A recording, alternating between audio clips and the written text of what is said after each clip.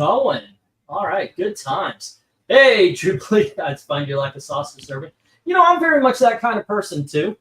I mean, it's literally, I give me rice, meat, and a whole bunch of gravy sauce or something wet, and I'm a-okay. That's dinner for me. Anyway, we're doing an auction here. Let's get this thing going. What you see on top row, starting with the A. So let me put up the letters here. There we go. Starting at A, we have Superboy #1, and then we have Dial H for Hero #1. These are the new 52s, except for $6 Million Man, which is that a Scotty Young cover? And then we have Adventures of Superman #1, and then a book based on the Fox series Sleepy Hollow. These are all #1s. I Vampire #1, then a Walk Through Hell #1, a Halloween Comic Fest book, Mortal Kombat X #1, Black Widow #3, trying to buck the system there, and Resurrection Man #1, which me and Eric have touted up, down, left, right, and full on center. So at this point in time, you guys should know. You should try this one. Yeah. And of course, Black Widow #3 being that Greg Land cover. All right, let me get the banner going on as well. Here we go. PayPal. Whoop, nope. Yep. PayPal address MediaMadmen1@gmail.com. Shipping is $1 to $8, $9 priority padded envelope.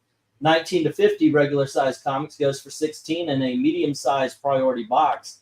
And 51 and up is $20, and I find something to ship it in, and I ship it, making sure that on my end it's pretty safe. I can't promise when the post office gets a hold of it. Anywho, there we go. Let's get the go on this. If you have any questions or want to see a book closer or whatever, just ask. Alrighty, good times. Let's see. Who do we? Hello to Eric and Boyd. Oh, thank you very much for the Ghost trade paperbacks. They are in this auction tonight, Eric. Let's see. Hail and well met from Trusty. Okay, cool. I find your lack of maze agency. You know, I don't think that would be something that sells here. Yeah. I don't know. So I bet Breen would understand that joke.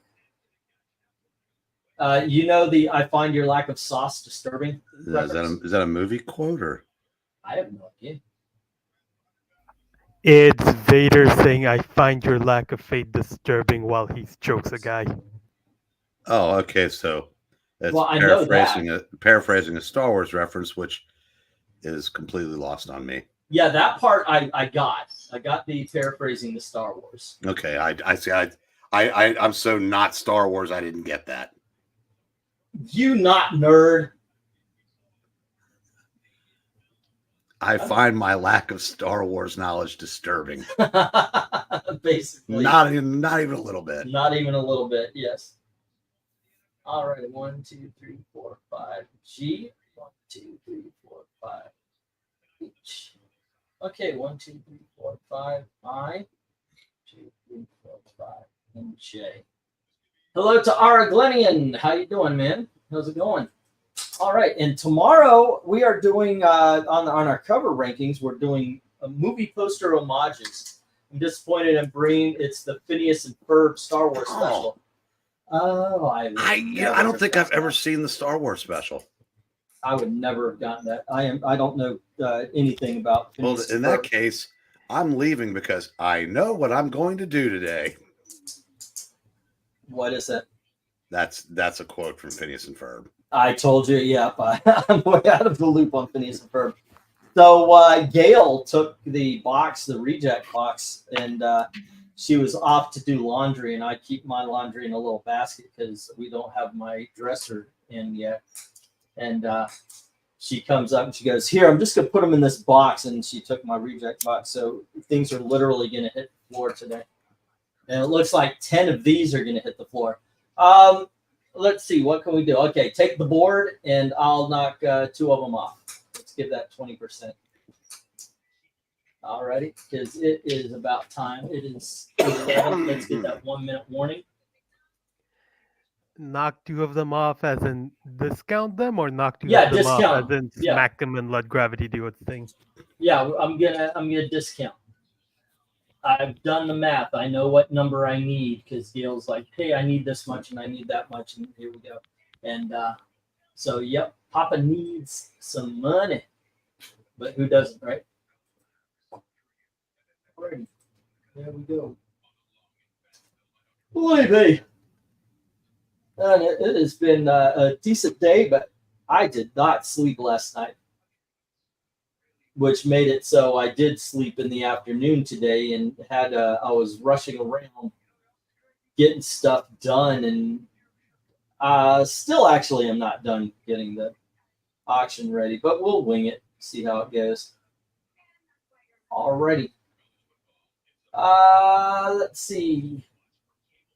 You know what? I watched a Disney movie today while I was getting the auction ready. I haven't seen it in probably 30 years. Herbie the Love Bug. You remember that movie? I know of it. You know of it? Yeah. Yeah, I got to tell you, I do love those old Disney movies. Like everything, they're up against a green screen, and I mean, it is so fake looking, but I was like, you know, there's a certain charm in that. I really liked it for just that reason. And it kills me. I mentioned this before in a live stream that all the Disney movies in the past, they were kids' films, but they all starred middle-aged men. Go figure, or middle-aged people anyway. Nowadays, like the last time they did Herbie the Love Bug, they got a teenage, what's her name, redheaded drunk. Used to be a movie star. Oh, Lindsay Lohan. Lindsay Lohan, yeah. Yeah. Those Herbie the Love Bug movies were fun. Yeah, that's what I'm talking about. Yeah, the originals. But I watched Roger Rabbit is in my top 10 easily. That is such a good movie.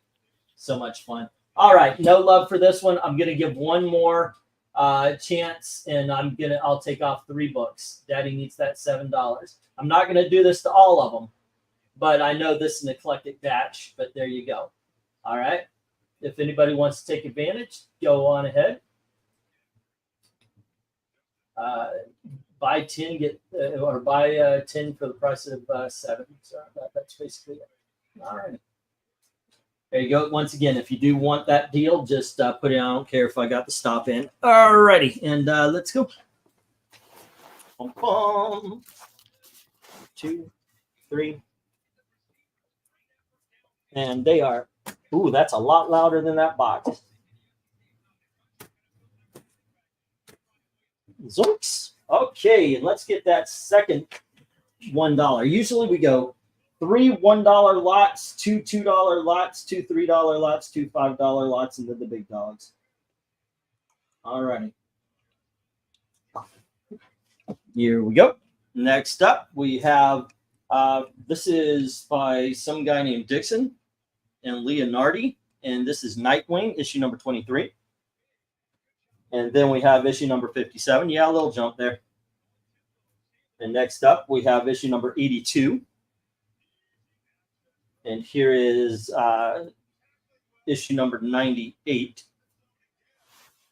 And hey, Nightwing is being written by somebody named Grayson. And here's issue number 99. And back to Dixon. Here's 105. 100 will be in the $2. And then we have 106.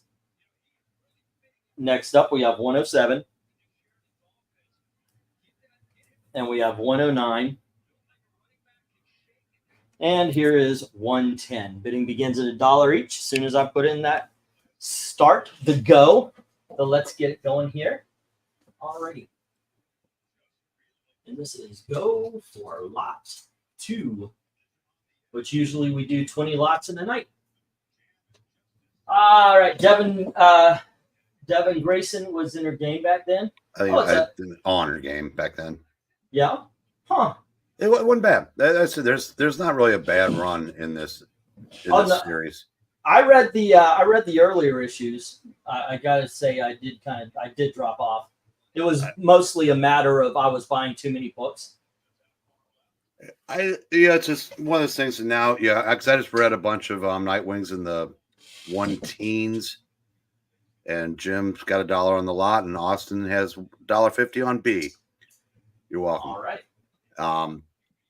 And I realized the same thing when I was reading that Penance miniseries from Marvel the other day.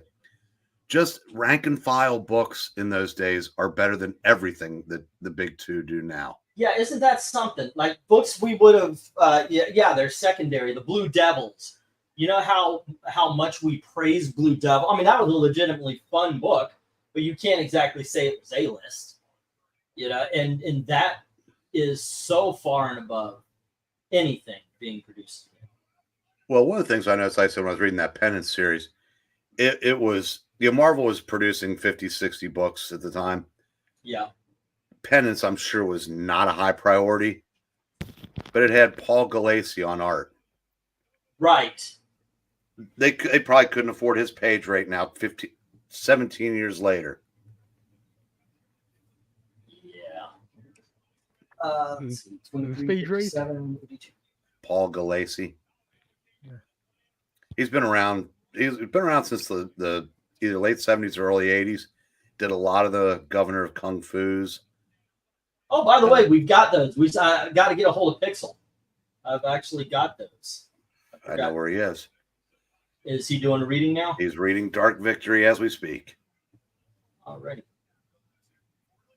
Yeah, I got to leave a message over there. Can you do that, or? Yeah, I should be able to. Yeah, I know they're doing two readings, so they're on chapter 3, I think. I kind of figured if he was around tonight, he was doing a reading, so I made sure that it's after the big dogs. So I wanted to give him a chance because I did bring him in. Let's see, and B was Austin at $1.50 already. And let's see, let's see. I hope you get refreshed watching E and his donkey show tonight. Right. Hello to Ronald Rugg. I smelled Nightwing. Alrighty. Oh, you missed it. I had the I had the Star Trek 6. Dominic got it. Did you enjoy Star Trek 5? Alrighty. What does Nightwing smell like? I have no idea. Can I get the numbers? Yes, sir. They are number 23, 57, 82, 98, and 99. That's the A through E. F through J is 105, 106, 107, 109, and 110. Alrighty. Cool. Oh my goodness. But there's this guy whose his booth is going down, so he decided to have a half-off sale and everything. So he's selling a lot of movies 50 cents to $1, and I've been picking them up. Most of them worked. A couple of them didn't. But so I've just been going through these things. We watched a movie called L.A. Story with Steve Martin that I used to like, and today the Herbie the Love Bug, and I put on Coal Miner's Daughter. I haven't seen that in 30 years. You know, I watched it because, well, it was an Oscar winner, and why not? You know, just to see what it was all about. So one of my brother's best friends' dad is the DJ in that. Oh, really? Yeah. As I like to point out, he was also the star of the timeless classic Zombie Cult Massacre. I've seen that. I don't know. I actually do not know. I'm just messing around. I'll look at it. But I remember, when Steve was talking about that, he is kind of goes, Dad's not real proud of that one. Right. He can put Coal Miner's Daughter on his resume, but not Zombie. And I saw him for a split second on an episode of Homeland in the first couple seasons. Oh. Well, Ron, I'll tell you what. While we're waiting for you to check your spreadsheet, I'm going to have a little PSA. It's a talk I had with Eric. If you're doing eBay and you sell a comic book, do not ship it like this. Okay, it is in a bag. It came in an envelope in a sandwich bag. This is ridiculous. By the way, if you buy comics from me, they come far safer than this one did. It's a Dell Giant. I've been, like I said before, I'm buying Christmas books to have a Christmas auction. Hey, at least the E in that Dell is still there. It is. Yeah, for as bad as that shipping was, they also had a picture of a better comic than that this one is. This got chips on the cover. The picture they had didn't. I got it decent enough. I'm not going to make any complaints or anything like that. But yeah, that is something. Yes, EPACs, the auction books. Like, well, thank you, sir. I will. The main thing, of course, obviously, the main thing about this is help me pay my bills. Right, the channel is nerfed, so help me pay my bills. And in order to do that, I want to make sure you guys are happy. I do make mistakes. I try to fix it or do something if I do make a mistake to help out. But yeah, anyways, I just want you guys to be happy with it. I'd like to bid on the entire top row now, please. Okay, so just to give you a heads up, that would be 23 at $1.50, 82 at $1.50, 98 at $1.50, 99 at $1.50, and 57 at $2 because it's right now at $1.50 with Austin. Alrighty, Ron Rug. Okay. So, have you ever looked up a movie on IMDb just to see who all was in it? Yeah. There's like 20 names listed for Zombie Cult Massacre. Yeah. Only 3 of them have pictures. That's how unknown everybody There was. you go. Yeah. A friend of mine, he did a makeup job on a commercial, and he goes, "I have an IMDb page." I said, "Really?" He goes, "Yeah, I did a commercial and stuff." So I said, "Oh, okay. So they put your name up?" He goes, "Nope, I did." Yeah.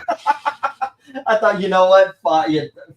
I wonder if I can do that. I did a commercial in, I think it was 86, 87 around there for the local, you know how the local UHF channel, you remember we would have those? Uh-huh.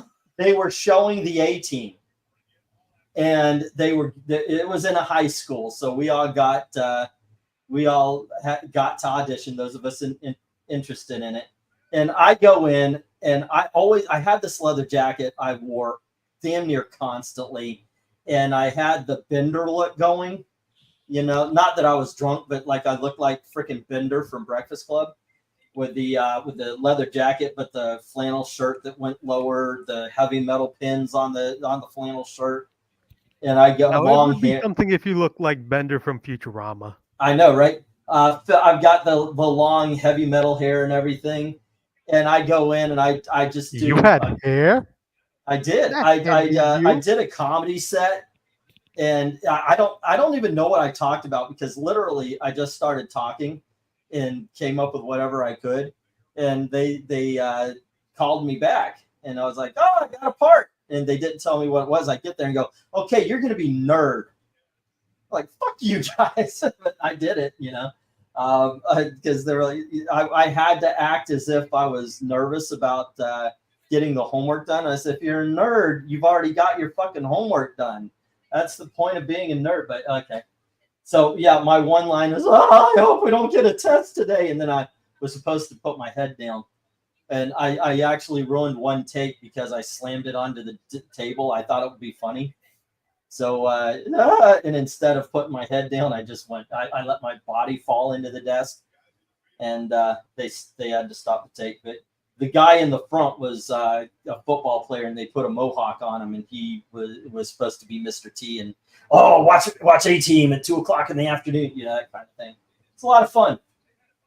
I found a great find at the farmer's market. Oh, wait, unless my wife bought it. What are we talking about? I haven't received. Whoa, hold on. That was a while ago.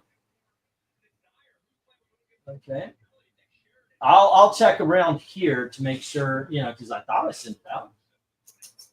Let's see. I found a great find in Farmer's Market today. ASM Annual 21 Giant Size Spider-Man #1 and Jimmy Olsen book. Oh, cool. Hope you got a good deal on it. Sorry, everyone. Hello. I jump on while walking in the door because my Nightwing radar was pinging. How's everybody? England started in the Mexican and Cinematic Classic Espectacular de Burros and Dude, you're stretching my Spanish, but spectacular donkeys in Tijuana. Okay. Alrighty. Let's get the stop here. Let me get the stop on this one, and we'll move on. It looks like Rug is getting this lot. Okay. He's got everything at $1.50 except for B, which is at $2. Alrighty. And let me get these down, and we will get the next round up. Yep. Fun times. Good books, too, man. Already, I took advantage of this guy going. He's I don't know if he's losing his booth or whatever, but he's got a.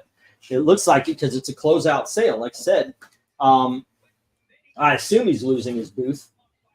Either that or he's about to bring in a shit ton of new stuff. All right, guys. Next up, we have. Are these in order? Yep. We have the New Warriors, Namorita versus Nova. This is issue number 33. And we have issue number 34. Here is issue number 35. And here is issue number 36.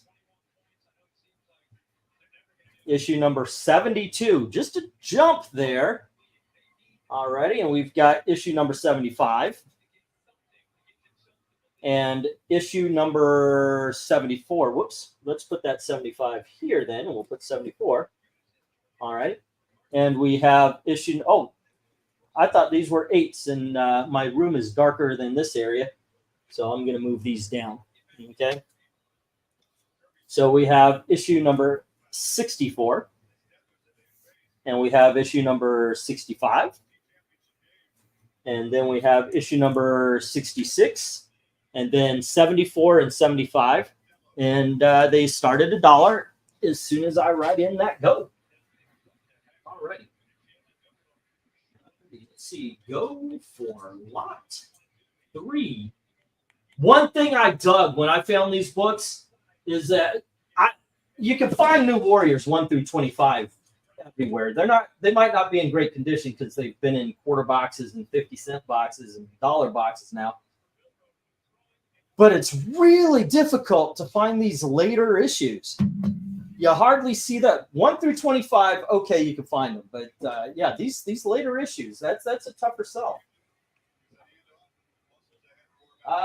Hit me up with a tracking number if you. In all honesty, Ronald, I thought it was like 3 or 4 weeks ago. I'll try to find the receipt, but we've got a big box where literally my unorganized ass just throws a whole bunch of receipts in. I'll try to find it. If I don't find it, I will make it up. I'll find another copy of that book for you. I did that actually once for KRENIZ.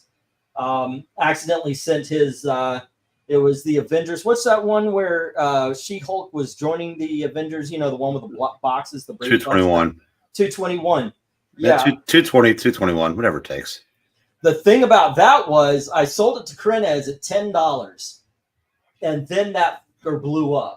Because the She-Hulk was about to have the TV show, and then it was everything She-Hulk was going up in value, and then I had to find him a She-Hulk that was in good condition because the book I sold him was in good condition, but I didn't want to pay $100, so the whole thing was finding a good copy of that in that $10 range. I ended up doing it too. I found one. But I will make it up. I will make it up. All right, no worries, no worries. So you want to see the difference between Star Wars and comics? Okay, what's the difference between Star Wars and comics? Jay puts up those New Warriors covers are scaring me. Uh-huh. And I knew that one. I got where he was going with that one. Star Wars, not a chance. Comics. Do you remember the guy that was going to write the New Warriors? Said he was frightened by the original members. Oh, okay. Yeah, I forgot that's what he said. That is fun. Boy, am I glad I don't bet sports. Whew. You know, I'm actually surprised you don't. Because if I were you, I'd be like, holy shit, I know the Colts are going to win. Yeah, I better bet on the other team. No, yeah, you don't. That's the thing. You know, the more you think you know, because unless you, I mean, there's a science to this. I mean, I know that if I'd bet against Carolina in the spread in basketball my whole life, I would be ahead probably. Mm-hmm. But now it's like, yeah, it's just you don't know. I mean, you know, not that I thought it was a sure thing by any stretch, but I thought Georgia was going to come in here and win at Alabama, and they're already down 21 in the first quarter and it hasn't ended. Well, I was just joking around about it. If you think you can't pick sports, then always bet against what you. Yeah, I know where you were going with that, but yeah, it was like, you know, you fill out the basketball, you know, the NCAA tournament, and the girl at the office that picked them by state birds would be leading after beating you after 4 rounds. That's funny. We meticulously studied. We know all the injuries. We know. I just like the uniform colors. And the person who picks by uniform. That wasn't that. Wait a second. That was what's happening. What's the little guy? Not Rerun. It was Raj Rerun, and then the other friend, and he was winning all these bets, and so people started trusting him. So they get a big bet, and they go in. They go, "What's your system?" He says, "I just pick the ones that have the best looking helmets." And so everybody's like, "Oh shit!" Of course, it's in the last three years or so, Georgia's 45-2. The 2 are both Alabama. And it's about to be 45-3. Alrighty. Let's see. Yeah. That's funny. I touted the later issues on the bottom row. Guys, I'm not Eric. You can actually buy the ones I talk about. 1, 2, 3, 4, 5. You know, we are a close-knit group with our own running gags. I kind of dig on that.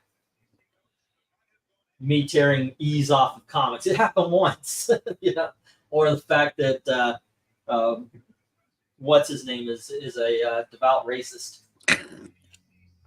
And I don't know what the worst insult there is. The racism part of the fact that I honestly cannot remember his name right now. Zach. There you go. Okay. 33, 34, 35. I don't mean any disrespect. I just have a blank spot in my memory sometimes. All right. I know the tail end of the New Warriors was pretty involved with the it was Clone Saga adjacent, because I know that you can see Spider-Man on one of the covers down there. All right. Let's see. We're going to put a 1-minute warning, and by all means, I invite anybody to take that bottom row off our hands. The harder to find later issues. Listen to a church history podcast where they consistently go on tangents on their imaginary sports betting, which they give the caveat to not bet. That's fun.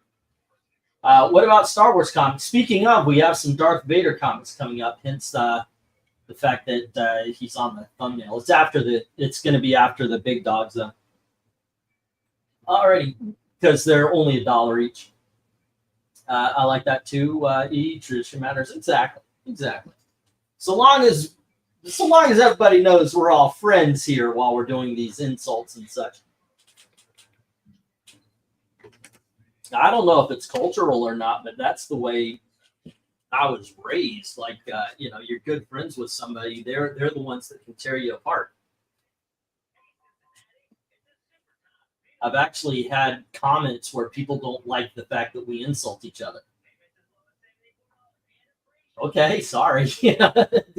I'm not gonna say that we're gonna stop that. We're not. Brady. I find your lack of faith Hill disturbing. Didn't she do a song in 2000s that was something? It was the Grinch song, right? Didn't she do that one? Where Are You Christmas? I don't remember. I'm acting like I don't know exactly what I'm talking about, but because I did watch that movie and I worked at Universal, I heard that so many freaking times. Yeah. Oh my goodness gracious. So what's happening in the world of comics? Anything? Like anything happened today? I know yesterday we lost Professor McGonagall. I shared that in the sports ball thing. Now, what character? What was that from? Where did she play that? That's Harry Potter. That's Maggie Smith. No, I know who Maggie Smith is. Yeah. I didn't know that she was in any Harry Potter stuff. Yeah, of course, Clash of the Titans is the first place I remember her from.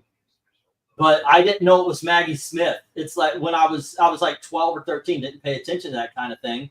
And then, you know, she did Hook. And I was like, oh, that lady looks familiar. And I watched Clash of the Titans. I was like, hey, that's the lady from Hook. And oh my gosh, I know this girl now. You know. But then, of course, when she became Professor McGonagall, I think everybody kind of really became aware of her. Harry Potter was the first place I think of when Maggie Smith got. Yeah, that for me, like I said, is Clash of the Titans. But I think Harry Potter is going to be the one she's remembered for. Well, and you know, non-nerds would remember most recently from Downton Abbey. Downton Abbey, and in 2000, I think it was 99, 2000. I think she got Oscar nominated. I know the movie was Oscar nominated. It's called Gosford Park. Really good film. But if you want me to go deep, she was in a movie called, oh my gosh, Quartet. And it had her and Billy Connolly and what's his name who played Dumbledore. He also passed away last year. On the same day she died, just 1 year earlier. And that movie is fucking brilliant. But, I'm as big of a movie geek as I am a comic geek here.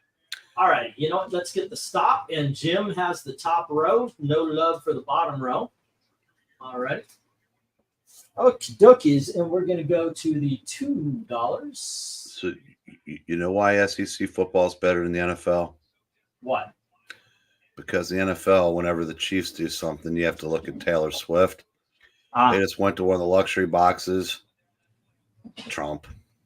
Hey, there we go.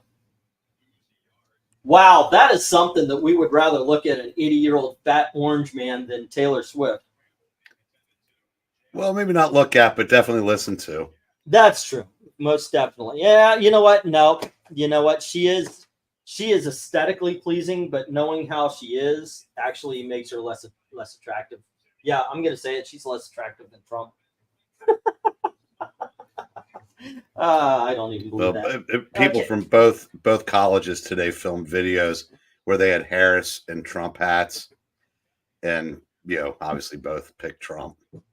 Right. I mean, if you just talk about who would you like to sit down and have a conversation with, it's got to be Trump. Man, I'll tell you what. I've seen there was he was on somebody's podcast before. He's a comedian, some hillbilly comedian. And he asked Trump a question. Trump answers like 3 or 4 words. And this guy goes off telling a story. And Trump was legitimately interested. You know, he asked questions. He was active in the conversation, even though it wasn't about him. And I thought, okay, you know, that's a good guy. That's a good conversationalist right there. Holy shit. I know, right? Micronauts. We have issue number 16, and then we have issue number 28. Alrighty, then we have issue number 29 and Micronauts number 30. Here is Micronauts number 32. Next up, Micronauts number 33 and Micronauts number 35. This is a double-sized issue. Okay, and we have issue number 36. Looks like they're on a desk or something, so I guess they're on Earth. And here is issue number, what is this? The New Voyages, issue number 8. And because I needed something to fill that spot, Cobra! This is your number 2. Alrighty, bidding begins at $2 as soon as I put in that go. And we're going to go. Yeah, I know you don't care about this, but you're going to hear it anyway. Okay. The greatest college coach of all time, arguably, retired from Alabama after the season last year. Okay. It's supposed to be. They're supposed to take a slight step back. Now it's 28-0, and they just showed him, in a booth because he works for ESPN now. He looks like someone kicked his dog. Maybe because even he could never, boat race Georgia like they are tonight. But I do not have any comment because I have no idea what you were saying. So well, that was more for Jay and a couple other people in the. Well, that's cool. Hey, chat. You know what? We have people who follow sports. We have people who follow movies, which turns you off. Well, you check out on that. But well, for Jay, some anyway, if we were to talk about classic movies, I think you'd be more active in it. Jay, I wonder if even he's got him up 28 with the game plan he had in his head, because I've never seen anything like this. Oh yeah, it's not that I'm not interested when you guys talk about this. You do tend to kind of start wandering off when there's nothing you can contribute. Yeah, that's true. I mean, just like the case in point, I didn't get the Star Wars reference. Mhm. Yeah, I said I had to be told that Maggie Smith was from Harry Potter. Wasn't Richard Harris in a couple of them before he checked out? He was Dumbledore, I think, in the first 2. So, I don't know if he made it to 3. I don't remember him making it to 3. I'm sure somebody in the chat knows more. So there have been 2 Dumbledores, and they're both dead, right? Right. So they're kind of like the bailiff from Night Court of Harry Potter. Right. Oh, but the Harry Potter cast, the adults are almost done. Yeah, if I was, oh goodness, what's his name? The director of Thor? Taika Waititi, that one? No, the good one. Kenneth Branagh? Kenneth Branagh, yeah. If I was like him or any of the others, I would be very worried about myself. The adults are dropping like flies. Well, you know what's the sad thing about Harry Potter, and in all seriousness, just how fucking cartoonishly woke most of those kids are. Yeah. I mean, yeah, and no appreciation for the fact that, if it's not for J.K. Rowling, none of them would have careers. Yeah. What's his name? Daniel Radcliffe came out and said, I have great respect for her, but I disagree with her. You can do both at the same time. Good for him. I did not know that, but good for him. Now that, the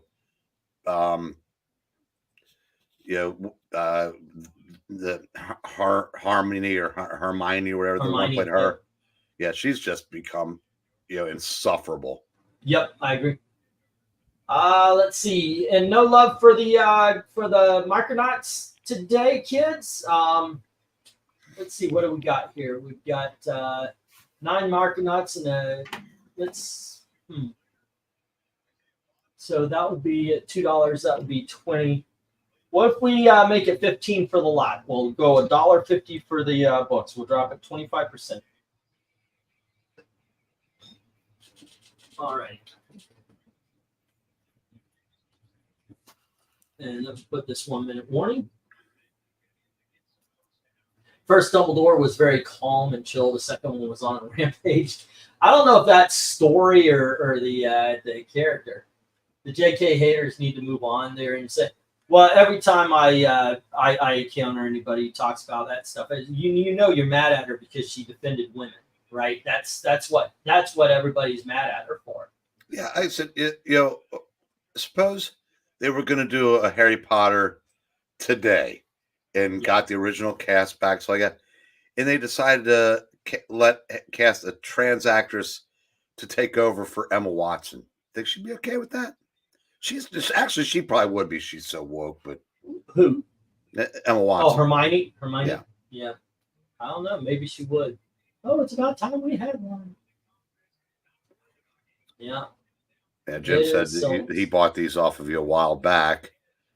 Yeah, I've had a couple of books more than once. That's why I took a break on George Perez and Marv Wolfman's Teen Titans.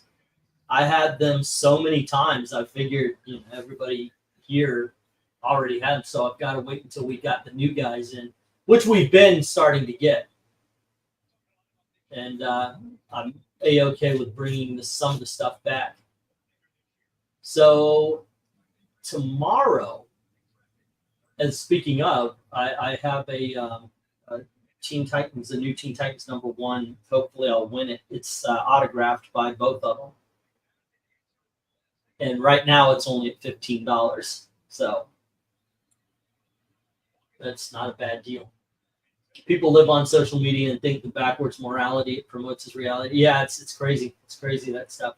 All right, we are not getting anywhere with the Micronauts. Let me drop this and we'll move on. If not this, then maybe something else. Okie dokies. Well, Micronauts is kind of specialized. Oh, most definitely is. It is a. I mean, nobody nowadays knows about them. No young people anyway. I mean, hell, I haven't even gone back and gotten any of them. Cobra, on the other hand, I'm a little disappointed in this crowd. Yeah. Somebody should have at least gotten the. I'll let you say Cobra. You do it somewhere. Cobra! That's my G.I. Joe impersonation because he's always screaming it. Oh my God, they're Marvel, going for it on recently did a Micronauts like collections. Say what? Marvel released their Micronaut collections, the old ones, when they used to do it. Ah. Now, if I'm not mistaken, Bill Mantlo wrote them all. And I know Gil Kane was the artist for about 6 issues. I wouldn't mind having those again, but yeah, like alrighty. They released 2 trades. I think the third one's yet to be released. Here is issue #1 of the new 52 Nightwing. And we have issue #1 of the Connor Palmiotti Starfire. And here is Secret Origins, issue #2, starring the Blue Beetle, both of them. And then we have Shazam in issue #3. Oh, these are Secret Origins, if I didn't say that out loud. Firestorm the Nuclear Man in issue #4. Next up, we have Green Lantern and Sandman, are the classic Golden Age Sandman, but the Silver Age Green Lantern in issue #7. Issue #10 features the Phantom Strangers. There's 4 stories in there about him. Next up, Nightwing and Johnny Thunder, as well as the Whip. And that's issue #13. And we have, well, this is because I demanded it. This cover is saying this is the Gorilla issue with Gorilla Grodd, Kong Gorilla, Detective Chimp. And for some reason, it looks like Detective Chimp is crying, and they're asking, why is he crying? Alrighty. And finally, we've got Hawk and Dove. And that is issue 43. All right. Bidding begins at $2 each soon as I put that go. Yeah, you're right, Undead Quinn. He is a good actor.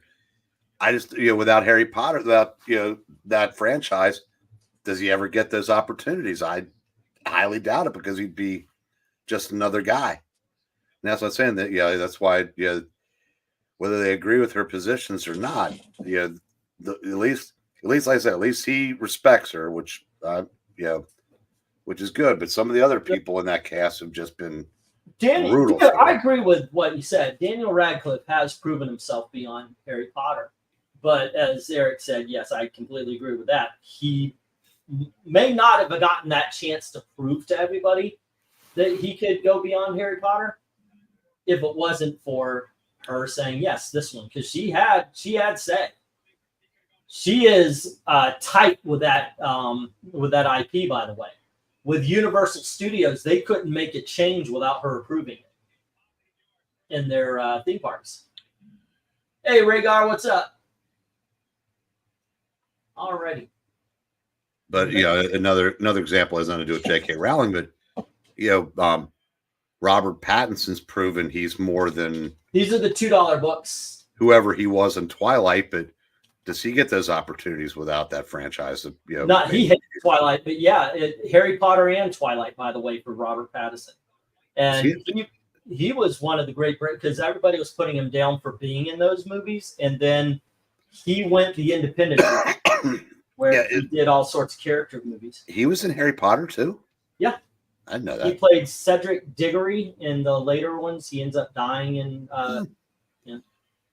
sorry for those people who didn't see it yet, but spoiler. Yeah, but no one knew him from that because for Twilight, he actually had to fake being American. So if they knew he was British, like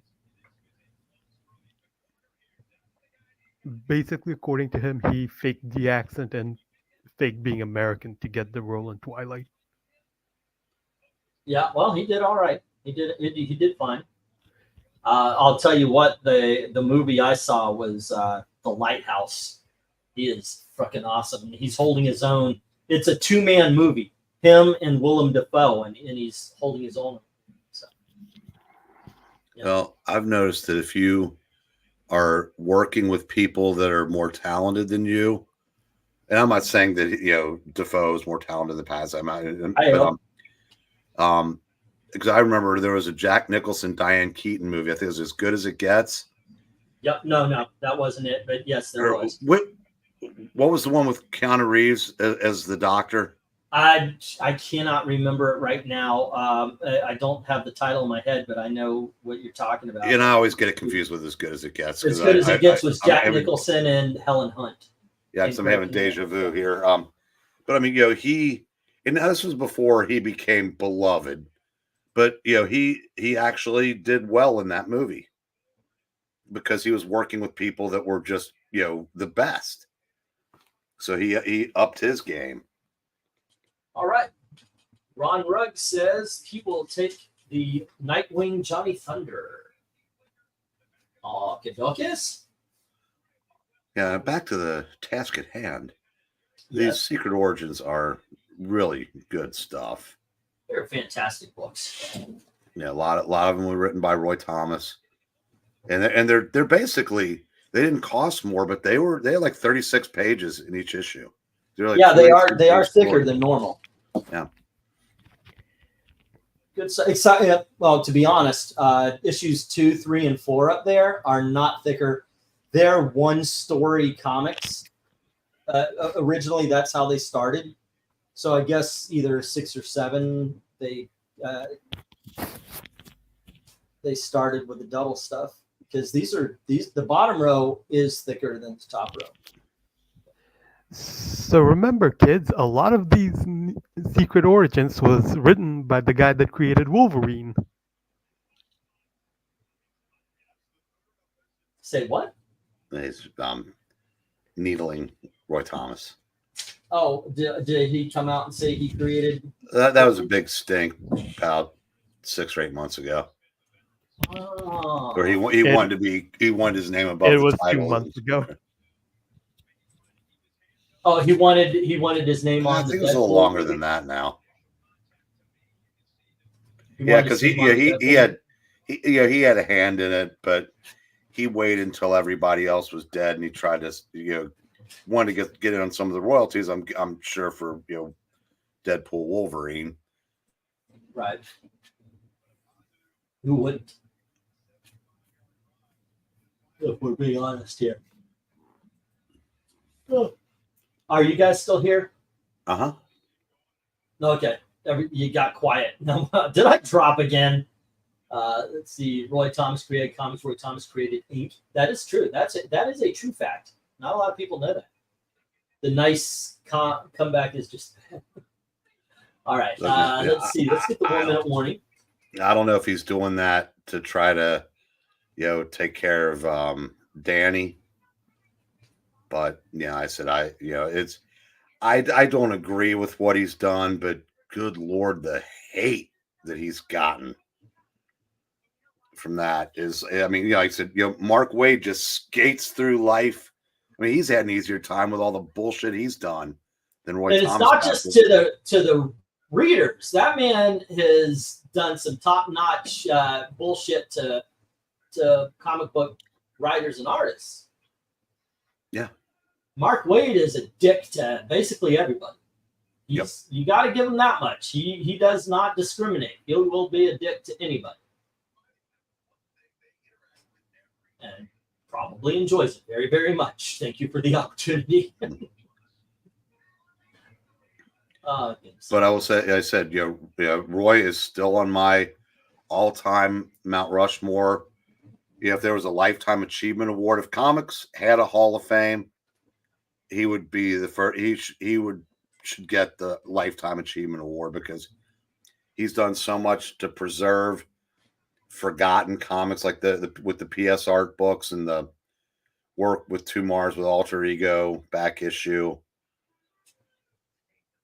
I said you'd be hard pressed to find something because, I mean, I promise you, he cared more about comics than Stan Lee ever did.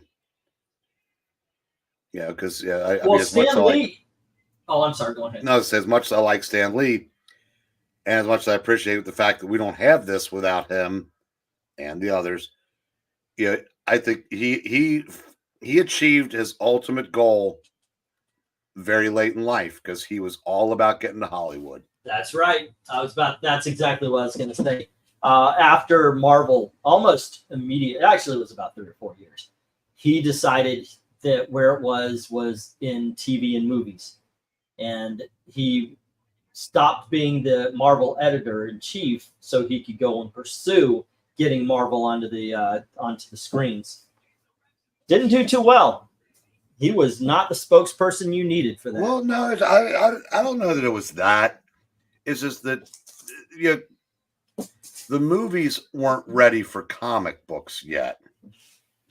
I mean, when you think about, we all love the Christopher Reeve Superman. Yep.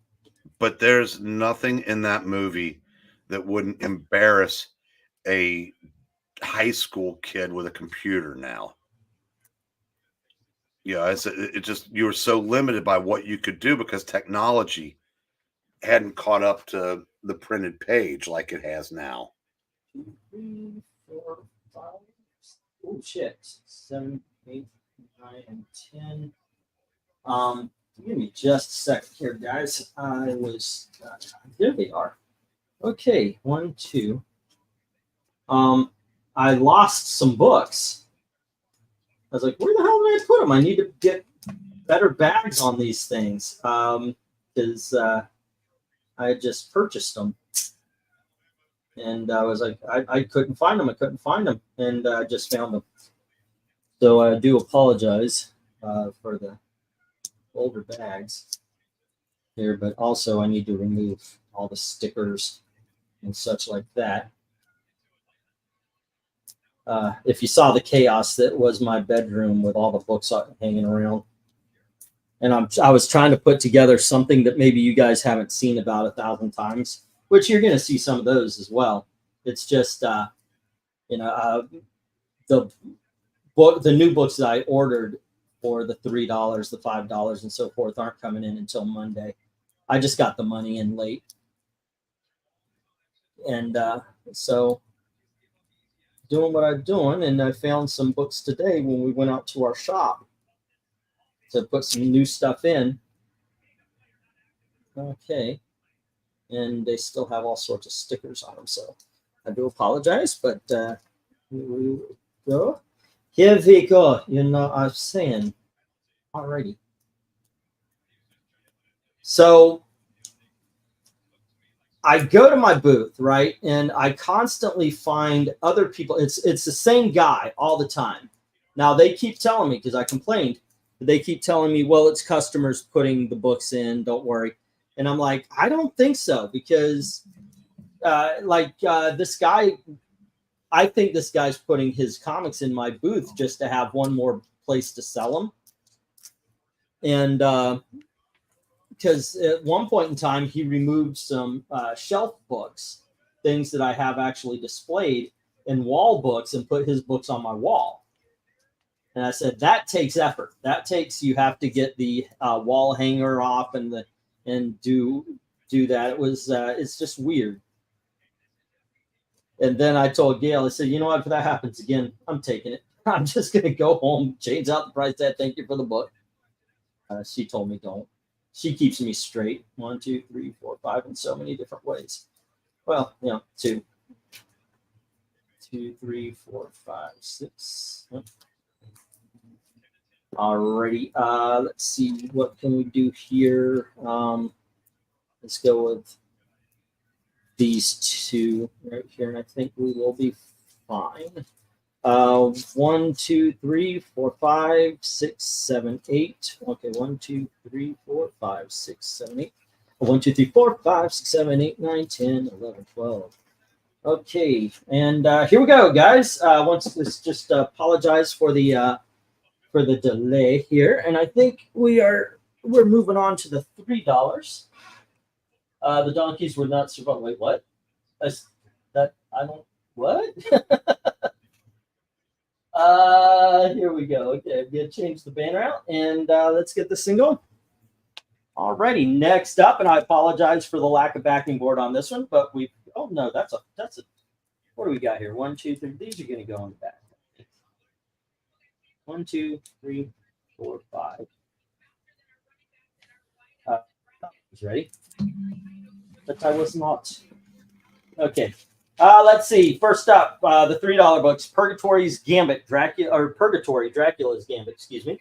And then we have Lady Death Retributions, #1. And we have Lady Death and Bad Kitty, whatever that is. That's issue #1. I have no idea what Bad Kitty is. Then we have Lady Death Demons, or Lady Demon. Here we go. And here is Purgatory 0. On to the bottom row, we've got Woody Woodpecker from Gold Key, so I don't exactly know the number. There we go. And we have Nightwing, the Target. Next up, we have Secret Origins featuring Hawkman and Power Girl. That's issues #11. And then we have the first appearance of Arm Fall Off Boy, the character played by Nathan Fillion in the Suicide Squad movie. And here is Ghost Machine prequel, or whatever you want to call it, with the ad cover on it. Alrighty. Bidding begins at $3 each as soon as I put in the go. All right, and we are go for lot. This is 5, right? 5. Is it? Yeah, I think so. Yep, this is lot 5. Go for lot 5. So I'm actually very casual tonight. So one of the accounts I follow on Twitter always he'll post comic books and say it'll just call it. It's like his good covers from yesteryear. Yeah.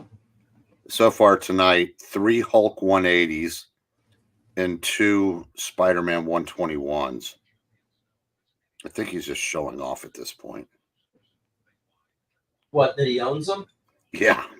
So I was doing a little research. Ever since I've been interested in the speculator crowds, ever since I did that what's his name, Comic Tom video. And also one thing I found out is these guys are hoarding the fuck out of these books.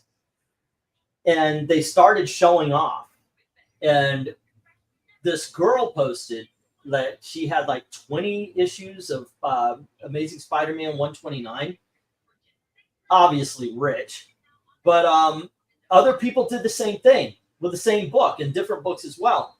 And it's like, you guys are you're proving that this is a false market. Oh, this guy, he's posted pictures of where he keeps his comics. Yeah.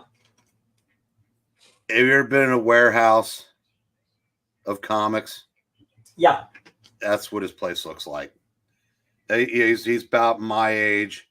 He's been doing it his whole life, and he's I think his job is like a high-rise welder or something like that.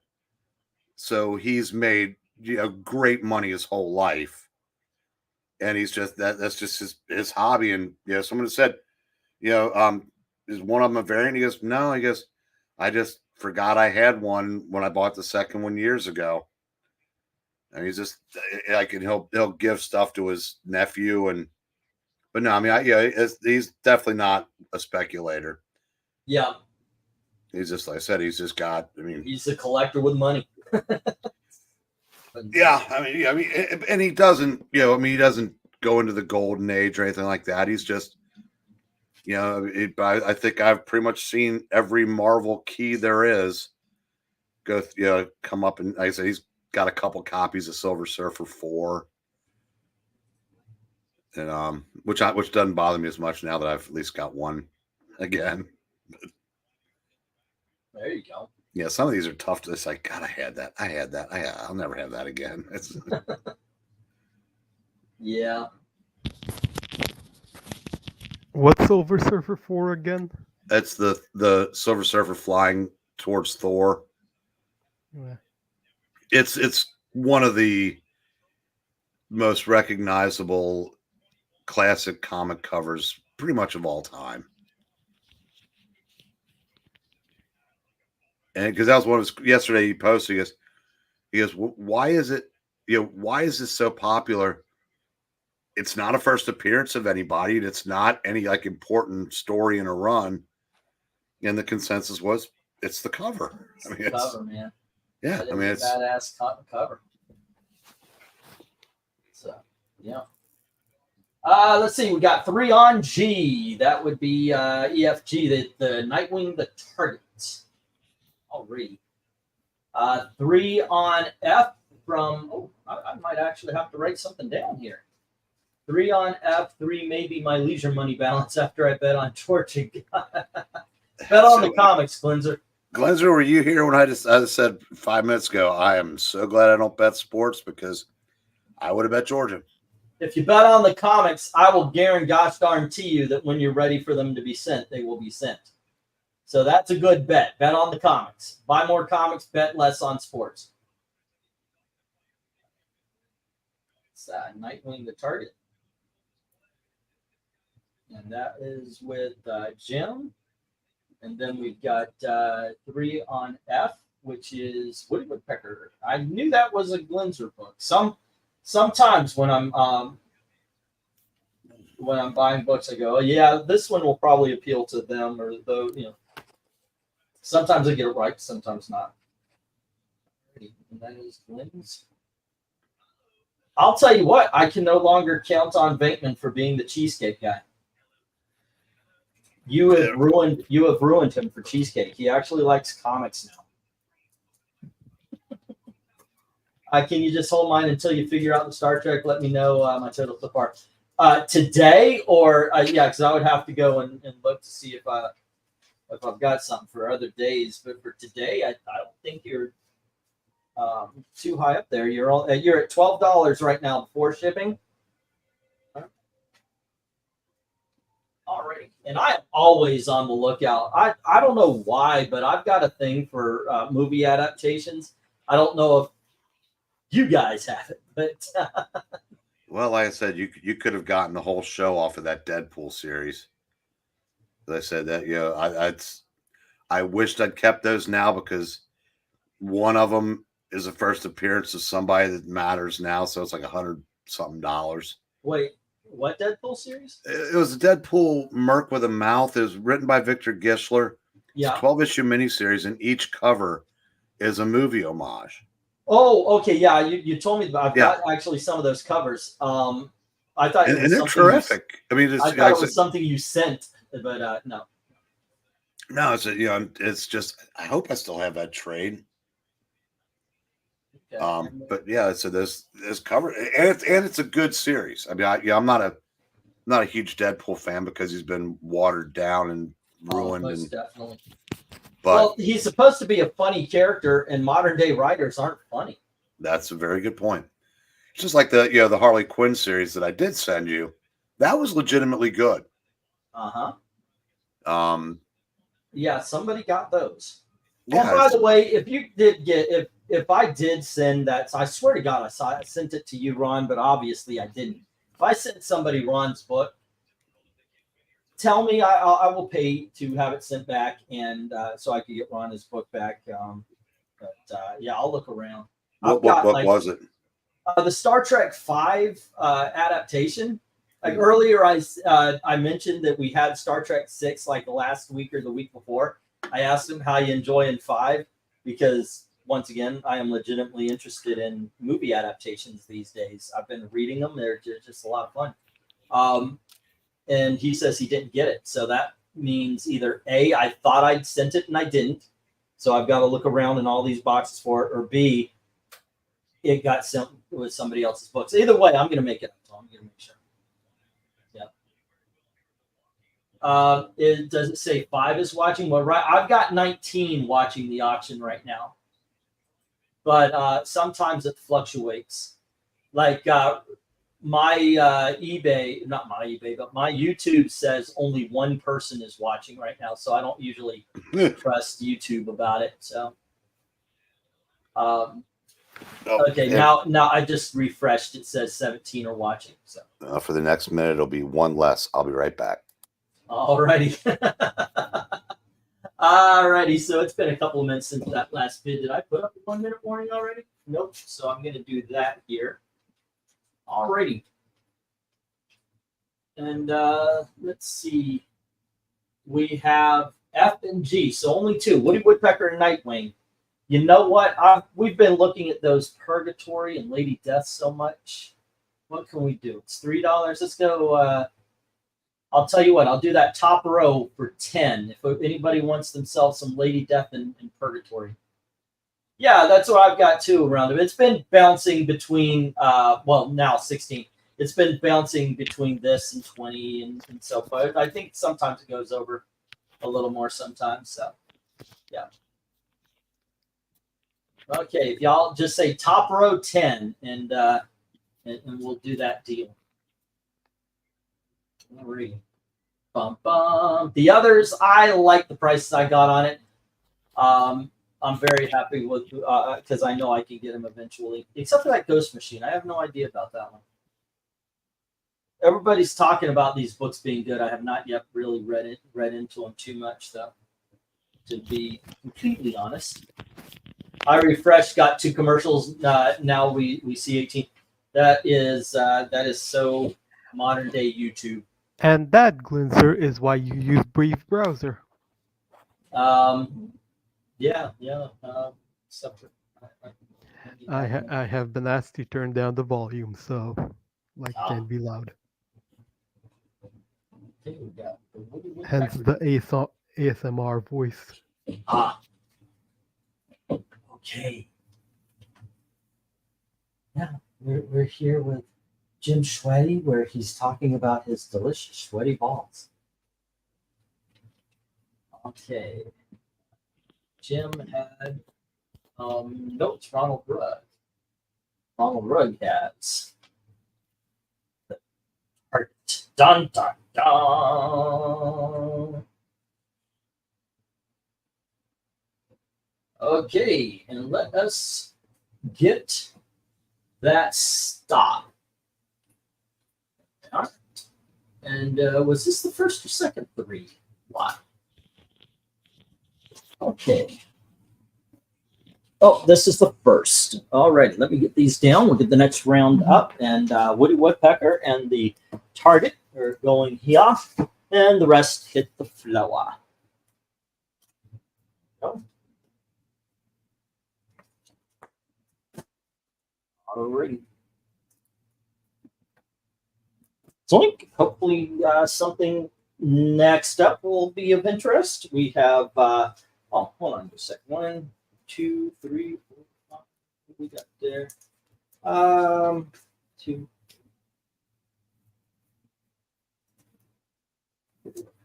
What is this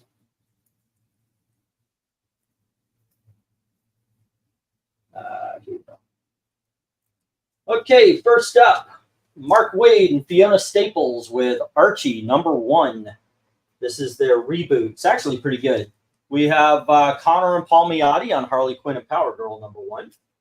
Next up, we have the first appearance of Young Justice. And we have Will to Power from Dark Horse Comics. And it's issues 1 and 2. They're sold as a set. Alrighty, then we have issue number 286 of Fantastic Four. I timed that wrong. I wanted that on the bottom row. And then we have Batman, Superman #1. And then we have Thor number 325. You know what? Let's put that Fantastic Four right front and center here. And we'll put, which one? Secret Wars #1. This is by somebody named Hickman. All right. And then we have Green Lantern 80th Anniversary. And finally, we've got Star Wars The Screaming Citadel. And bidding begins at $3 each as soon as I hit that go. Go for lot number 6. Alrighty. Go for lot 6. You did, Ron. You got the Nightwing. There you go. Okay, fun times. So where do you go to on this one here, Evil Black Cat? The Superman Batman, because that is one of my favorite runs. Yeah, that's a really good one. That really is a good one. Yeah. Right. Did I get Jim's? No, it was Ronald. Yeah. Other than that, there is the first appearance of Young Justice, the Archie I've heard good things about. From me. HQ and Power Girl is Writer Room's What Not to Do with Power Girl. HQ and Power Girl is Writer Room. Harley Quinn and Power Girl. Oh, okay. 3 on G and H from Jim. All right. Yeah, basically anything with Connors Palmiotti, not a good sign. Really? I disagree. I actually liked that series for a while. Yeah, I'm gonna disagree with you. Also, I like Connors and Palmiotti together. I think you need to add Justin Gray to fix those two, because it's those two that created the modern day Harley Quinn that we hate. Well, maybe so, but this series at least had a sense of this one had a sense of fun that I don't think they've gotten on any of the other ones. I gave up reading this stuff altogether, but like I said, I'll take this version of Power Girl over what Leah Williams, is that who's doing it now? Yeah. Okay. Right now we have 4 on G from Austin. Okay. All right. In Austin, all books are on their way. The same as Dominic. Dominic was three short boxes this week. And yeah, everybody who wanted their books to go are on their way. But yeah, Dominic had a lot. The Connor run was one after another, says Undead Quinn. Well, the thing is I think what it was is you have a fun book, Harley Quinn and Power Girl, and it's going along, and then all of a sudden modern politics come in, and that's what in Palmiotti is nothing if not a shill for the woke. And I think that's when it kind of took a turn for the worse. Where do you go to on this board, Eric? FF286. Yeah, that's me too. That's what I'm zooming in on. First that, then the Batman, Superman, then the Archie. But yeah, it's I think it's Palmiotti's. I don't know if he's incapable of saying no to the Democrats, but yeah, I think that's where it went wrong. What's that? Say again. What did you just say? I said when the modern politics around 2013, when that jumped in, I think you lost Jimmy Palmiotti and Amanda Carter. He still has his moments, but I don't think he thinks a lot of things through. Yeah. And I think, and you're right. I mean, he is 100% beholden to the Democrat Party, but because he says stuff like, he posted something today talking about how like the first issue of something shipped a couple million copies, and I can't remember what it was now, but he talked about something. He goes, I miss numbers like that. And whereas you're never going to see numbers like that again. But if you want to know why you're not seeing any numbers, Jimmy, Look at your own party. Look what they've turned this hobby into. Did you say anything when they said, hey, let's take a hobby for boys and kick the boys out? No, you just rolled with it. And it's not even that they made it for girls; they made it for lesbians. Straight up, they made this. Lesbians that don't like hot chicks. Yeah, they made this such a niche hobby now. It's ridiculous, absolutely ridiculous. All right, let me get the 1 minute warning. Zoinks. I just got done talking to my biological father on the phone. Apparently, he is voting Kamala Harris, so he's incapable of saying no to the Democrats. Nobody is for Kamala. I don't buy into it. Nobody is for her. She hasn't said anything. She's a complete wreck. Everybody buys gas. Everybody buys groceries. There's more anti-Trump, and they're so ridiculously stupid anti-Trump that they are willing to ignore the everything about the country crashing. My question, and I've asked a college girl recently this one: which war do you want to send your boyfriend to? Because there's troops on the way right now, and they were actually talking about reinstating the draft 3 years ago. I don't know if you got, or 2 years ago maybe. I don't know if you guys remember that. Mm-hmm. So they know they're going to be in big wars. The Democrats know. So if you are, quote, unquote, for Harris, you need to ask yourself that. What is your favorite war? And I'm sorry, I think there's three. I think there's a civil war brewing up because of the illegal aliens. Which, by the way, I'm back to illegal aliens. I'm sorry, but the whole immigrant thing, we tried it. It confused the Democrats. They're now calling people undocumented citizens. No, they're not citizens at all in any way, shape, or form. So we have to put a stop to their language. Change the language, change the law. That's what they're agreeing with. So, yeah, that's my recommend. What do they call it when you when you say you're going to go for a particular candidate? What is that? That's my recommendation anyway. Stop using their language anymore. It's not pro-life, pro-choice. It's pro-life, pro-abortion, or pro-life, pro-death. Because they changed that. Oh, that was Bill Clinton. I don't know if you remember that speech. Well, I'm actually against abortion. I'm just for choice. Yeah, fuck you. You're changing the language. They did. I use it all the time now. That's going to be a hard one to break. But we have to break their language. We have to get the original language back out there. They're pro-abortion. They're not pro-choice. So, yeah. Anyway, that's my politic rant for the last 5 minutes. I would have pressed away, wanted to vote Kamala after everything we discussed, but we had already been talking for about 2.5 hours. And my mother, whenever we talk politics, she gets really angry, and so I will never talk politics with her. Remember when Libertarian Gary Johnson in 2016 got mad at Guy Vincent for calling them illegal aliens in the question? That's when he should. Yeah, Trump met with Zelensky and that Ukrainian clown. Look, I know, right? That was, well, he actually said when he was standing next to him, he spoke to him as if Zelensky was less than what the Democrats made it out to be. So, yeah. Well, I saw them standing side by side, and Zelensky should have worn his heels. Yeah. By the way, Undead Quinn, I do miss shit Neil Adams says also. All right, we got the stop. Only a couple of books got some love on this one. Austin has Batman Superman 1 at 4. Oh, I'm sorry, Thor. I wrote down the wrong ones here. We were G and H. Okay. Hold on.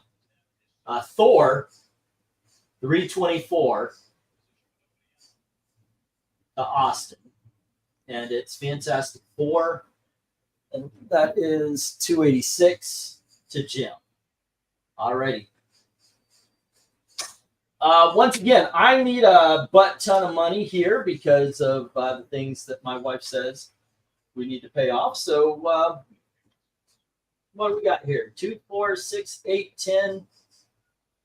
$12, $14, $16 worth of books. The rest of them for 12. Just say lot for 12 if you're up for that. I'm going to get these down, get the next round up.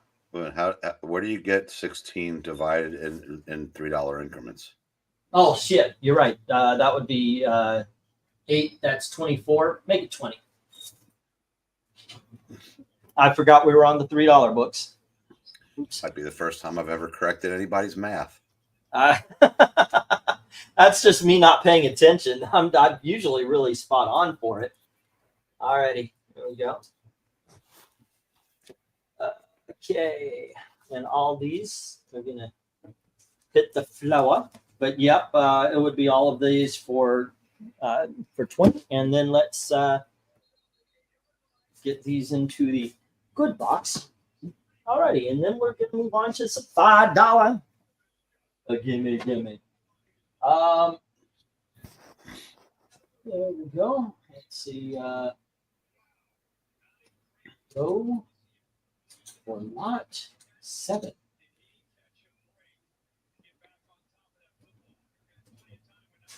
And let's see. We are on. Up soon. We're actually gonna, I guess, go to the big drops, right? Go. We're on lot. Well, it's 927. Yeah, I'll do a $5 lot, and then I'll bounce to the big dogs, and then we'll bounce back to the rest of the 5s. Oh, there it is. Let's see. Put that there. And we've got 1, 2, 3, 4, 5, 6, 7, 8, 9, and 10. Okay. Let's see. 2, 3, 4. I like this. 1, 2, 3, 4. Wait a second. 1, 2, 2, 3. Oh, here.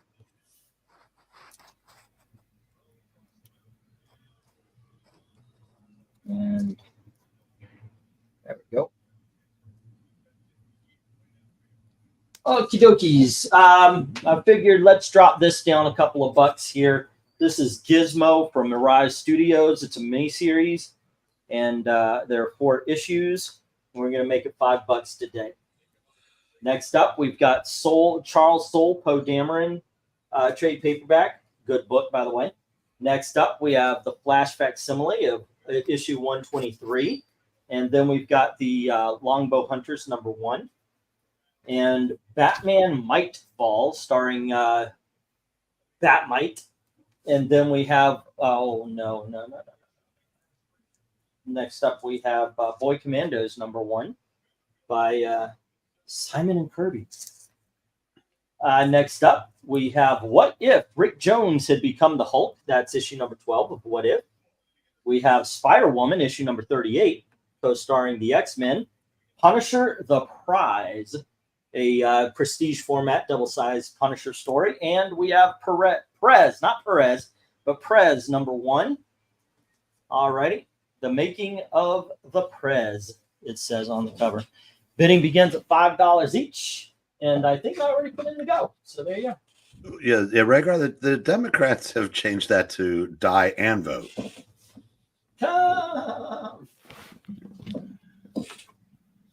No, something that's always found interesting, that the left gets, they see a picture that may or may not be real of Trump standing next to Epstein.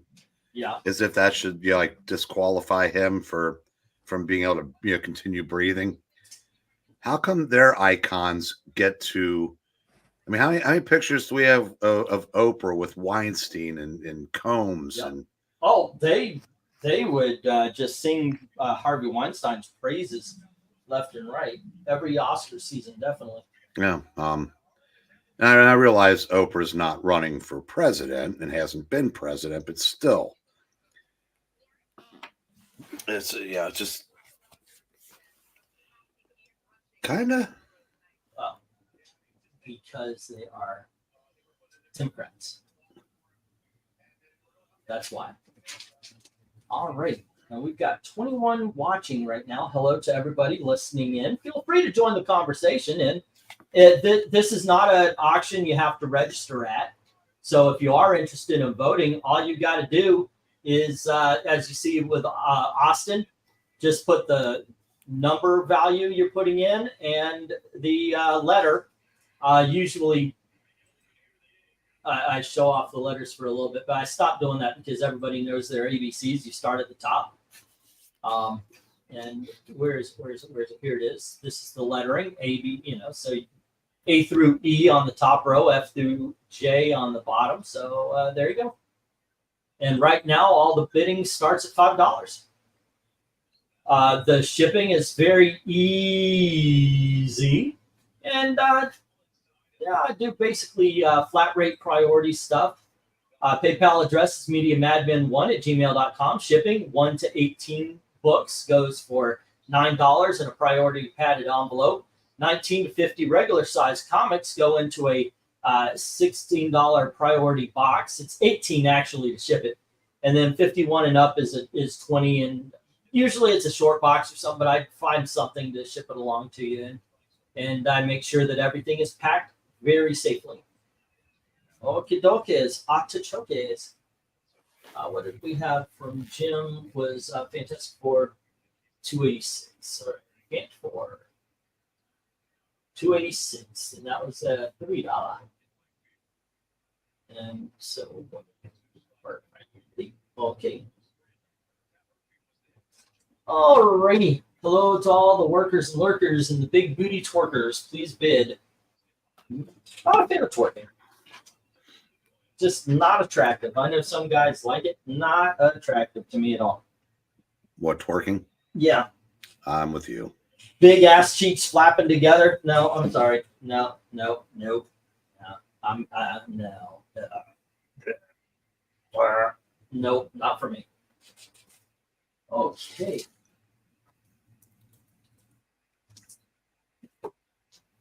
I think there was one other Mike Ball book that was awesome also, Mini Vicious Batman. Huh. I do know I had a trade paperback. I don't know if that's in tonight's auction because tonight, because the big dogs and all that didn't come in, I'm putting a whole bunch of my trades up. Some of them you haven't seen before. I had to do some real soul searching on a couple of them, and some I took down. I had the Search for Mira and the Death of a Prince for a little bit. And yeah, I couldn't pull the trigger on those. They're good books, man. I mean, it is 70s silliness, or I guess it would be Bronze Age buffoonery in some cases, but those are good stories. I don't count those as those because Steve Skeets definitely wrote as adult's not the right word, but he aimed higher than the other superhero writers were as far as like the age he was trying to reach. Yeah. And because I have the two hardcovers that I think he came on in issue 38 and stayed until the end of 56. I think those might be the ones you're talking about. And I mean, they're not great by today's standards, but they were very well done for its time. And is anybody else seeing that blurry? What? I think it just came back into focus. What are we looking at blurry? The board. It got blurry for a second. Yeah, it did. I just saw it. It was blurry, and then it came back. Yep. Okay. Yeah, I just read issue 45 last night of Aquaman. Let's see. 5 on J from Austin, and that is Prez #1. I went to the booth today, and I was like, okay, I need some $2. I need some $3. People haven't seen it in a while. I was actually surprised to find Prez. I hadn't seen it in so long. It's like, oh my gosh, I own this book. And yeah, that's why I brought it in today. Okay, but that seems to be, is Spider-Woman closer to near mint or fine or very good? Well, let's check it out. I haven't done one of these in a while. Let's see. In the booth, I've got it for $8. Okay. Oh, my back. Okay. Well, now it's called Spitter Woman. Sorry about the E. Okay, let's see. Holding it in the light here. I'm not seeing any spine ticks. Not any color breaking ones anyway. There's a little indent right here. Going up, there is some like some wearing down of the corner right here. This one is sharp. So is this one, but the bottom you can see is a little bit rounded, and you've got that tiniest of chads hanging right there. Go on into the back, and we've got pretty much a clean cover. You see a little dirt right along here, and that ink spot that sometimes goes on the bottom. I've never understood these. Do you have any idea about that, Eric? You see what I'm talking about? Those blue dots? I've seen them on so many comics. Yeah, I think it's just ink bleed. Error. Yeah. Opening this thing up to the staples right here, you can see they are in there. They're tight. Everything is where it needs to be. And you can see right here, the cover is not loosening or anything. Pages look good. Colors are good. If you look just slightly, it looks like there's a little, like almost a bend forming. It's not an actual bend, but you can see a little bit of a, yeah. So I'd say very fine on this. Fine to very fine. This is in good condition. And by that, I mean literally good, not comic book good. All right. Oh, Kentucky's artichokes. Yeah, that is actually in good condition. All righty. Oh, you dumbass bird. He had tagged me and I didn't notice. Okay. There we go. Dull Corners never bothered me. A good comic I expect to have been read at some point since Kill, excuse me. I was just wondering about finger crimps on the cover from flipping through, since those are hard to see. No, those are not there. The one thing that I always look out for, especially on books that have spent a lot of time in dollar books, I always look at the top. Because they're being flipped through like this, and some people snag that cover and just kind of pull it a little bit too hard. Yep.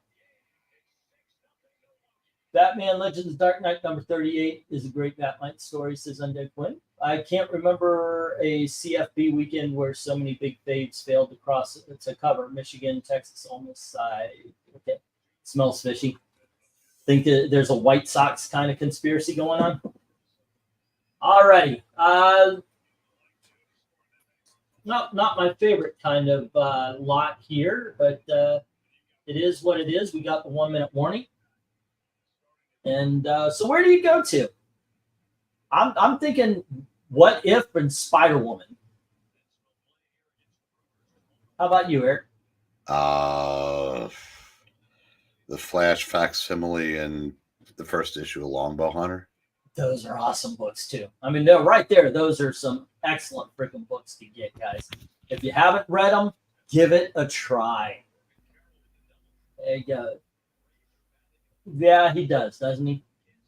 I don't even follow it. I know he's in trouble, and you know, good on him for being in trouble. You know, it's about fucking time. But yeah, I'm not paying attention to celebrity bullshit. That's just my take on it. I can't really work up interest in caring enough for him. So yeah. Alrighty. And well, let's see. Let's get the stop.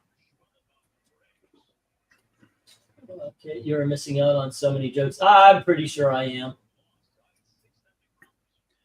They'll probably, because of the dildo thing, they'll start calling you like P dildy or something like that. I'm pretty sure. But there you go.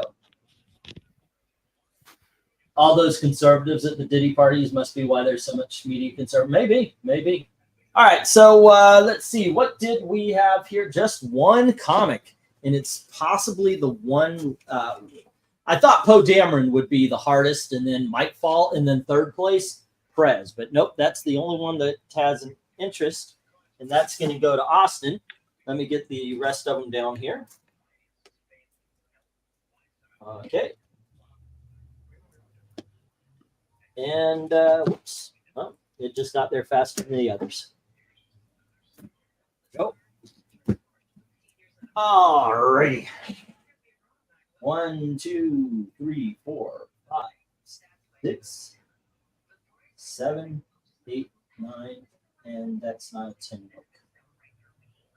Okay. Alrighty, what are we doing here? 1, 2, 3. Got a couple of sets here that I decided to put at $5.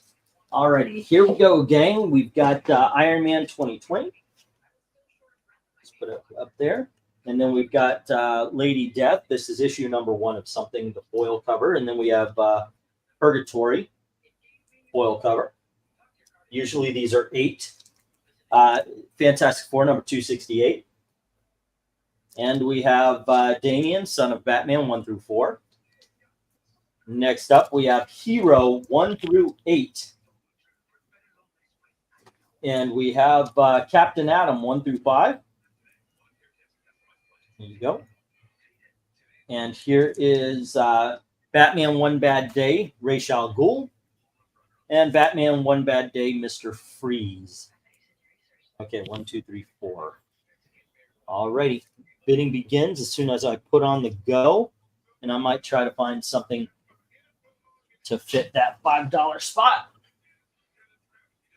Alrighty, let's see. Whoop. This is lot 9. Right? Go for lot 9. Oh no. Yeah. Yes. Yes, it is. Okie dokies. Let's see if this generates any interest.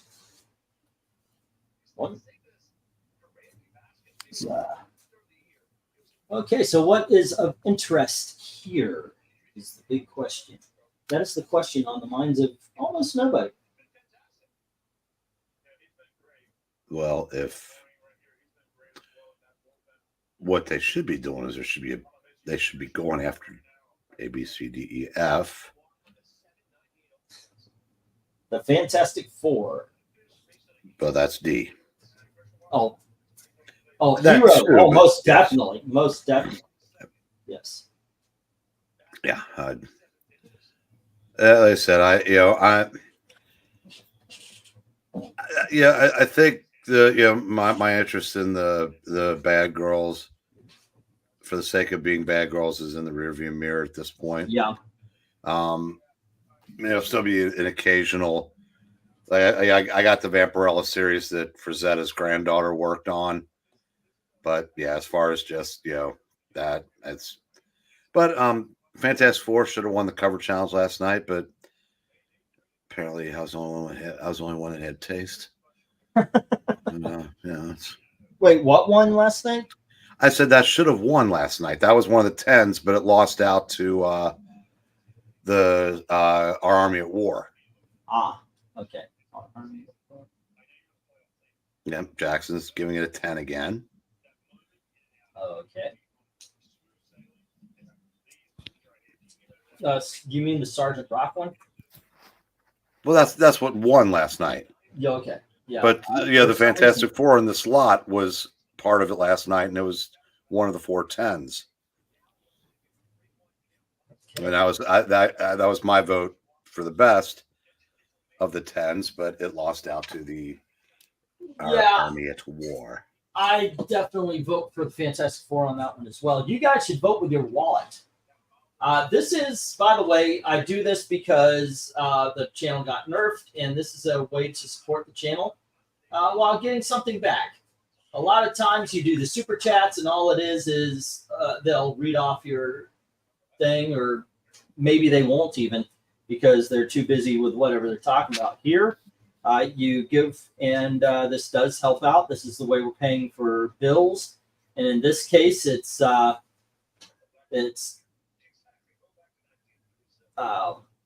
think storage. That's a point of contention, I'll tell you what. And then I was finally going to get glasses if this auction did well. And god damn it, I'm tired of putting it off every freaking time. Every time I made an appointment. Well, we need this. Okay, I'll cancel my appointment. I made an appointment. No, we need that. No. What is book 3, the Purgatory comic? Let me check on that. So, yeah. Let's see. We have, this is Purgatory, the Vampire Myth, #1, the red foil. But if things go this way, if things go like this all night, then yep, it's gotta wait more for the glasses. This is becoming it's actually even looser now, and it's done. So it's getting to be really headachy. It's been that way for a couple of months. So even if you don't want any comic books, go on over to Ko-Fi. Links in the description below. Please drop $1 or $2 into the till. Help us if you like our content. Please help out. And yeah, it's all going to try savings to get me and my family out of this hellhole that we've been living in, to get new glasses, and to get us, like I said, just get us settled more. It'd be nice to have a living room to get, do that kind of thing too. So there you go. All right. Haven't seen the red foil, says Phil. There is no love for anything. Alrighty. All right.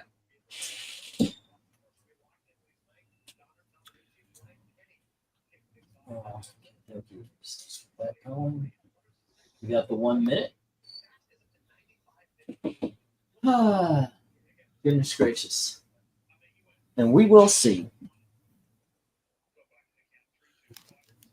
So last night, that guy that posted the 2 Spider-Man 121s, we got on the subject of the Silver Surfer 4, and we were going back and forth, and a couple other guys. And I posted something, and this is proof that at least among older collectors, politics isn't always the great divide, because my first like came from an account called The Prosecutor versus the Felon. Oh, really? Yeah. Now, I don't know if they would have liked my post had they known how I vote, but I'm just going to pretend like they would have. And comics, at least among us older folk, we can put aside our differences and appreciate great classic comics. That is the way it should be. I always thought that, hey, why don't we, I would love to talk to Jerry Conway. I would like to talk, but the way they act, it's that I don't think they would come on. I honestly don't, because of the fact that I am openly conservative. It really depends on the person, because Eric Larson went on John Delarosa's show about 6 months ago. Huh. And they got along great because they just talk comics. They obviously don't agree on anything, politically, but there is that love of comics that they both share. And, which is, I was actually surprised that John had him on, because I know John's rather religious, and Savage Dragon is damn near, wow. There's something you don't see every day. Guy's trying to steal a base. The catcher goes to throw him out and bounces it off his pitcher's back. Bet that hurt too. Yeah, that sounds like it. Oh, shoot.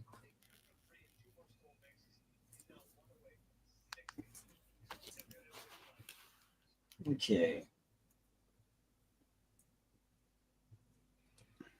Still no love for any of these books. Alrighty. Yeah, Phil, it's a hope springs eternal, I suppose.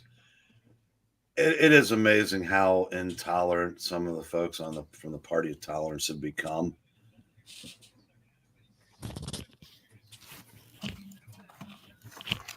I would have got 1, 2, 3. No, not for these. Okay. There we go. All right, let's get the stop. No love for anything on this shelf. Okay, there we go.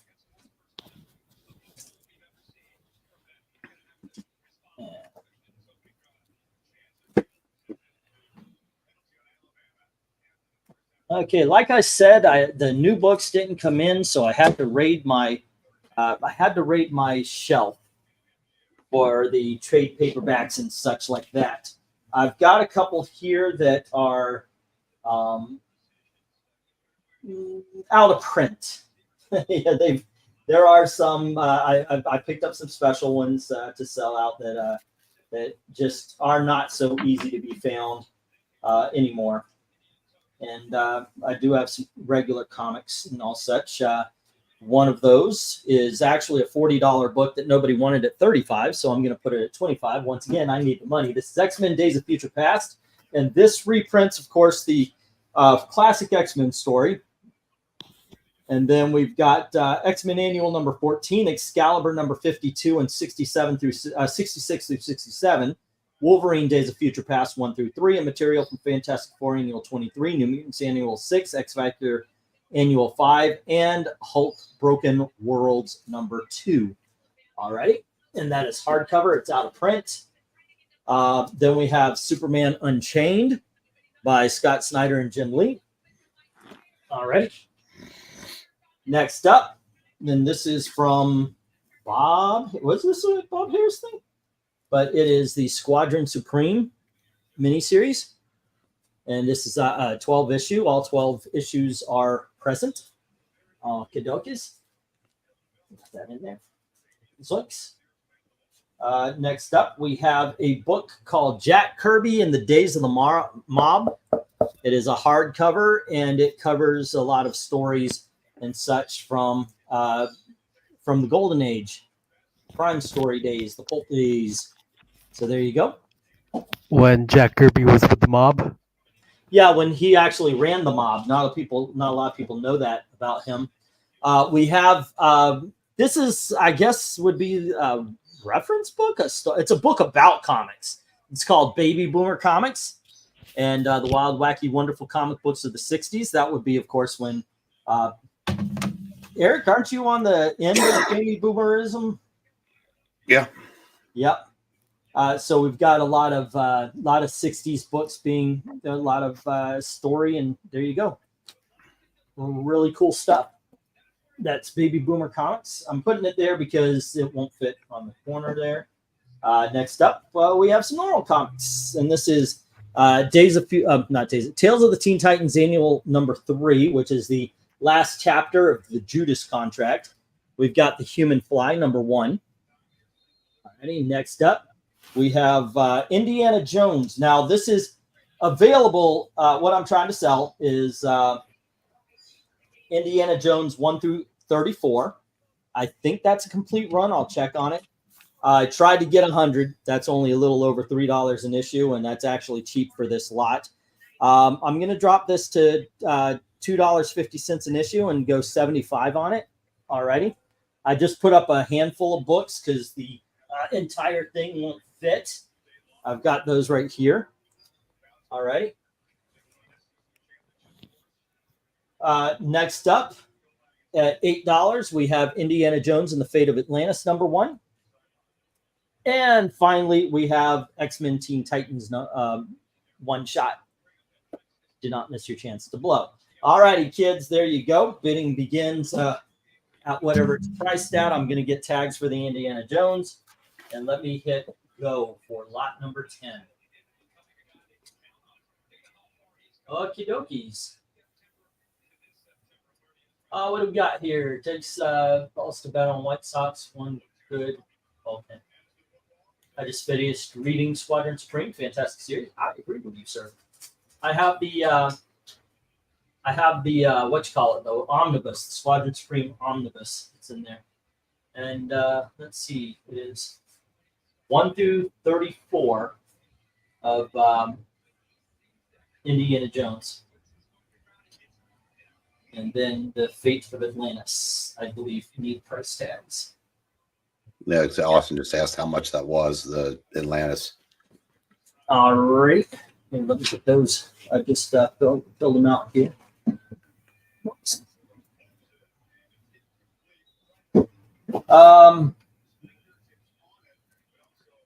For the Fate of Atlantis, it is 8.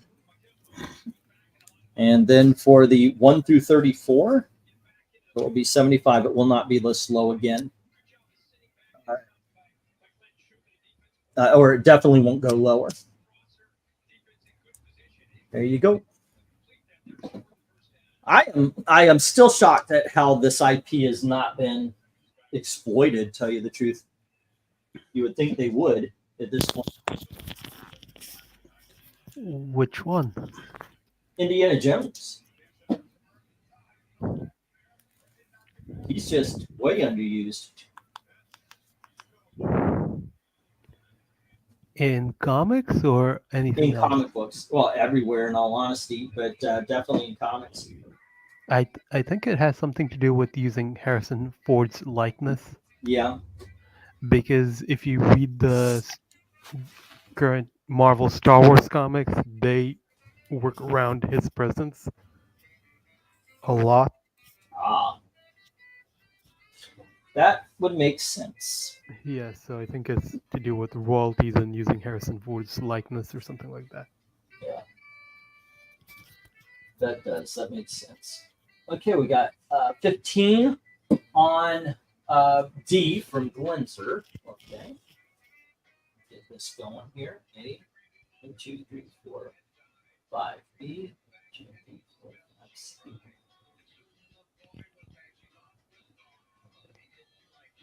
Okay, and do we have any? We've got Vincent. Hey, Vincent, what's up? Your books are on your way, by the way, from last auction. And we got 10 for B. B is Superman Unchained. And Groover from Sesame Street wants to know what condition of the X-Men Teen Titans. Give me just a second, and I will get that information. Alrighty, and then we have, what else? We have 8 on Atlantis, and that would be I. Yeah. 1, 2, 3, 4, 5. G, 1, 2, 3, H. I, and J, and I is Fate of Atlantis. Great freaking book. And that is Austin 8. And Jim Sorensen comes in with 8 on that Teen Titans, which is J. Okay.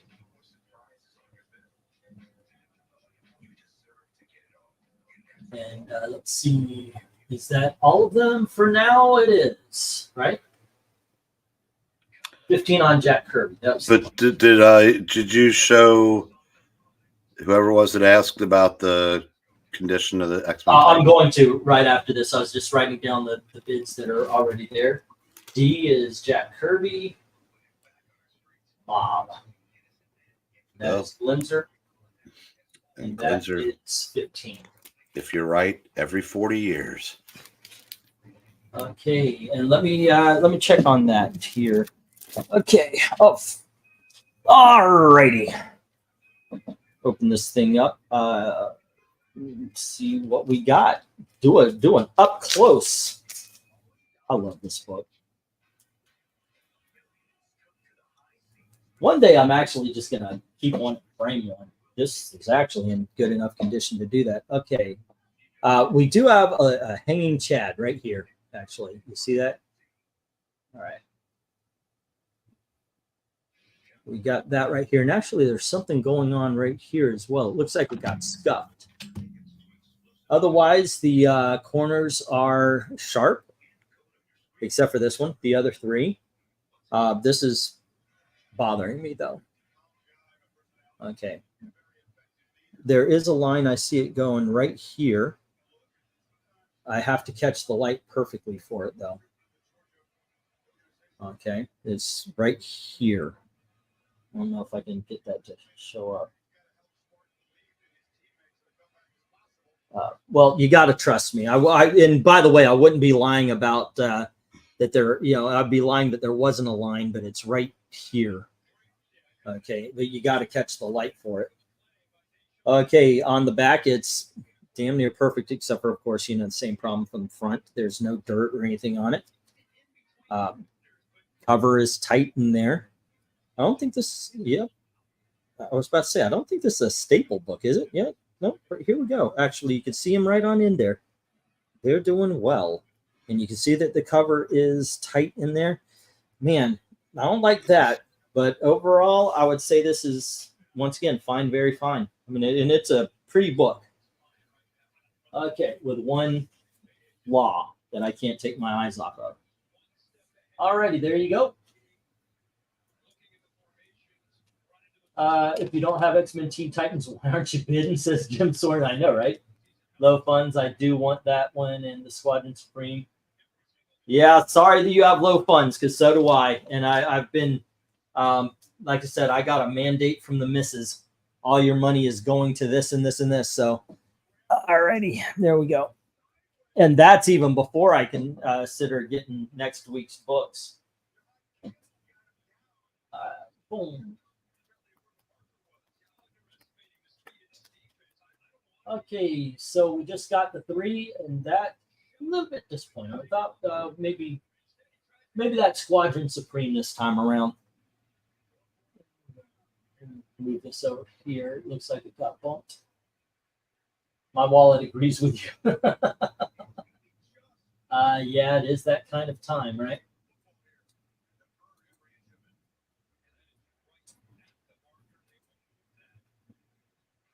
Okay. Yeah, Phil. It was a lot better 3.5 years ago for what we're doing here. But actually, I see a lot of auctions going on, and yeah, no, they're actually charging higher prices and doing better. I don't exactly know what's going on with that. But. Well, at least we're going to be able to save money by not going to any Zachary Levi movies because they're not going to be anymore. Oh, did he say something conservative? Oh, well, he came out and endorsed Trump at an event. Oh, okay. Because he was a Kennedy guy, and so he's throwing his support behind Trump. And I mean, he'd already said a bunch of things that pissed off the left. So there's, yeah, I think that might have something to do with why the second Shazam movie was not promoted at all. Because you know, so there are people that are that idiotic. I liked the second Shazam movie. But do you remember how? I mean, do you remember it just kind of came out? Yeah, there was. Yeah, they didn't promote it at all. They would rather lose millions than say, "Hey, go see the movie with this guy." I'll tell you what, Harold and the Purple Crayon, however you pronounce it, Harold and the Purple Crayon. I don't care. That was a lot of fun. That came out when I got that movie card for my birthday. And I was like, I want to see everything. I want to see everything. And that was just the one movie I hadn't seen in the theater. So I went and saw it and had a blast with it. It was so much fun. He is an entertaining actor. He's just somebody who I think loves what he does, and it shows. And therefore you love what he does. You know, it's just one of those things. I'm sorry, was he in that? Harold and the Purple Crayon? He's Harold. Zachary Levi? Yeah. He and Moose and the squirrel, Moose and Squirrel, they well, I wonder if they meant that. I don't think it's a squirrel though. I think it's something different. Anyway, they escape into the real world and they transform. He transforms into Harold transforms into Zachary Levi, and they're trying to find the narrator so they can help him get home. In the book, wasn't Harold like a toddler? He transforms. He is very much a kid in Zachary Levi's body in this one. So it's basically he's Shazam. Yeah. Yeah. Exactly. You know, that got me thinking. I said it would probably have to be. Thank you, Ron. Either on like the Hallmark Channel or something, but you have the Chuck cast.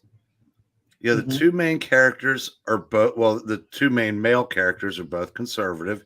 Adam Baldwin and Zachary Levi, and the guy that played Captain Awesome and Chuck's sister. I think they both made Hallmark movies. So there's unfortunately we're hitting to stop. Go ahead. I'm sorry. No, so that's maybe it's time to bring that show back for a revival. Yeah, if they're not making movies with them, they're not going to commit to TV. Well, I said it would have to be like a Hallmark channel or Yeah. something by whoever, Ben Shapiro's company is. Who was it? It was Fate of Atlantis, and those are the only two that got a bid on the big dogs. Wow, this is not But good. didn't Superman Unchained got a bid? Oh, that's right. That's right. And X-Men Titans got a bid. Oh, okay. Well, it's better than what I thought. All right. I'm not looking at my paper right now. Okay. All right. Here we go. Twink and Baby Boomer Comics. That's probably gonna find a home on my own shelf. I like books about comics. They are fun to me. Alrighty, gang. I'm going to have to put stickers on this as we go. First up, we have for $15. It's actually still in the shrink wrap, still brand new. But it's Inhumanity. And this is Avengers Assembled 21 through 25, Inhumanity 1 and 2, Uncanny X-Men 15, Indestructible Hulk 17 through 20, New Avengers 13, Iron Man number 20, Inhumans Inhumanity, The Awakening 1 and 2, Avengers AI 7, Mighty Avengers 4 and 5, and Inhumanity Superior Spider-Man number 1. Alrighty. And this will be 8. It's Earth 2, Volume 1, hardcover. And then for 15, we have Batman and Teenage Mutant Ninja Turtles Adventures, Volume 1. And for 10, we have Batman 10 Nights of the Beast. And then for 8, this is a red copy. You can see right here. This is Earth X. Okay. And once again, I'll get tags on these. Just give me a moment. And then for 8, we have Justice League of America Volume 2, Survivors of Evil, and also still in the shrink wrap. This one's just bagged up. This is Justice League Volume 4, The Grid, and that's going to be 8.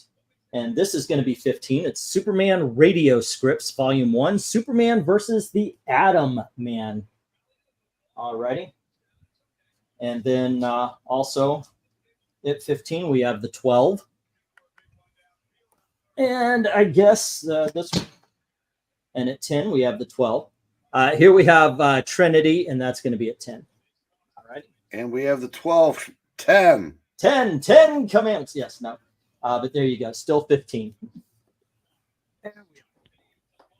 And once again, I'll get stickers, but bidding begins as soon as I hit the go. Yeah, there was no damage. For lot 11.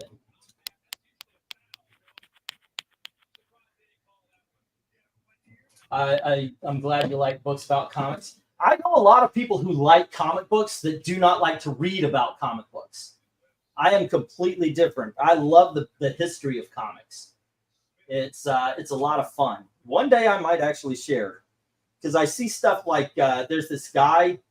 I feel so bad about not thinking about doing stuff like this. Like I don't have the mind for it anymore. But fuck it, what is his name? Comic Tropes. He does good videos. I like what he does because he'll talk about what's going on behind the scenes, how it was made, what was the thought process. I read Joe Simon's autobiography, and finding out all that stuff was it was really just a lot of fun because he talked about Simon and Kirby's process. You know, not just, oh yeah, we enjoyed the success of this, and this is Captain America. Now let's go talk about Fighting American. It was really a history lesson.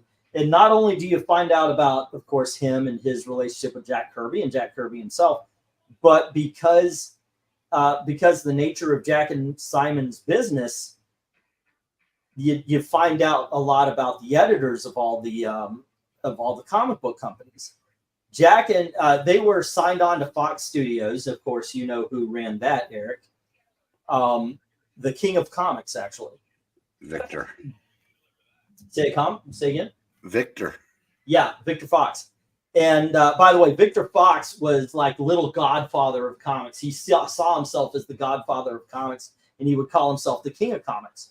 As a matter of fact, the way that Jack Kirby got named the King of Comics is because he and oh goodness, I want to say Bob Harris, but that might just be because I said it a little bit earlier. They were fucking around and making fun of Victor Fox, and they were going, "I'm the King of Comics," and they're walking around, you know, with a cigar, and they're, "Oh, I'm the King of Comics. I'm the King of Comics." I believe it was Stan Lee comes in and goes, "Bob, yeah, that's a great name for you, King of Comics." And Bob goes, "Oh, no. Jack's the King of Comics," and it's stuck. You know, so you learn that kind of shit. And, you know, it's just interesting to me. It's very fun reading these books. By the way, if you're still interested, or if my talking about it makes you interested, remember Baby Boomer Comics is one of these books I'm talking about, and it was up for sale today, which actually talks about the history of comics. So, all righty. What price? Eight. Okay, so yeah, I got to put, I was talking, so I ignored my duties. Okay. Let's see. Let me get these up. Let's start at the beginning. Oh, wait, no. You're talking about the Earth X. I might as well get that. It is 8. Okay. I do not want to get to the point where I'm selling Showcase. I did figure out that I would sell Marvel Essentials before Showcase, but I truly do not want to sell Showcase. I want to get back the books that I did sell a while back. All right. Here we go. And let's see. We have, what else do we have? Yeah. Any interest in any of the others? 8 on C. Whoops. ABC. No, sir. That's not an $8 book. Let's see. We have 15, 8, 15. All righty. Once again, I apologize for the tardiness. There we go. It's 15 for the Inhumanity. Brand new hardcover. And then it is 8 for the Earth 2. This one shouldn't have done that because it covers the title. There we go. And then we got the Batman Teenage Mutant Ninja Turtles. There you go. Next up was the 10 Knights of the Beast. And I found out this is out of print now. Same as the Adventures, by the way. Okay. Let's see. Got 8.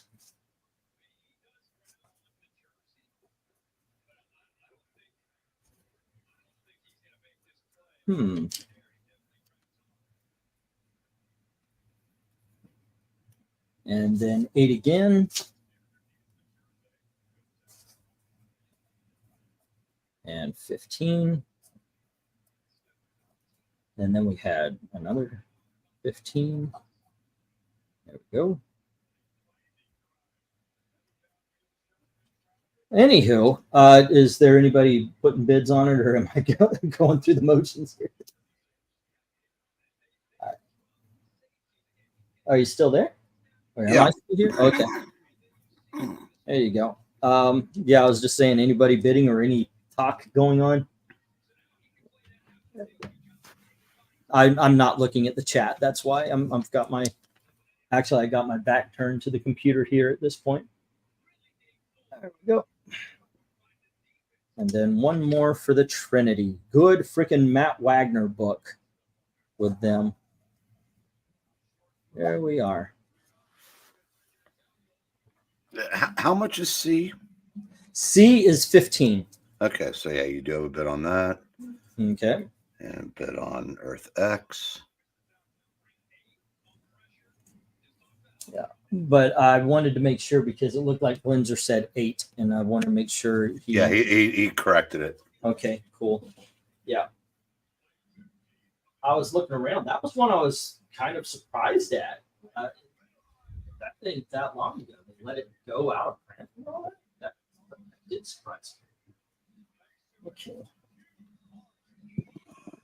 And we're going to have one more after this, as far as these books are concerned.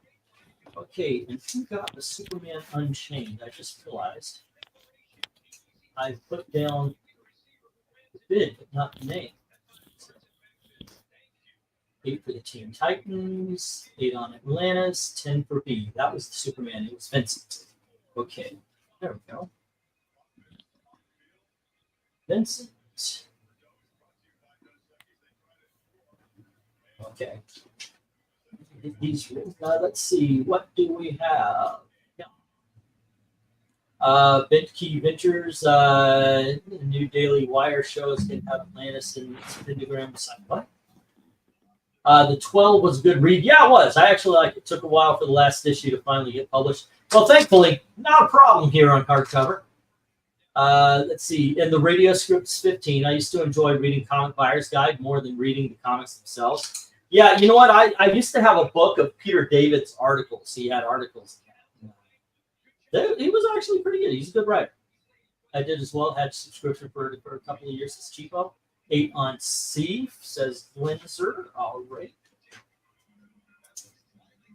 Okay. 1, 2, 3, 4, 5 B. 1, 2, 3, 4, 5 C. That team. T. And that is Wins. But he changed it to the proper price.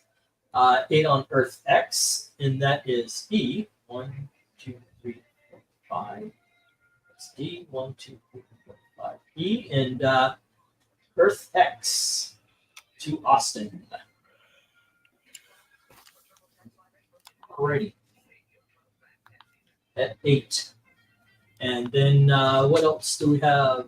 15. If it's 15, the light is making it illegible. Yeah, it is. Unfortunately, with the shelf, I found the downside of the shelf is when I had it on the wire things, I could turn it away from the light. With the way that the shelf is, it is what it is. I guess the best thing I could have done was to cover up the title.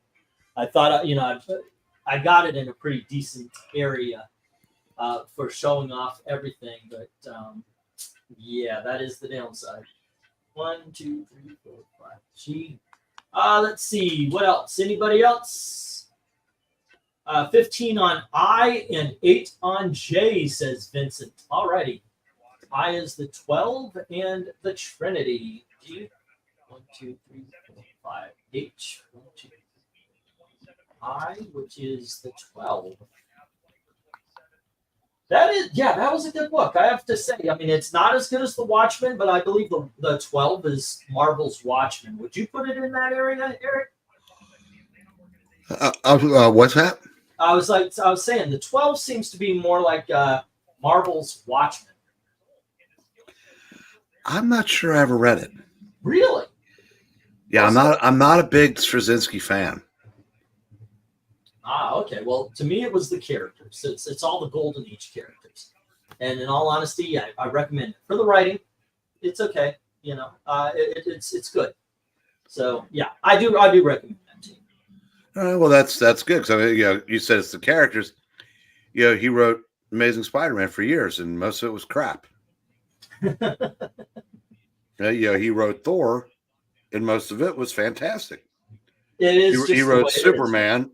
It was god awful. Remember, You Will Believe a Man Can Walk. Walk, yeah.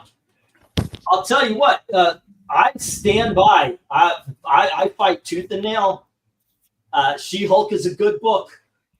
And that's by Dan Slott, and I don't know of too many things I recommend for the first 5 or 6 issues of the new Fantastic Four. I like that, but in the She-Hulk, otherwise I don't recommend Dan Slott. He wrote an 8-issue Thing series that was good. Yeah, right around the same time. Mm-hmm. He actually wrote some like Justice League Adventures, the all ages stuff, or Superman Adventures. One of those that was pretty decent. He wrote a Spider-Man Human Torch miniseries that was a lot of fun. His contributions to Avengers Initiative, you know, whether it was he or Gage, whichever, it was a good combination. Those were good. It wasn't until what killed Dan Slott was the same thing that killed Gail Simone. Social media. Yeah. Like I said, when he told a fan to go fuck themselves, and instead of being reprimanded, was complimented by management, it was over. He hadn't been worth the damn cents. Glenzer put a bid on 15, 8, and 10 and 8. I'm just messing around. Yeah, he was talking about how the I see it on my computer. The price tag, but there we go. I think if I bring it forward, it shows a little bit better. Dan Alvin, no, it wasn't him. That was Joe Quesadilla. Who? Oh, what are we asking? Yeah, Straczynski was the hatchet. What do you call that when someone sends you out to do their dirty work? Hatchet man? That's what I thought. But Quesada had it in his head that he wanted Peter Parker to be with his first wife. Is that what Carly Cooper was based on? It was really creepy. But he just, for all the good Quesada did at Marvel in those years, his treatment of Spider-Man was unforgivable, and the characters never recovered fully. You know what I mean?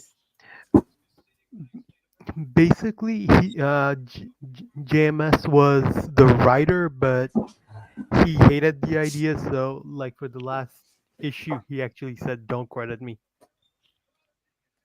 Well, I commend him for that, but I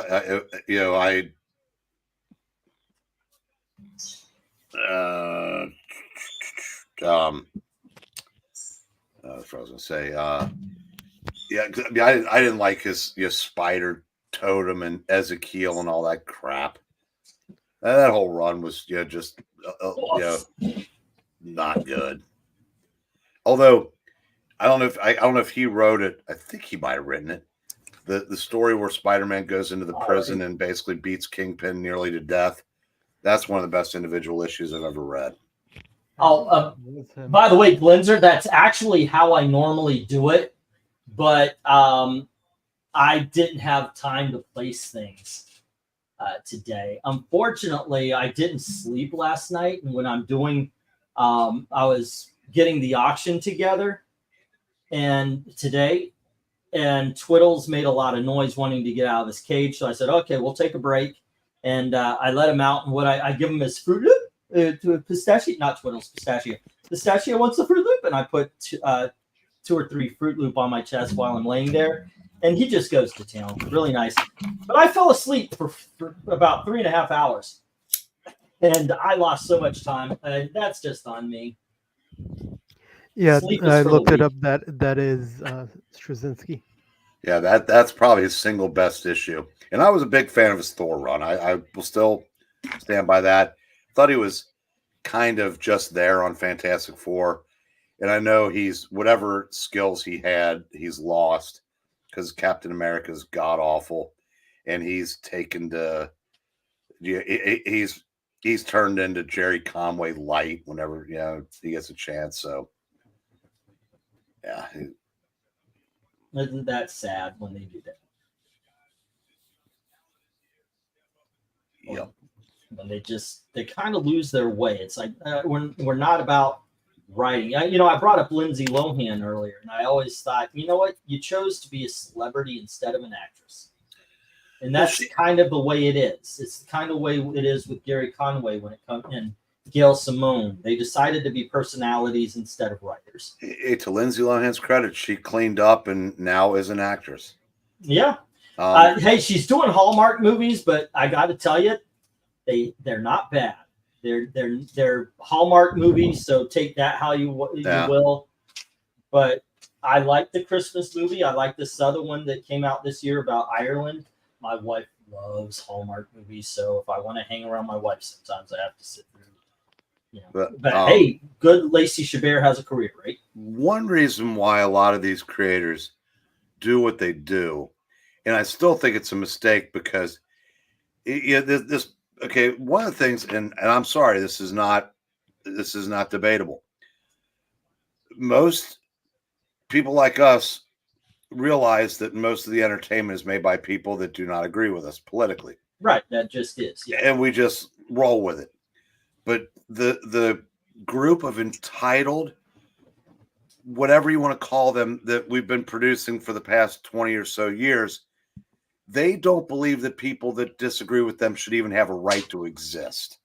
That has been the way. Yeah, there's this new music star named Chapel Roan, who is like right now probably third behind Taylor and Olivia Rodrigo. She just canceled a major event she was going to headline because of backlash she received from her fan base over not endorsing Kamala. She didn't endorse Trump. She said she's not going to endorse a candidate. And they said, well, you're just a garbage person. And Yeah, you know the ironic part is it's because she's pro watermelon and is like Kamala's regime is friendly with Israel. well, I'm sorry, what? I don't get the reference there. I mean, I get what you're saying, but how is watermelon Palestine? The flag colors. Oh, okay. but her basically her thing is she dresses in drag. She's like, a full support of the drag community, hopefully not with children, but like I said, but her fan base just completely turned on her for not taking a side. I mean, Taylor Swift was the exception that proves the rule. Of go woke, get woke, go broke. Yeah. Going woke was the best career move she could have made. She went from another pop star to the biggest star on planet Earth because that got her in with college kids. Huh. Go figure. Some things just work out. Well, because a lot, the people that don't, the people that, because trust me, she's making a shitload of her money from kids that are getting their Republican parents to foot the bill for those $1,000 concert tickets. Wow. Yeah, it is ridiculous, by the way, what Ticketmaster has done to tickets, by the way. As much as I hate Ticketmaster, there's plenty of blame to go around. And I dealt with Ticketmaster. We used to have it. Yeah. It was a fucking nightmare. Excuse my French. Oh, that's English, dude. Yeah. But but it's gotten so. I mean, there's so many fingers in the pie now. That and concert price. I mean, I'll never be able to afford to go to a concert again. Oh no, we went to Billy Joel and it was like $500 a ticket. And I'm like, wow. And it was because of all the fees and everything. Well, in May, I went to see a guy named Webb Wilder. Mm-hmm. Yeah, he was playing the Southgate House, which when it's packed can hold about 450. For Webb, they put up the tables and chairs because he got about 50 people. That was still $25 to get in. Oh, and I just saw this. Sorry about that. Glinzer put 10 on D. Okay. That is Batman 10 Nights of the Beast, which is an excellent freaking story. I love that story, man. And that is Glinzer. And then I think we already have the 1 minute warning up. So I'm going to hit the stop. I had to put tags on the next lot's books. I apologize for how long it took there, guys. But I just wanted to have it ready since we're chatting and doing everything. So here we go. Let me bring the paper this time so I don't get confused. No, I didn't, Rhaegar, but I did see him get booed going to the Michigan-Minnesota game today. Oh, Trusty, my apologies. Ticket governor. Thank yes, you. I mean, oh, wow. Okay, let's see. No Love for Infinity and No Love for Earth 2. I got to tell you something.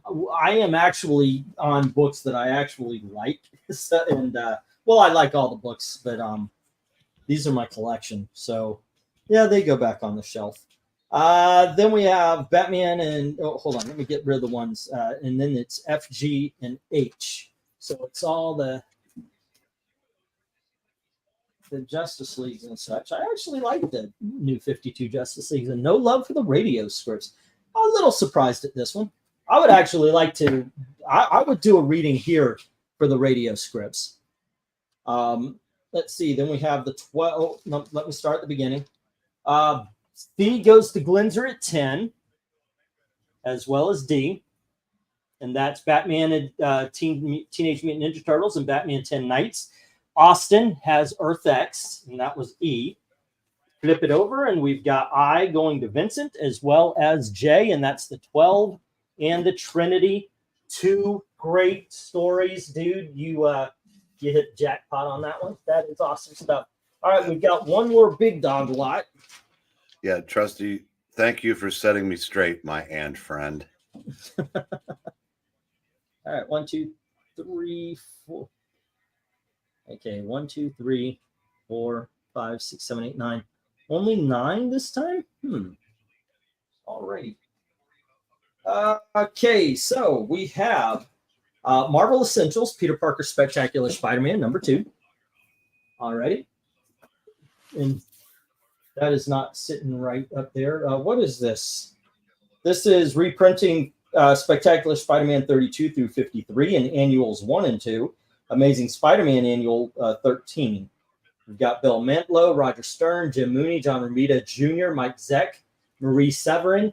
Oh, and by the way, most importantly, ladies and gentlemen, you can have all those artists and writers, but the most important, as Eric keeps pointing out,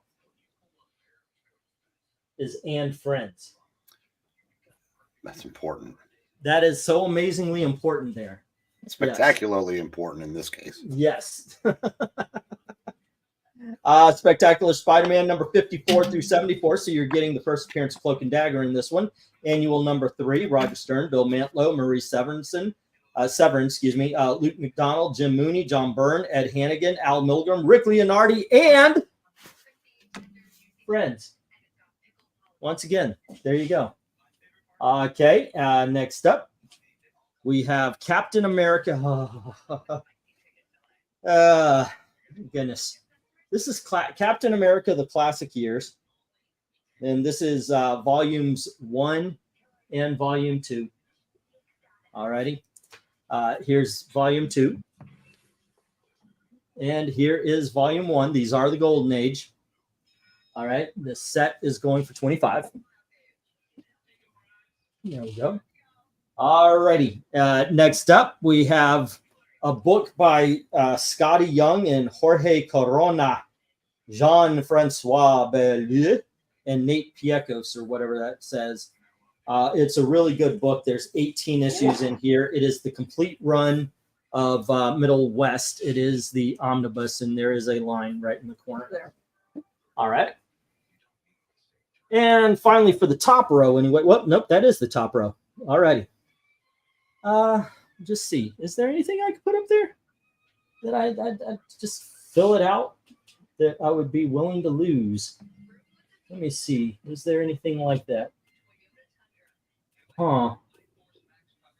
I'll have to think on that one when I get everything up here. We were talking about it. Here is Dan Slott's She-Hulk. The complete collection, it says, but that's complete. I think it's complete collection, volume 1. Yeah. So we 1 through 6. It's 1 through 12, and She-Hulk 2005 1 through 5. Oh, so you have 17 issues. so that's more than volume 1. Yeah. Alrighty. Next up, we have. Oh gosh, this one's a heartbreaker too. But really, guys, I do need the money. This collects Fear number 19, Man Thing number 1.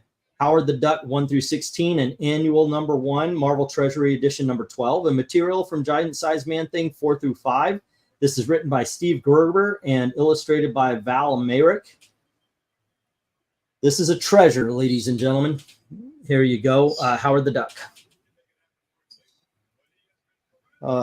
Goodness. Next up, we have Amazing Spider-Man 101 and 102, Marvel Team Up 3 and 4, Giant Size Superheroes 1, Fear 20 through 26, a material from Vampire Tales 1 through 8, and Giant Size Werewolf by Night number 4. I don't have to tell you who that is. Nope. All righty. Morbius.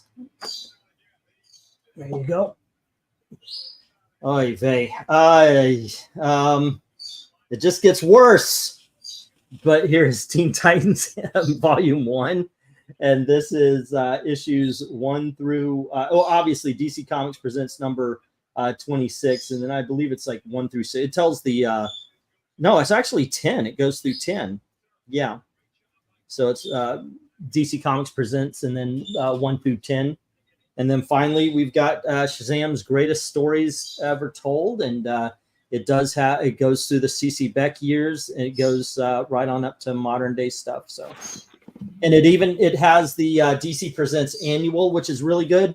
And the I think it's got the story where Superman's fighting Sunman or whatever he's called for a moment. But there you go. And let me put up the go for, I think it's like 13 or something like that, right? 12? 4 lot 12. Let's just say that. There we go. All right. I'm going to go throw some in the microwave. I'll be back momentarily. All righty. Cool. I'm interested in the radio show. I have my payday next week, so I may go for that one. Dude, I hope it's not up there, in all honesty. I am desperate for money, and the big dogs and the $5 books and all that didn't show up this week, so I had to pull from my shelf. These are books I have to sell more than I want to sell.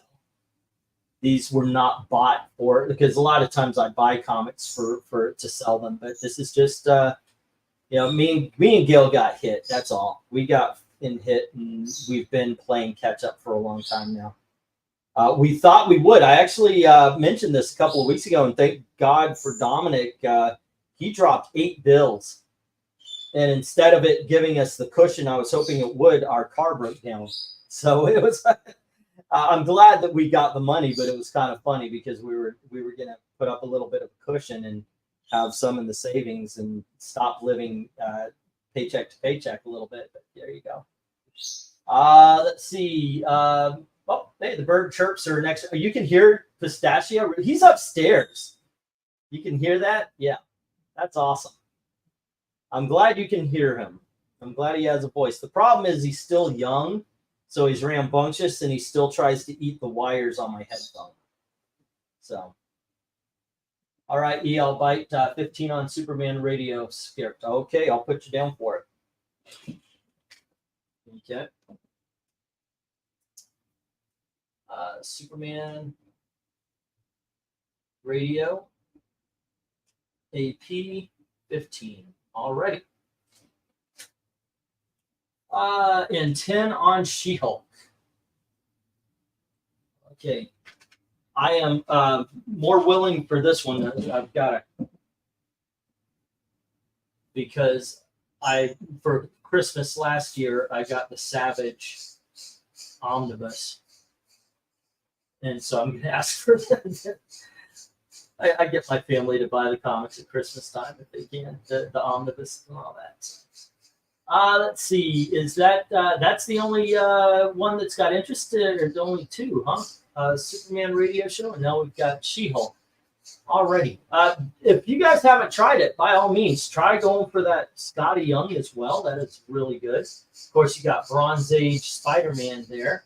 Some great stories as far as that's concerned. All right. It's AP 14. Okay. Let's see. Yeah, I know. I really am glad you guys could hear. I wish you could hang around, because I would love it. I am very happy to have video where I can go back and I can see Twiddles being Twiddles. And I wouldn't mind that with Pistachio, but like I said, he's very young and he's just still He bites everything. But yeah, what you gonna do? Let's see, Superman Radio. Getting that on your sheet here. Captain America 25, Howard the Duck 15, says AU. All right.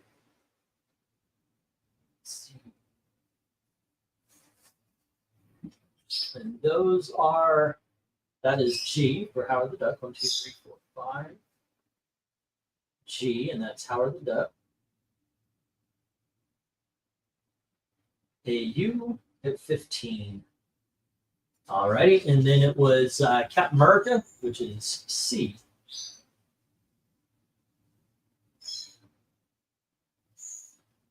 And that is AU, C for 25.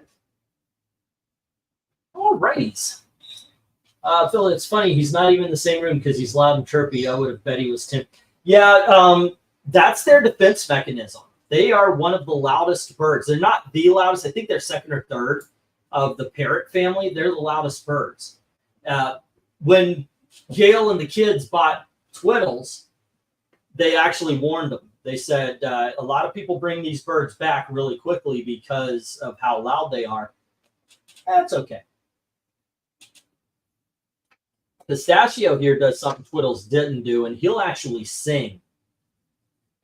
When he's in his cage, he'll make more noise than this, the cheep, cheep. And the fun thing is you learning what the different cheeps are. Like I could tell when he's scared, he makes a certain one, and when I show up, he'll come straight to me, and he'll climb on my chest and then crawl up to the bottom of my chin, like he's hiding there. Yeah, but yeah, he is my boy.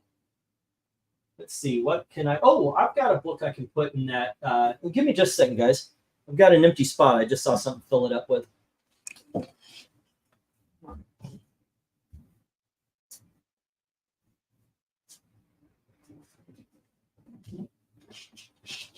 Oof.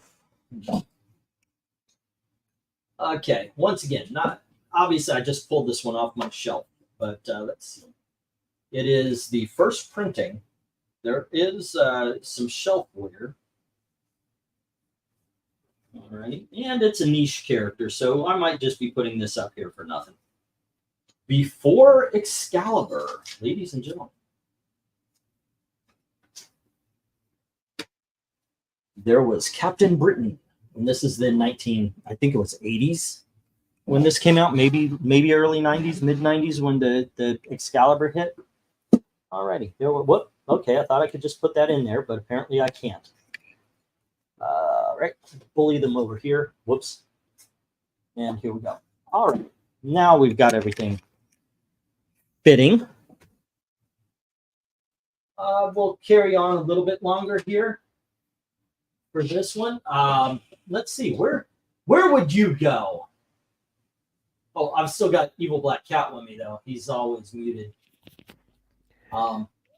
I think I'd go with either Morbin Time or just because of the amount of books in there, maybe the She-Hulk. I know that's a lot of reading right there. That's a good price on it too. Yeah. They would get canaries when they sing. I know it is sweet, and I do like his. I like sometimes though he gets too excitable and it's just rah rah rah rah. And I'm like, oh, just shut up now. Personally, okay, my personal favorites. Obviously, these are from my collection. This is not from I bought these to sell. These are books that I have. I actually truly love here. And these are also books that I've read. So that's one of the reasons. I've got a lot of books I haven't read yet. Starting at the beginning, go for, these are my favorites. Howard the Duck, and then the She-Hulk. Oh, I'm sorry, New Teen Titans, then the Howard the Duck, and then the She-Hulk, the Captain America Golden Age, the Middle West, the Shazam, and then the Peter Parkers, Captain Britain, and Morbius. Those would be the way I would go. Yeah. Did I hear Morbin Time or Mormon Time? I do believe he was talking Morbin because, you know, Morbius up there. We had Ethel Mormon here. She basically only sung songs from the play Book of Mormon. It was very weird, very strange person, that one. Yeah. Alrighty. So let's see. Earth X was 8. I'm still writing down books from the past here on your sheets. Okay. Did I put up the? I thought I put up the 1 minute warning. Did I? Oh, I did. No shit. I've got to. Let's see. 1 minute warning. Great. New Teen Titans would be my go-to, but I have individual issues in that particular trade, says Jackson. Yeah, it's great, right? Yeah. I mean, it's really good stuff. Now I want to see Mighty Mormon Power Rangers. That would be awesome. Yes, I remember I read their religious book. I forget what it's called, but I actually, a long time ago before Gail, I dated a Mormon. And I read it. I was like, wow, that's, yeah, okay. I mean, that's what you guys believe. That's what you guys believe. You know, but religion can be weird. That is Bat Tim. And Glinzer had that. Okay, that was a pretty 10. Let's see if Mormon more in time Brigham Sardis. Right. Legit typo. I'm sure it was, sir. And then it was Batman 10 Nights. What's up? Oh, I thought you were gonna say something, Evil Black Cat. No, I just turned the mic back on. Ah, I turned it off because I was coughing and sneezing, but then. Yikes! You feeling all right? Just sudden temperature changes here. Oh. Yeah, I'm getting into that today. In the morning time, I had to wear a jacket. I mean, some people would call it a flannel shirt, but for me, it's a jacket because it's about the thickest thing I've ever worn. But yeah, I was like, God dang it, this is just September. It's in the morning. My wife was like, it's not that cold. It's like 58. But it's 39 for me right now. Yeah, but that's hell. Why would you live in such a place? College. Oh my gosh, not worth it. I don't think in the end it's worth it. Now what you can do? I keep telling myself I'm here because I love my life. Yeah, right now I'm at my aunt's house because like I'm waiting for the results, and after the results I have to look for a job. Huh? Pregnancy test? Dissertation. Oh, pregnancy dissertation. Gotcha. Very important stuff.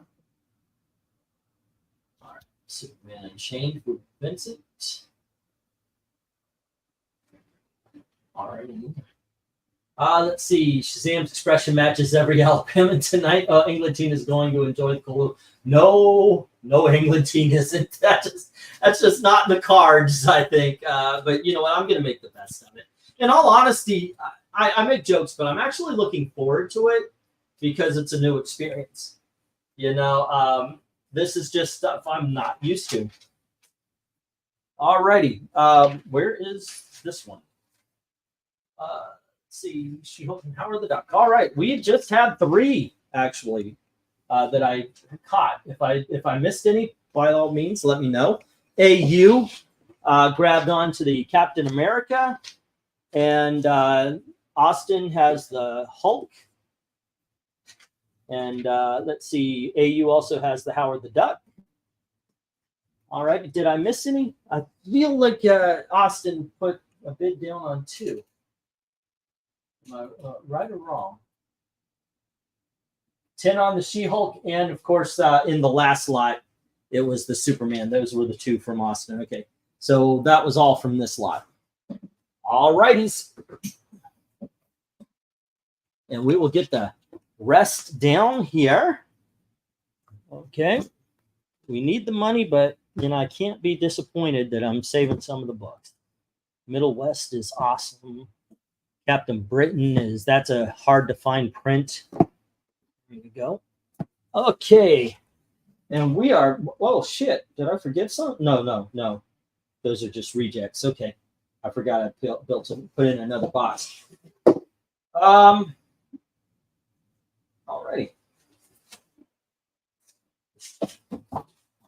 Let's see. We're going back to the $5. Zoinks. Yoinks and away. Jim had Shazam. Okie dokie. Let me write that. Oh, Jim's page is right here. I'll just write it on his page. Shazam, greatest stories.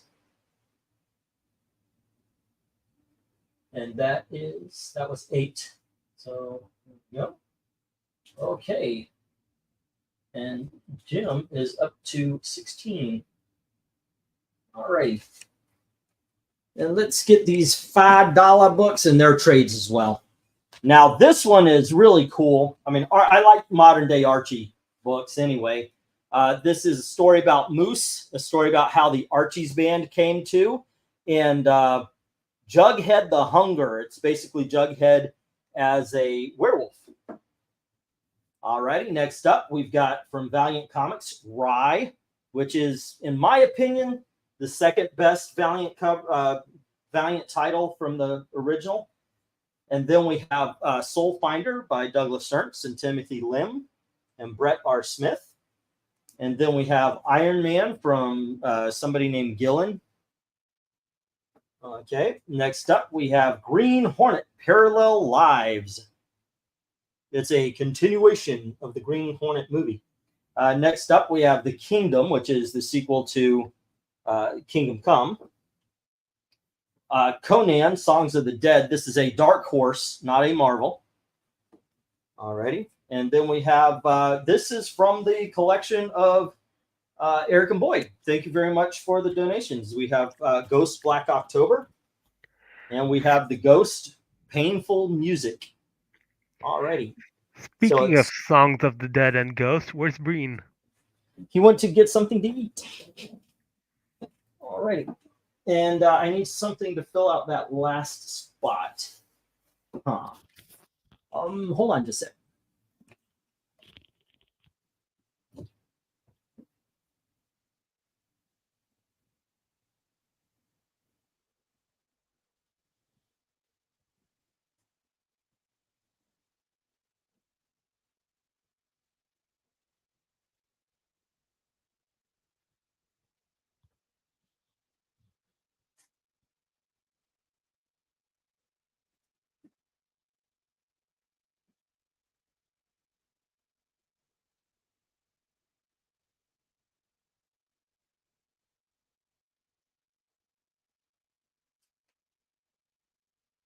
The Marvels Project.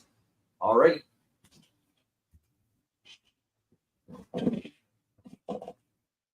we go. Do we have any interest? Oh, I need to put in the start. Sorry about that. Hello, RDV. Come on in, man. Eric is out right now. I need a chatterbox. Go for lot. What were you on? 13? There we go.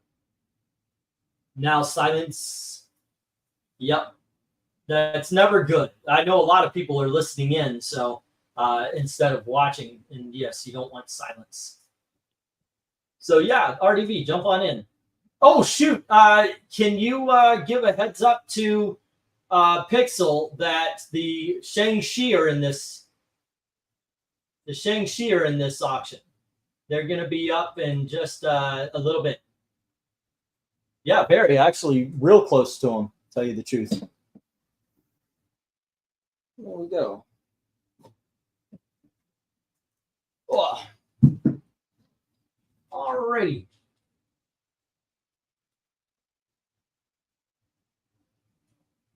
And there we go. Pixel is at work. Okay. Bring back the chirps instead. Yeah. Sorry, guys. Sorry. I'm trying let's see. Trying to find a topic other than I guess. Well, it's better than heavy breathing. I had to listen to a guy from the state licensing board breathe heavy through the phone. Not good. Oh, this is a $5. I'm sorry, I didn't have the banner up. This is a $5 lot. All books start at $5. There we go.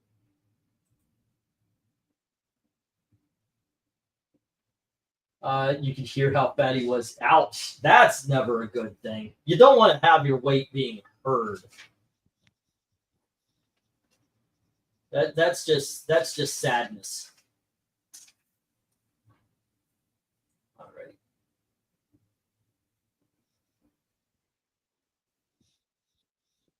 There we go. And let's see what else. We've got $5 on the Conan, which is G. And then we have Jim with 5 on H and I, and Vincent comes in with 5 on B. All righty. Let's see. It's $5. We got A, 1, 2, 3, 4, 5. B. And that is Vincent. And B is Rye. Excellent choice, sir. That is a good book. And then we have, once again, let's see, 1, 2, 3, 4, 5, C, 1, 2, 5, D, E. Alrighty, and B, 5, B, 5, O, 5, O, B, B. Then we have F, 1, 2, 3, 4, 5, G, which was, didn't somebody put a bid on G? Nope, just H and I. Alrighty. 1, 2, 3, 4, 5. H. The Fee Fi Fo Fum thing is, or the Fee, that was from Fun and Fancy 3 by Disney, back when they actually enjoyed good stories. And these are the ghosts. 2, 5, I, Ghost. And it is Black October. Let's see, Black, Painful. All right. I had forgotten about Ghost. We have her up here quite a few. Doug Ernst must have been a Miami Vice fan. Y'all know, like Don Johnson. Yeah, you think the Soul Finder looks like Don Johnson? Alrighty. There we go. Let's see. I don't know. I can see it. I can see where you would think that. I can see where you would think he looks like it. Don Johnson was Sonny Crockett, right? Yeah, he was Sonny Crockett. Man, women love the guys on that show. That was a thing that happened. Miami Vice is actually a pretty decent show, though. So I mean, it deserves its time.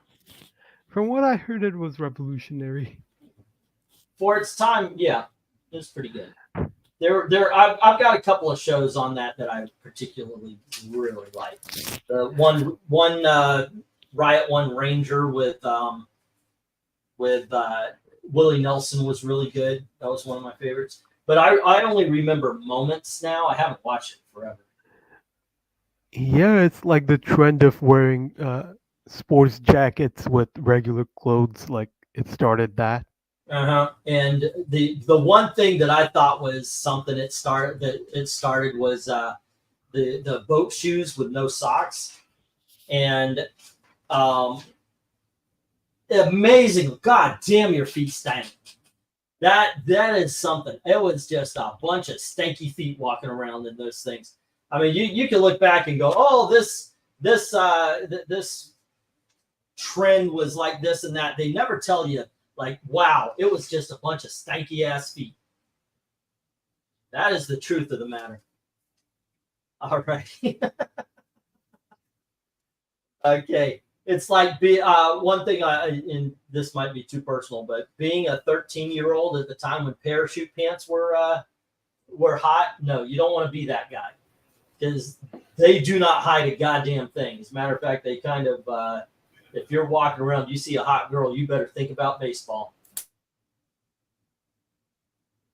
All right, and that's 25. Wait, I think I wrote these down already. Build a kill, then you must love GTA. I loved GTA. The Miami, that was really good. I love that game. I played them. I don't know if I play video games right sometimes. Like there's this one game.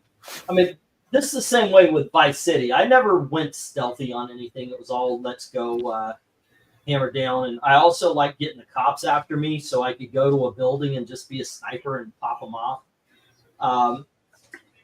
That was the way I like to play it. There's a game called Sniper Elite that I like to play. And I know they've got a certain way they want you to play the game where you're sneaking around and you don't kill anybody. It's called freaking Sniper Elite.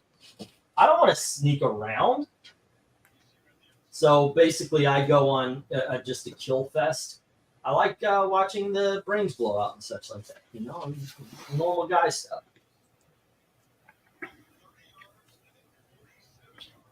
Let's see. Let's put up that 1 minute warning. But I hate they reward you if you don't kill anybody on that, and it's like it's called snipers. Sniper. You want to do that, right? I mean that's the whole point.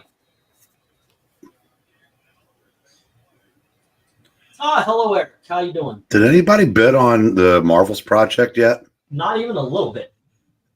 That's the best $5 that you would have been able to spend tonight. It is Ed Brubaker. Yeah, and Steve Epting. It's very, very good.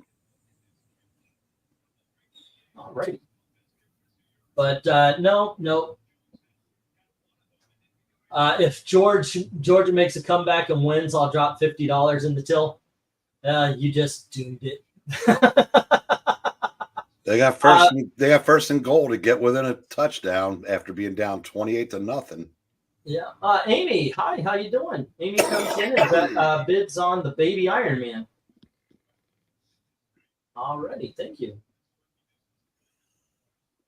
Okay, and I think this is not a complaint. If you want me to continue, I just want to let you know. I think I'm holding like 7 books or 8 books. If you want to build it up, obviously, I will hold them for you. Just want to let you know that they are there. That's all I'm doing. Not pressuring in any way, shape, or form. I mean, I just sent George's books. He had me hold them now for about 2 months. So, yeah. He might have to drop that 50. It's getting close.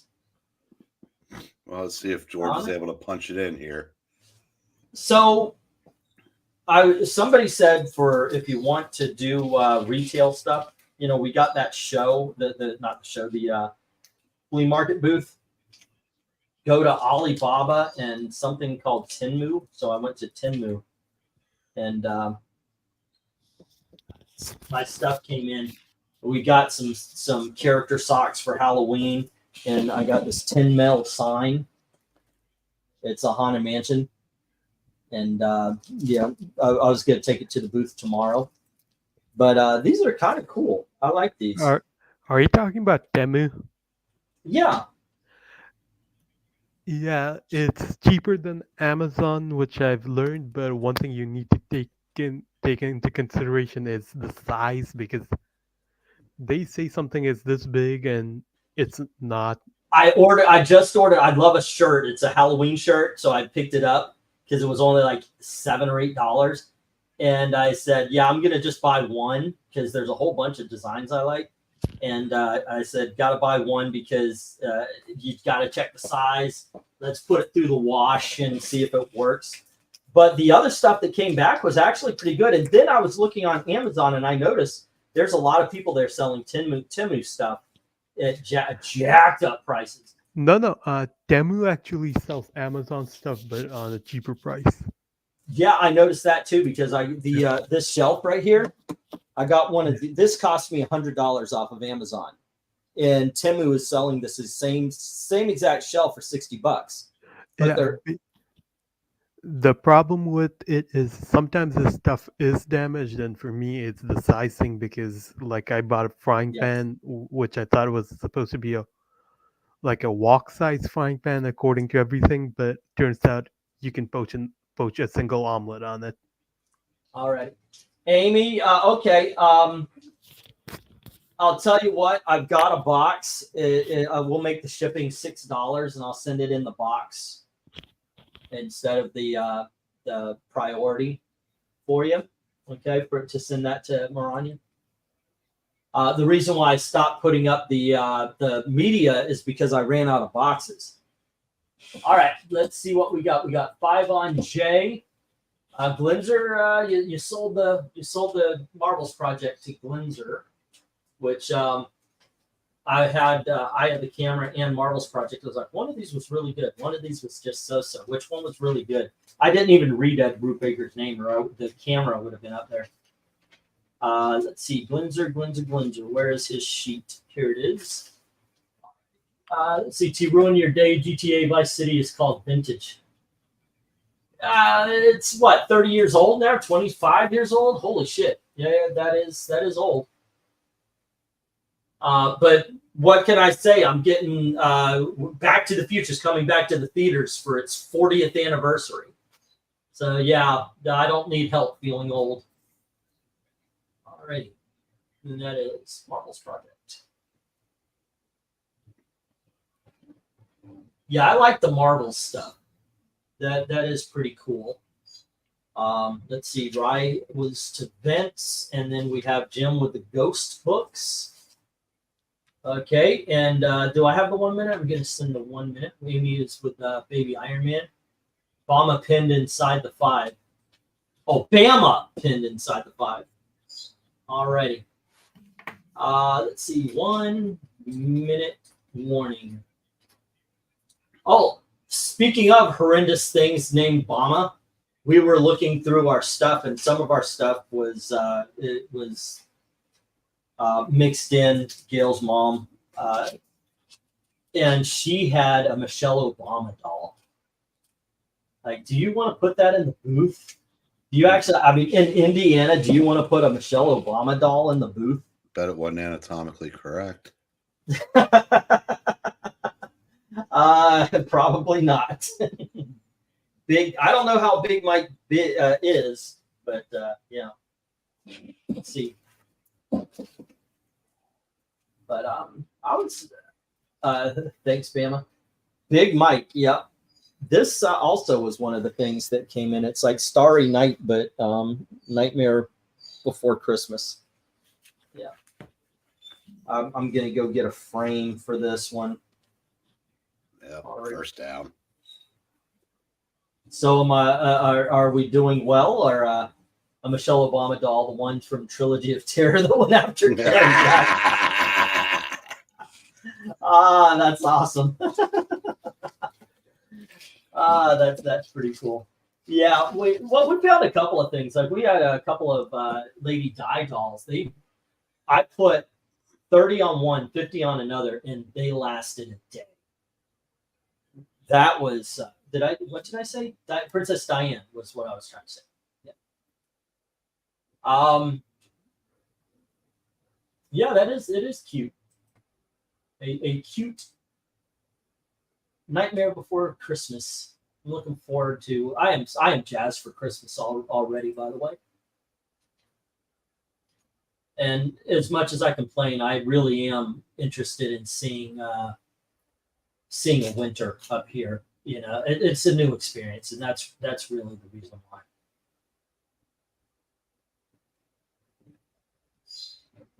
All right, I just want to. I kind of want to just, see how it goes.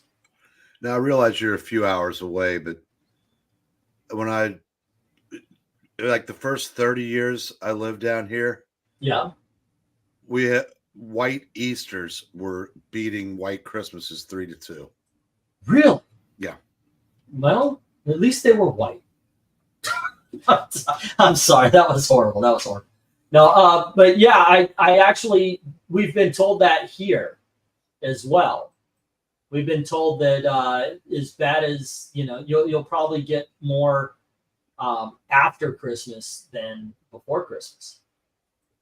Well, it just seems like it just never, there would be snow before sometimes, and after. We haven't gotten a lot of snow in a few years. Well, you know, like we had one what qualified as a blizzard right before Christmas a couple years ago. Yeah. And I remember that because my phone broke. It was below zero, and there was nowhere to. I couldn't reach anybody.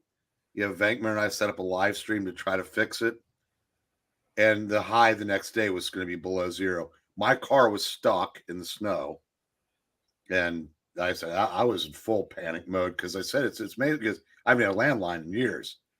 It's amazing how you lose your phone and you're off the grid. Yeah, I've actually experienced that. I haven't been able to afford to get my phone on in about 2 months. So, and I've got people like sometimes I'll be locked out of YouTube because they want me to prove who I am and send me a message. I can't get onto YouTube because in order to get on there, they have to send me a message, but they can't because my phone is off. And that happened one time with PayPal, but thankfully when I rebooted, it went away. So it is. Yeah. It's Holy a strange shit! thing. I know, right? Then living without your phone is kind of harsh these days. Glenzer, please refrain from immediate gratification because I have Alta Fiber and it is so far behind. I knew what had happened. The play hadn't even run yet on my TV. Amy had the Iron Man. I believe it was Jim with the ghosts. Glenzer has the Marvel's Project. Someone had the Conan and Ride. Alrighty. Let me get those in the good box. Yeah, by the way, old man, Georgia just took the lead. Oh, cool. Nice. Yeah, that's if Glenzer was being serious, that's Well, go through if you're serious, go through Ko-Fi, not YouTube, because they will take a big ass chunk. All right. Let's see what we got here. 1, 2, 3, 4, 5, 6, 7, 8, 9, and 10. Oh. Yeah, all right there, my friend. Yeah. Well, this was not good for you. They went for 2 and got stopped about a foot short, which would have at least meant a field goal could only tie. Now all Alabama has to do is get a field goal in the last 2 minutes and they win. I told you. I know my luck. You tied your team's luck to mine. That ain't happening. Oh, there's nobody here that's a fan of either one of these two. I said I'd root for I'd root for Helene to blow through this game, but yeah, just as it pertains to you, that was the 2-point conversion did not go your way. No. Oh well, that is what it is. Of course, Alabama hasn't been able to do shit since like 10 or 12 minutes ago in the second quarter. You just fucked up. I don't know. Have you guys never heard of a jinx? I mean, just alrighty. Well, I'm rooting for both. I'm trying to figure out a way for both teams to lose. No, you're rooting for me to get $50. That's what you're rooting for. All right, kids. No, I'm not. Here you go. We're down to $2. I'll change the banner in just a moment. We've got Retro Flash. And then we have Justice League #1. Yep, I dropped it down to that. And then we have Heroes Against Hunger. Next up, we have Marvel Tales #80. And we have Marvel Tales #77. We have Yosemite Sam and Bugs Bunny from Gold Key. And we have something called Animax issue #1. And here is Nightwing #100. And Batman, Beware the Batman, #1. And Beware the Batman #4 based on the animated series. Bidding begins at $2 each as soon as I put in the go. Well, 75-yard touchdown, Alabama. I guess it's back to ramen. But the good news is it took only 10 seconds, so there's still 2 minutes and 18 seconds to go. And Georgia has been moving the ball at will in the second half, so you're not dead yet. But holy no, shit. Glenzer, I didn't jinx it. I've got Charlie Brown karma sometimes. It works like this. Do I really, really need it or really, really want it? It ain't going to work. If it's casual, it's going to work. That is just the way it is. All right, and I need to change the banner on this to $2. Well, and now you can't win in regulation. Oh, really? Why? What happened? Oh, they went for 2 and got it. Oh. So now they're up 7. And Alabama will definitely kick the extra point if they score. So you have to wait. You have to hope for OT now. All right, so we got a $2 H, which is Animax #1, and Glenzer comes in with the Yosemite Sam. All right. All right. 1, 2, 3, 4.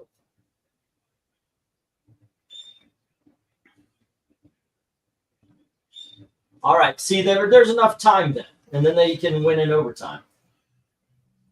So that's what's going to happen.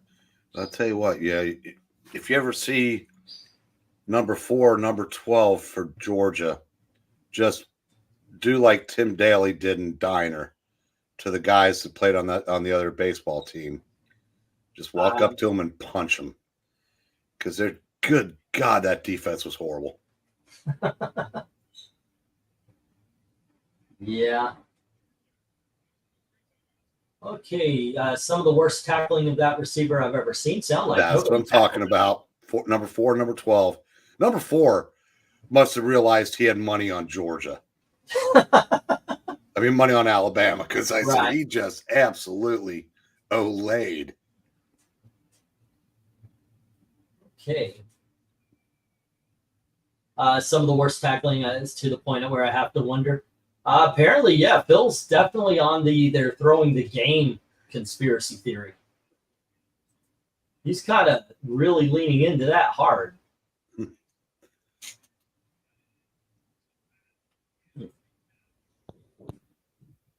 That was not impressive. I'll say that.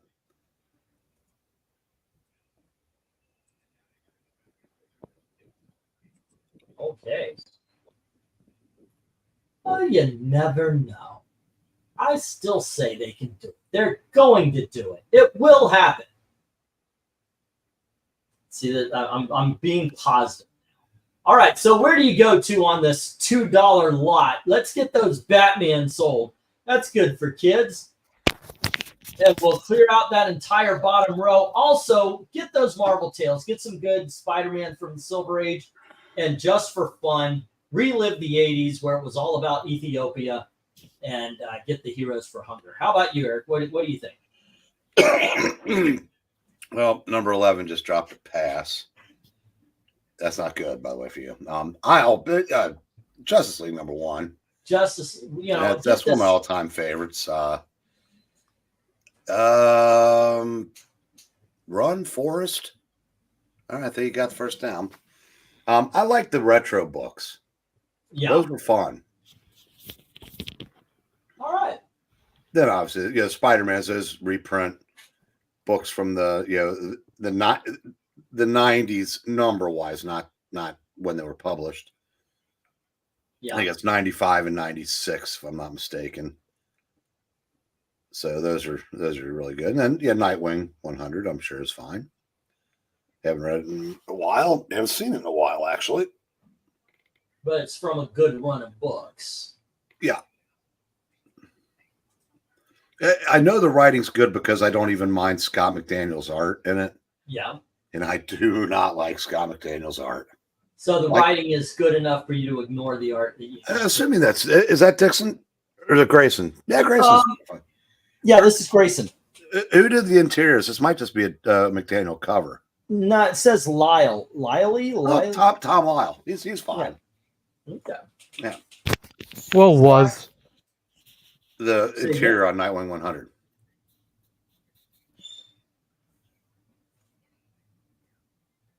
Huh. Yes, I like Scott McDaniel's politics a lot better than I like his art. case you're wondering why he doesn't get work anymore. Probably isn't the talent because Riley Rossmo still does.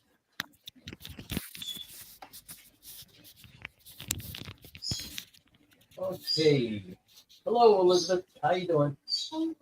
So I was looking at the analytics today because I noticed an upsurge in my view count. I'm like, well, I blocked the show last night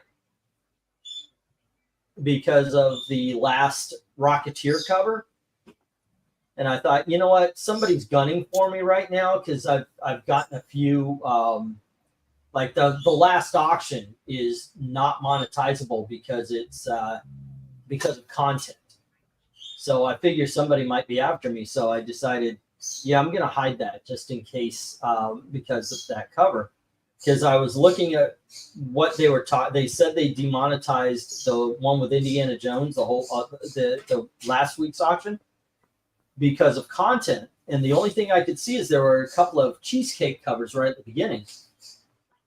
So I had to hide that because it looks like somebody's gunning for me again. And that's never fun. Let's get the 1 minute warning.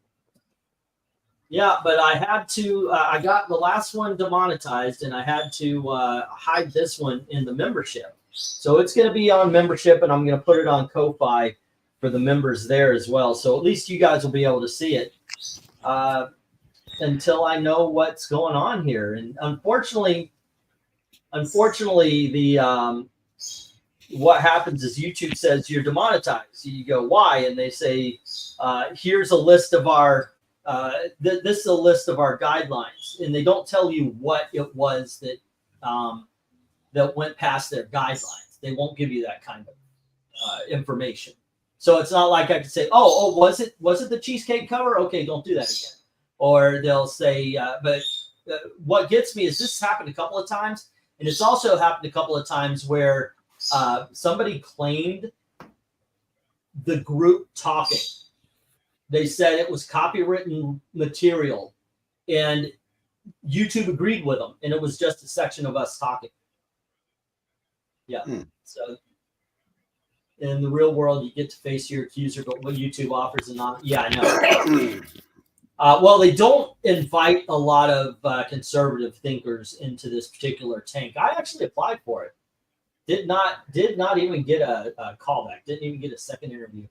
All right, let's get the stop and on. Did you remember to monetize this video? You know what? Yes, I did.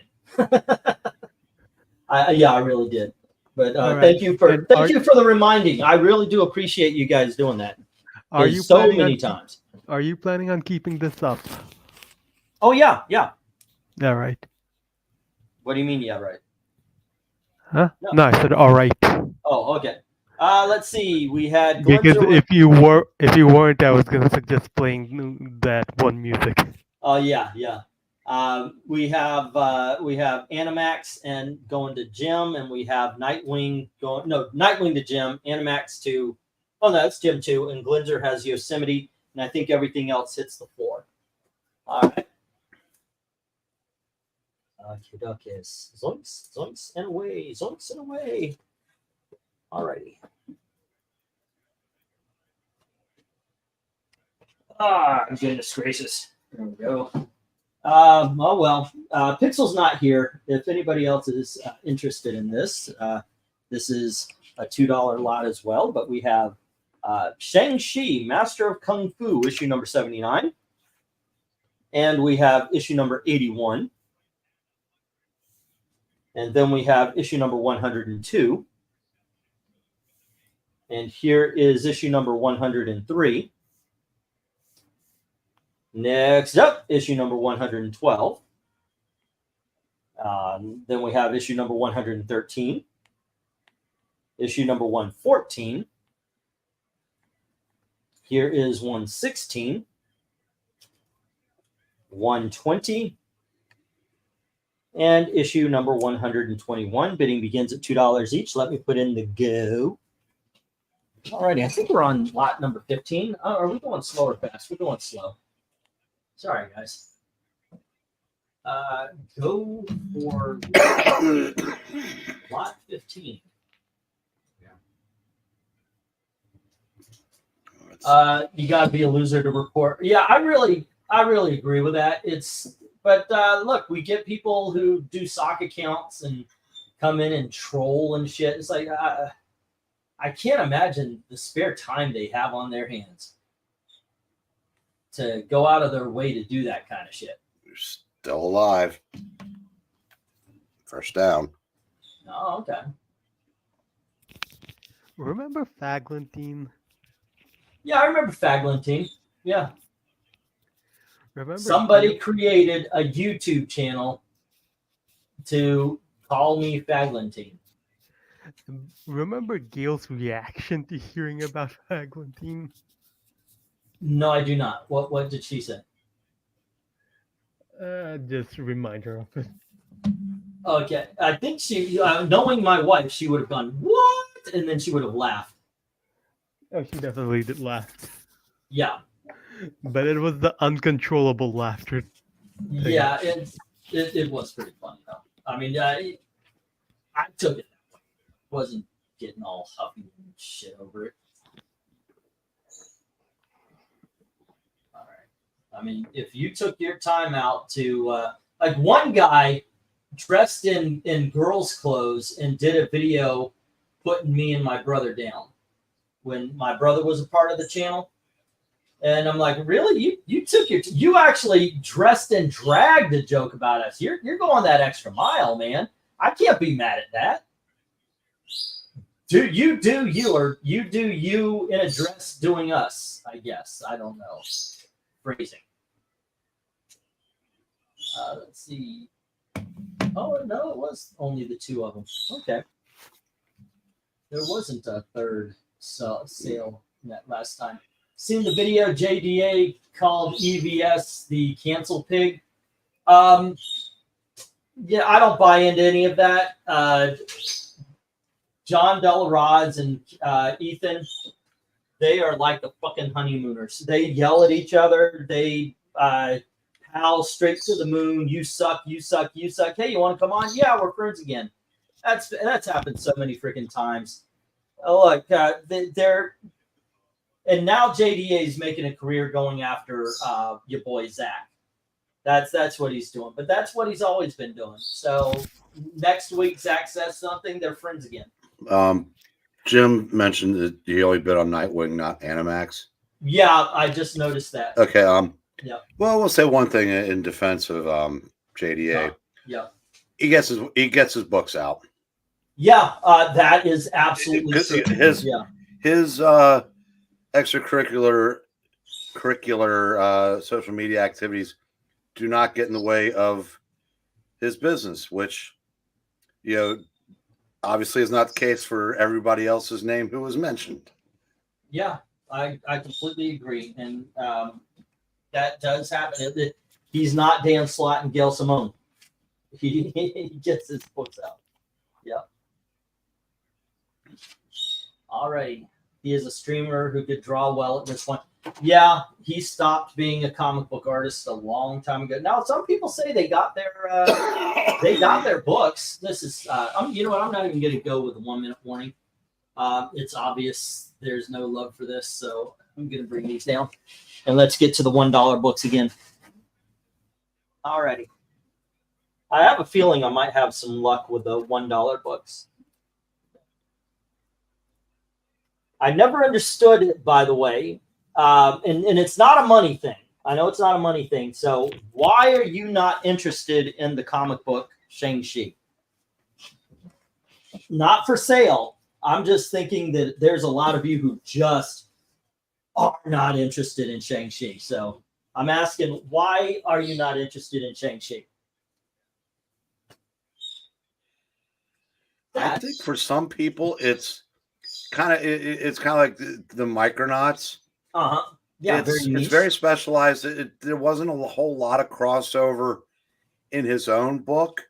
Yeah, and if you're not into if you're not into martial arts and the Oriental lore of the series, it probably didn't appeal to. It took a lot of years for me to realize I had missed the boat on it. Yeah. Okay, let me get these in. We have Astro City, issue number 10. And we have Astro City, issue number 14. There we go. Awesome art there. We've got a really good book here. This is Shadow Pack. This is issue number 21. And then we have issue number 22. Okay. And let's see. Next up, we have Darth Vader, issue number 1. This is Charles Soule writing, and these are good, by the way. I know Marvel and Star Wars gets a big hit, but this is before it all went to shit. And Charles Soule wrote a good book. This is Darth Vader number 2. And here we have, going to jump a little bit, but this is still Charles Soule, issue number 35. And then we get to a different, and I think this is a different run even. This is issue number 22 of somebody named Gillen. And then we have the Pack run, and this is issue number 32. And we have issue number, this is number 22. So there we go, 22, 32. And bidding begins at $2, $1 each. As soon as I lay down that go. All right. E. Yeah, what's up? Yeah, Beck threw to the wrong color laundry just now, so you're dead. Glenn Beck did what to his laundry? I said Beck threw to the wrong color laundry. Yeah, you and Jordan are dead. He threw an interception. Yeah. I think in the end number zone. 16. Oh, well.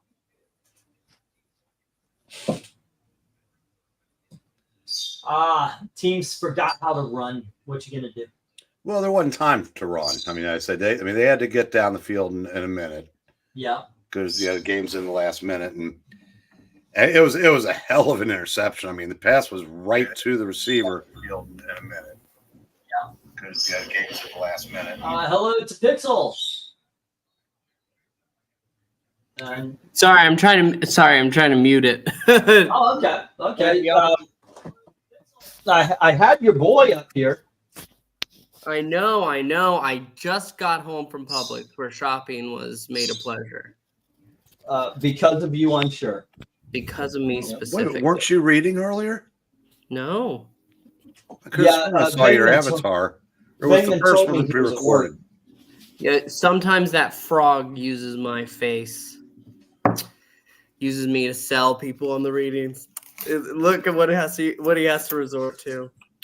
Yeah, I know. There's an entire channel that the star is a puppet of me. I know. Yeah, that's got to be troubling. I'm so sorry. Of course, he didn't. He didn't have the luxury of having the new Charles Xavier reading tonight. Are you interested? I'm very interested. Did nobody bid on any of them? Nobody bid on any. They might have just known they're really yours, and so nobody. I mean, what? That's $2 a book, right? Yep, 10. I'll go ahead and mark them down for me. I think I've got 3 or 4 more. You want them? Sure, go ahead. Okay. So make it an even 30. I'll figure it out if it's not, if it's over or under, and yeah, there we go. Got it. All right. Yeah, that's good. Okay. Cool. I'll just put you down for all Shang-Chi at 30. All right, gentlemen and Pixel. It is 4:30 where I am, so I am calling it. Okay. You have a good night, man. Take care. Thanks for stopping. All right, Kat. Thanks for hanging out. Yeah, later, people.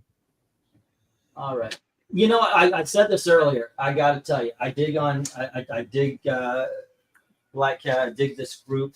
I love the fact that we all have our little in jokes. I like the fact that there's one word that'll make everybody just kind of shout, like city, like New York City. I love that kind of shit. I know that started on you, but this, I love this. Yeah.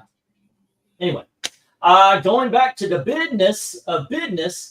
Clownfish TV and Star Wars Theory are even super nice folks. Yeah, I like Clownfish. I haven't watched Star Wars Theory. Half the chat is drunk, or maybe I'm speaking for myself. We get distracted easily. People kept telling Gary and Drinker in super chats, but they kept refraining and being the bigger guys for the longest. Chris scored 2. Is this your boy Zach going after him? Mm-hmm. Yeah, I have no. By the way, I know sometimes I take shots at Gary and the Drinker and all that. It's mainly because I think they're becoming repetitive. I have nothing personal. I like Gary, and I've never met the Drinker, but he seems like he's an all right guy. I like him better when he does interviews. I like normal guy rather than the character. Yeah, I have no problems with him. I don't even have a problem with your boy Zach. You know, we haven't talked to him forever, but same thing with Comics Division, who I'll let him in and we can have a drink and chill. You know, it's I consider him a friend. I haven't talked to Weaponized Nerd Rage in forever. And, yeah, I consider him a friend, but it's just the way things get. But yeah, but I'm over the repetitiveness of a lot of this stuff. Yeah, it's but I look at it. Yeah, I don't have anything against Richard either. It's I don't agree with the the stance that he's taken, because it's it's not, why is he doing it, for one? If people want to watch the same shit over and over and over again, hell, that's just the YouTube equivalent of the Andy Griffith show. And yeah, because I said he was criticizing somebody the other day for making fun of something that not many people were watching anyway, and someone pointed out, he goes, "Well, Zach, you bash comic books that no one reads." Yeah, so that does happen. And I said, and to Zach's credit, he says this is nothing personal against any of these guys, although at some point he's probably pushed a few of them to the point to where they don't want to have anything to do with him. Eric July, by the way, Undead Cohen's bringing up Eric July gets annoying to a point of black belt. Eric July very closely became exactly what I was warning everybody about. I said if EVS continues on this road, what you're going to get is people are going to jump into this particular movement. They're going to say, "I'm all for you. I'm all for you. I'm all for you. Here's my comic book. Back it. You're going to back it." And then they're going to be, later guys, and they're going to take the money and run. And Eric July did that. Thankfully, to his credit, he jumped back in, and that's good. But I did point out a lot of people are going to use what I think was a serious movement. They made a joke of it. EVS, even your boy Zach to a point, all of them. Gary, everybody made a joke of the movement that became Comicsgate. And instead of being serious about it, they went for the money. Now, I think Gary, however, did it in such a way that he grew to the point where he became the face of the movement. So he did it right. He absolutely did it right. And I think it's kind of turned the corner with Gary, because now he's so big, it's become serious to him. Now, he might be joking and all that, but he is now the main player in this culture war on our side. That is just flat out. You cannot deny that particular fact. All right, I'm sorry for interrupting you. While you're doing that, by the way, we only got one bid here, and it was Eric and Boyd for Astro City number 14. We got to get these down and get the next round up. What were you saying, Eric? No, well, further it says, I was hoping to not turn this into a relitigation of Comicsgate. Oh, go on ahead. I don't care. But it's a chat. It's a topic. No, I said he was talking about there's a difference between Eric July though at this one. He's going out and hiring Chuck Dixon's, Mike Barron's, Joe Bennett. Yeah. So I said that so at least he's appears to be serious about making comics. But but again, I said to me it's just like all the back and forth is just like a gossip fence, and it really is. It's and if people are entertained by that, God bless them. But I said I stopped being entertained by that years ago, and again, that's part of it probably has to do with the fact that I am in my 60s. Yeah, it's just some of it's just not doesn't do anything for me like it did even 7 or 8 years ago when I started following you guys. This And I is. can't believe it's been that long. I know, right? Here is Pixel was like 7. here's Green Lantern issue number 12 by Tomasi, and that is an awesome fucking cover, isn't it? 10. Yeah, I know, right? Here is now we're going into the 52, and we have Jeff Johns writing Green Lantern in this issue number 16. And here is Robert Venditti writing Green Lantern, issue number 37. This is the variant cover by, oh my gosh, no, don't tell me, New Frontier guy. Tim Sale? No. God damn it, I see it. I got all of his art, New Frontier. I fucking hate my memory sometimes. Here's Green Lantern number 37. This is the normal cover. And then we have issue number 38. Love that cover, by the way. Next up, we have issue number 39. Gotta say, this one's pretty good, too. Okay, then we have issue number 40. Issue number 40. And we have issue number 41. Issue number 41. And we have issue number 42. Issue 42. And finally, we have issue number 44. Bidding begins at $1 each. Yeah. And if your pride is, where you want to figure it out for yourself, don't look at the chat right now. Oh, they're telling me. Okay, no, I'm not going to look at it. Fucking hell, his wife was telling, oh no, they don't agree with all those fans. Goodness gracious, no, I'm not looking at the chat.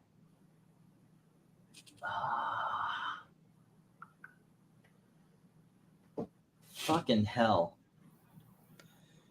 Pixel, I hope hold on, wait. It's Daniel. Daniel would Darwin Cook. Okay, Darwin Cook. All right. I got there. Look at the chat again. I could look at the chat again. Okay. No, in all honesty, I bent over and I looked. There's the New Frontier right there. I did not figure that out myself. I had to look at the book. I could not think of the name. Well, so, congratulations. You bent over and you were able to get back up. Yeah, I know, right? Those small favors of life. At some point, you'll count that as a win. I know, right? There we are. Where is that Cyber Frog comic? I didn't get any of them. It gets old fast. Most of it's manufactured. All right. Do we have any Green Lantern fans out here? A Harley month variant, says Sunday Quinn. I'll throw my 2 cents worth there. Okay. For anybody that cares, everybody's still bidding. New 52, when they started it, basically what they said is we're going to revamp the entire universe. Batman and Green Lantern, we're going to kind of leave you alone because you weren't the problem. It was everything else in their determination. I didn't agree, but they didn't ask me. Well, so these are good. Here you've got literally, I read the names off. You've got Tomasi, great writer. You got Johns, great writer. You've got Venditti, great writer. There is no bad writing on this. And say what you will, Ethan Van Sciver is still a good artist. Who is this guy here? Who's Porter? I have no idea. Howard Porter. You got Victor Tan, right? That's Victor Tan, right? Billy Tan. Okay. Where am I getting Victor from? I don't know. That's the way my mind is not working these days. Georgia bent over farther than he did, 28-0. Yeah, but thank you for the $50 donation there through the Ko-Fi. That's awesome of you, Glenzo. Did he do it? No. I was going to say, No, that would have been very magnanimous given that it all went... No, I was just pushing. That's a little bit. I went ahead and sent you the 30 England of teens. Well, thank you, sir. I appreciate it. You did get my indie that I sent, the $4 I sent for indie, right? Yeah. Okay, thank God. Just in case somebody else is named Englantine on there, and I just sent him $34. If you're interested in Indiana Jones, I dropped the price of the 1 through 34 to $75. That is less than $2.50 an issue. I just can't spend that right now. For the governor of Kung Fu, I went ahead and did it though. All right. I had to try. Everything's a no until you ask. Pixel, did you watch? Did you listen to any of the readings from last night? No. I even threw in intellectual property jokes. I said it was as good an homage as someone who has been smoking off and on for 40 plus years could do to hit that high pitch. Oh, he had you do Charles Xavier? Oh boy! Oh, I'm so I'm sorry. gonna take care. I haven't sold. You haven't been bought by Disney yet. Let's see. We got what is that? Buck on E, A B C D E, which is the I don't know why I had to do that. Which is the really good. By the way, that's a really good cover of them two walking away from each other. I like that. And I even tried to do Sean Connery for the inner monologue. I can't do that, but You did your best. I That's did, all. I did my best. That's all I That's can all we can ask of you. Yes. My problem with what you're talking about, Rhaegar, is I don't have the ear for it anymore. I mean, sometimes I'll read something or see something and I'll go, okay, I'll make a video. But a lot of times I'll hear something and when I started this channel, oh, the injustice, let me get on, and I'd be riled up for it. I'm just not that riled anymore. I don't. Maybe it's because I'm, I don't know, running into more real world problems that the comic book stuff just turns out to be BS to me. Okay, so we've got issue number 37, Darwin Cook cover. So what you're saying is, I'm sorry, Austin, and then also E, which is issue number 38. Austin, or what am I saying? No, I was going to say. So I didn't realize you were reading off who had bid. Oh yeah, I want to hear your joke though. Well, I was going to say. So you were living the life of riled. Yes, I was in. That was bad. I waited. I actually dragged that out of you. Yes, it was. I said that was in the moment. The moment had was passed. so but bad. I do request. Yes, it was. Yeah. That would have been bad in the moment. That's awesome though. Hey, trust me, if they were all winners, I wouldn't be here. I'll take the rapist 4 or 5. Yeah. Let's see. Wake up. What's up, dear God? What is that scratching sound? Dear God, hope you got a letter that I pray we can make it better down here. God, it's one of the best bands of all time, and I that's don't all need- anybody knows them for. I don't need a big reduction in the price of beer. But all the people that, what was that? The people that you Made in your image. made in your image are all fighting in the street because they don't get enough to eat from God. You want to hear? You want to hear XTC? You want to hear a quick story about the guy that sang that? Okay, that was a guy? Yeah. Okay. Well, no, he didn't do those lyrics, but the lead singer of that band hosted a. Do you remember 120 Minutes on MTV? Yes. It was the Headbanger Ball only with alternative. Mm-hmm. He was guest hosting one night, and he took this toy car and put one of those life. Remember those life pieces that you would put in the car? Yes. He blew one up and said, "Oh, look, it's the JFK mobile." That's Then he funny. proceeds to say, "I'd give my right arm to be in Def Leppard." The guy's name was Andy Partridge, and no, he was not asked to host again. That is funny. That 12 cover is awesome yet so simple. I agree completely. Let me put the 1 minute warning up. All right. But that album was called Skylarking, and the first song is called "That's Really Super Super Girl." So it's it's a phenomenal album. It's in my all-time top 10 actually. Split Ends was a great XTC. That's the only song I remember. I mean, the song you know from them is, "I Got You." That's all I want. I don't know the connection between Split Ends and XTC. Did somebody leave XTC very early to form Split Ends, or I didn't know that.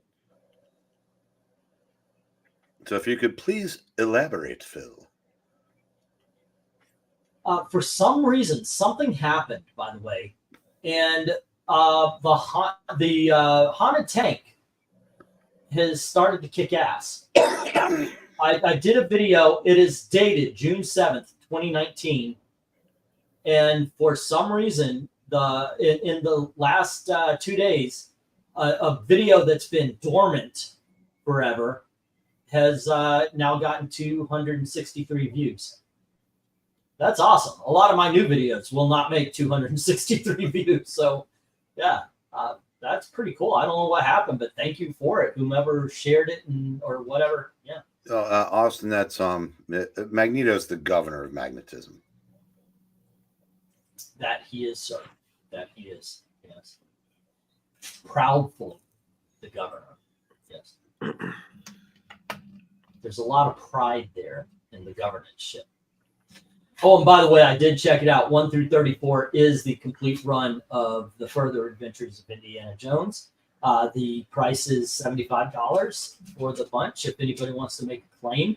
That being said, let's get the stop. There was only 1 book or 2 books of interest on this one already. There we go. And that was for Austin, and it is number 37 and 38. I'm sorry, not 37 and 38. Yeah, 37 and 38. But it was the Darwin Cook cover. Alrighty, cool. So, Pixel, who are some bands that you like? Some bands that I like. Mm-hmm. I'm a song listener. I'm not going to lie to you.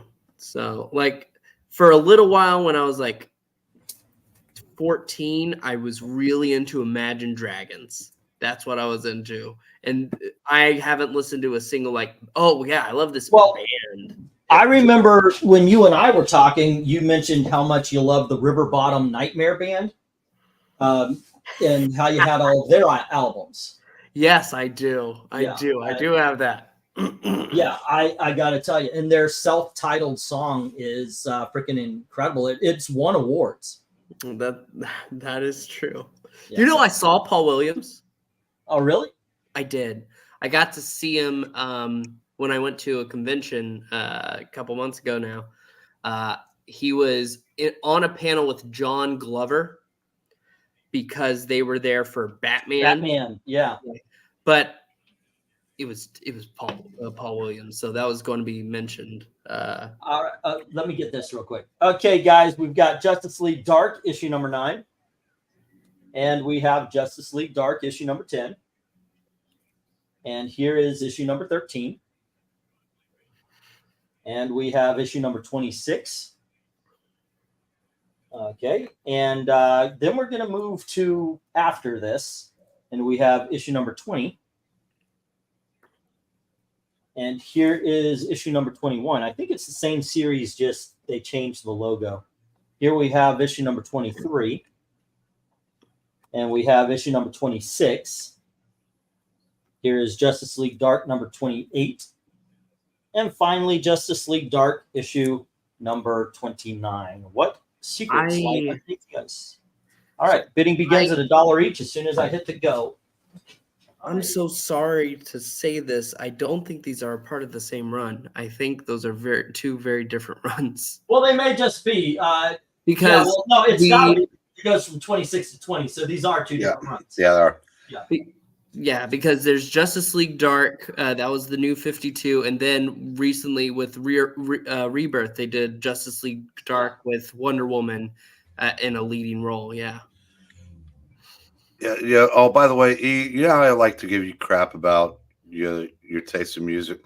Yeah, of course you do it. I will not be doing that any longer. Why?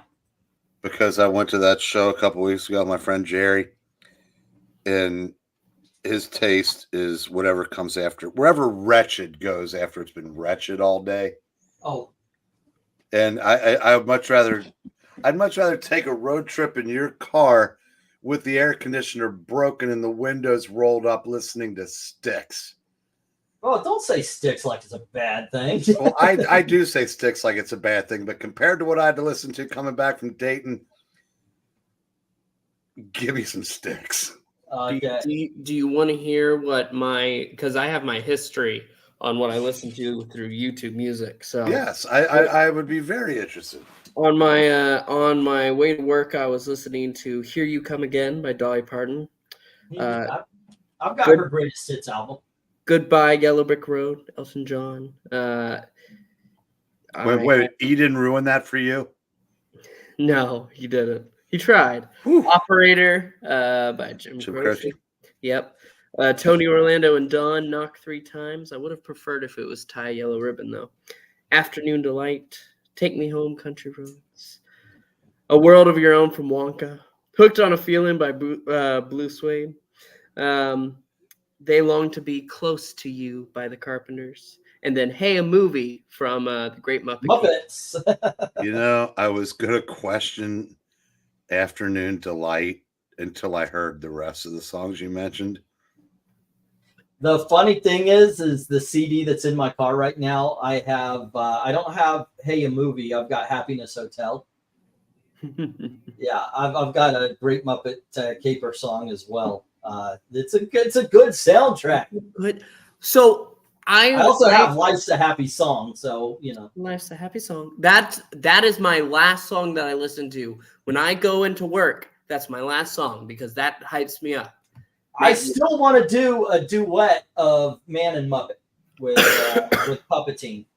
I think we can do that. You've got a green screen. I've got a green screen. Muppeteen? Yeah. Puppeteen. Oh, we can do Muppeteen. I'm fine with either one, whatever you want to call it. But No.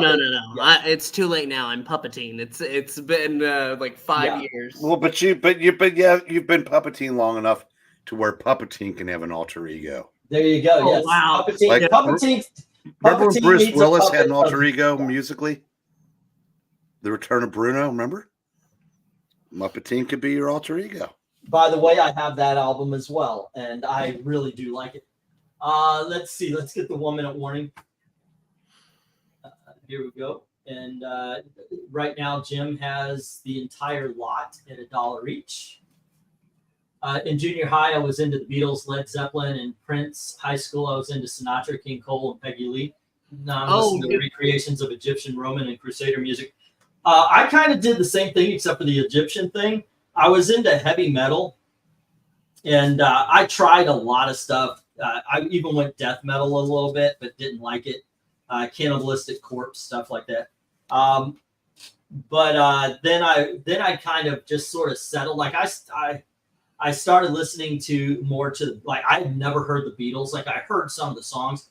So during the 90s, I bought a lot of Beatles albums and a lot of Frank Sinatra and Willie Dixon, blues albums, stuff like that. And vocal jazz really appealed. Yeah, Phil, I've tried. He just keeps adding those 2 syllables. I say Cannibalistic Corpse. Yes, you did.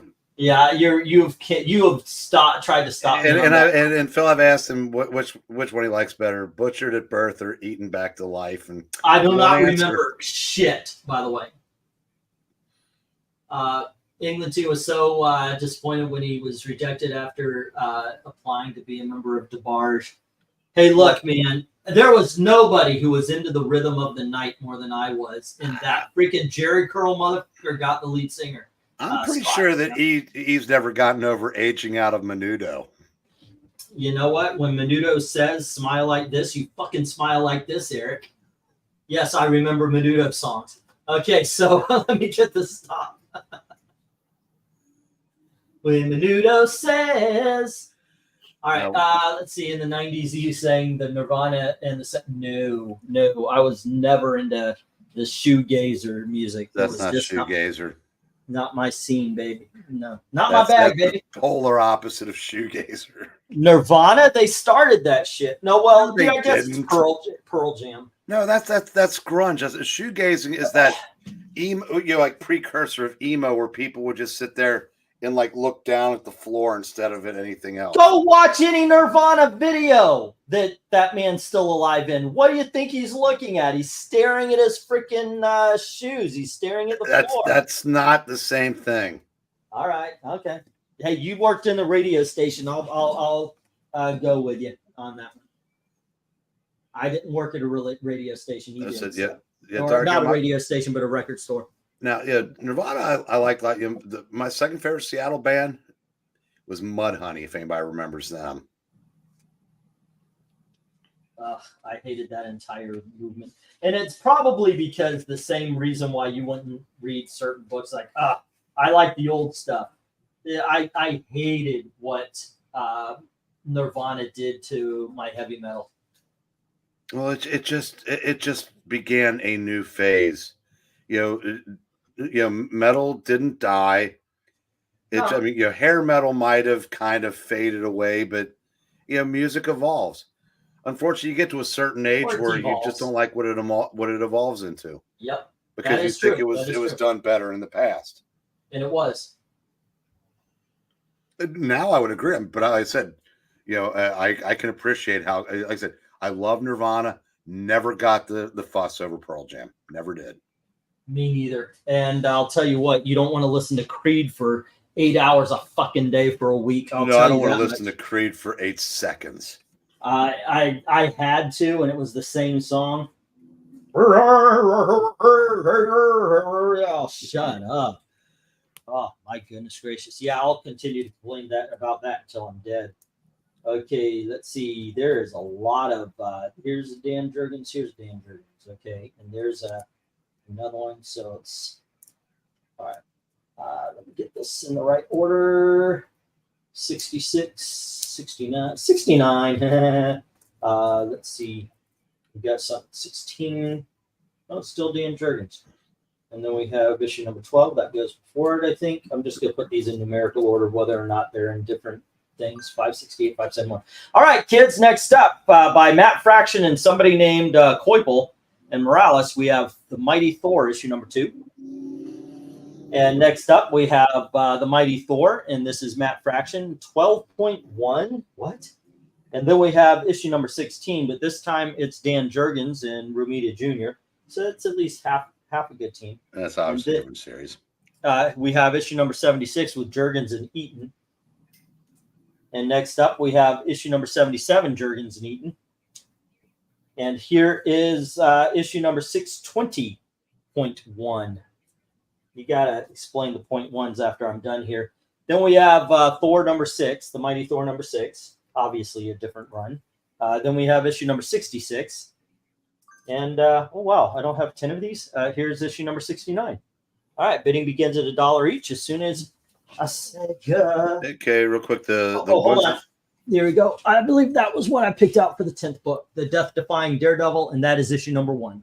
Okay, the Thors in the 60s were the tail end of, of the issues before the Image deal went down.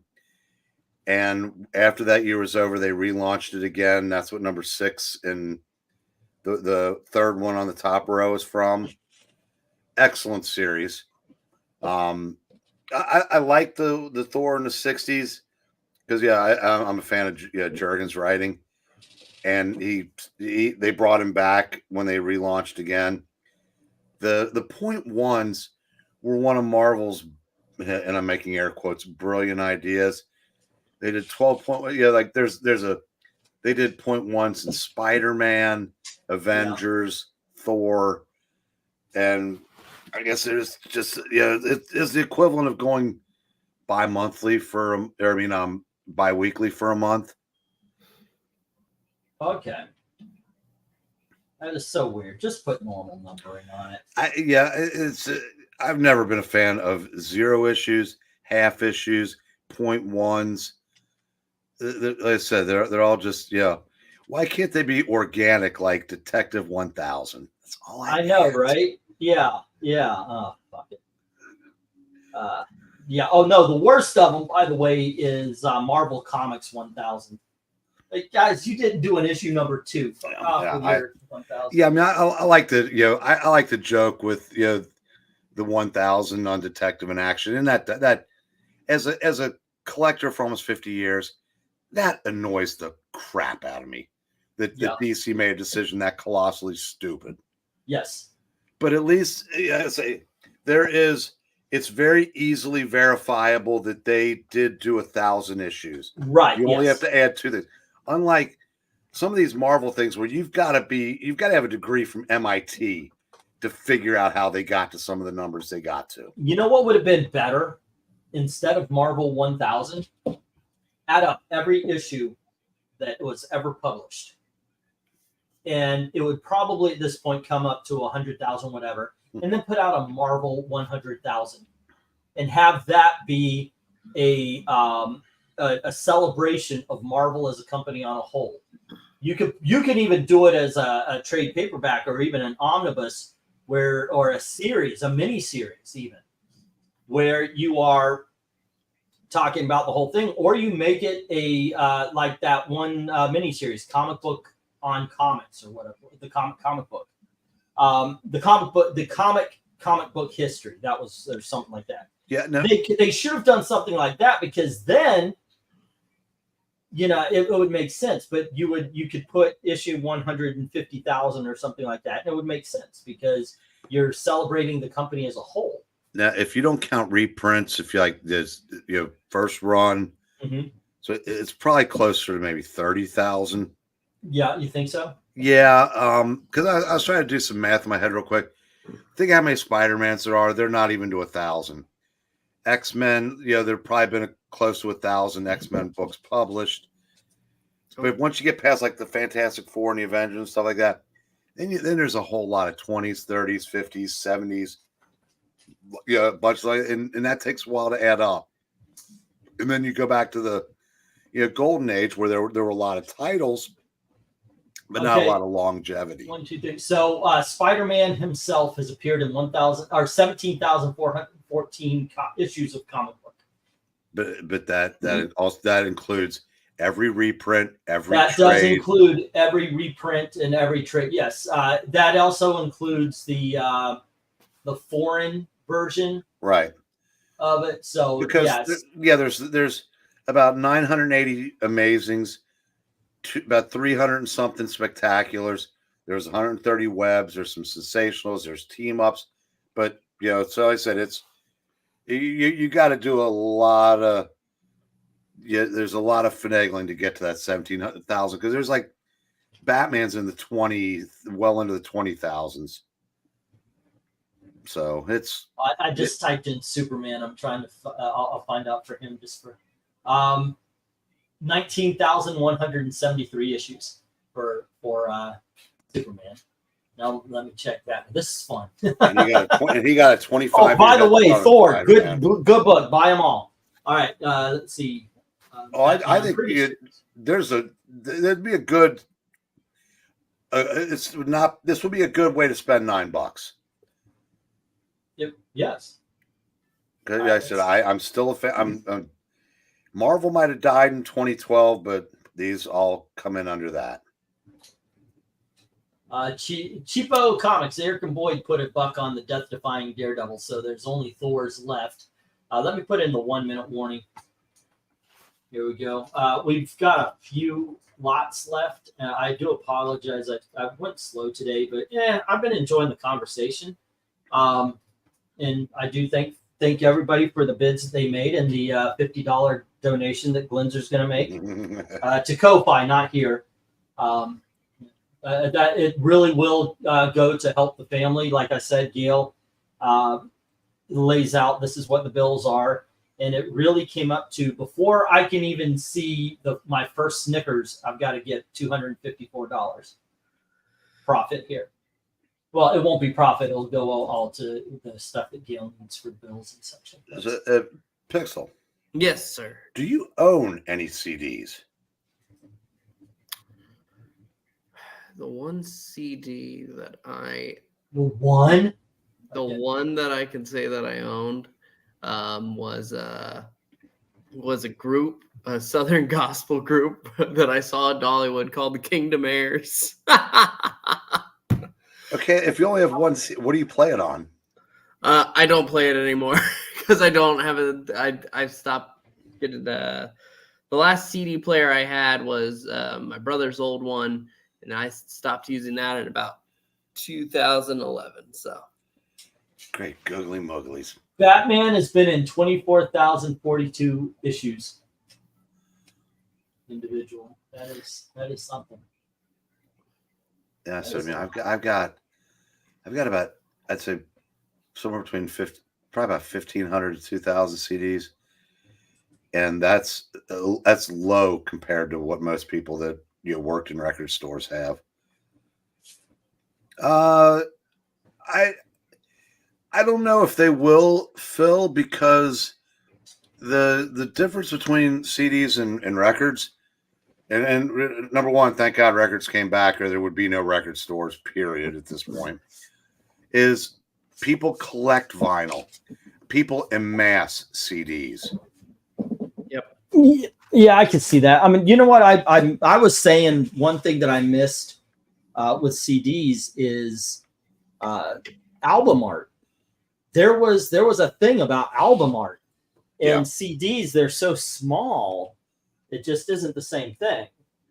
So how are these new record players working? Are they actually needles and the whole 9 yards, or is some sort of digital thing? No, it's they work the way they've always worked, except for now you can plug USBs into the turntable and copy onto whatever it is people copy them onto now. Okay.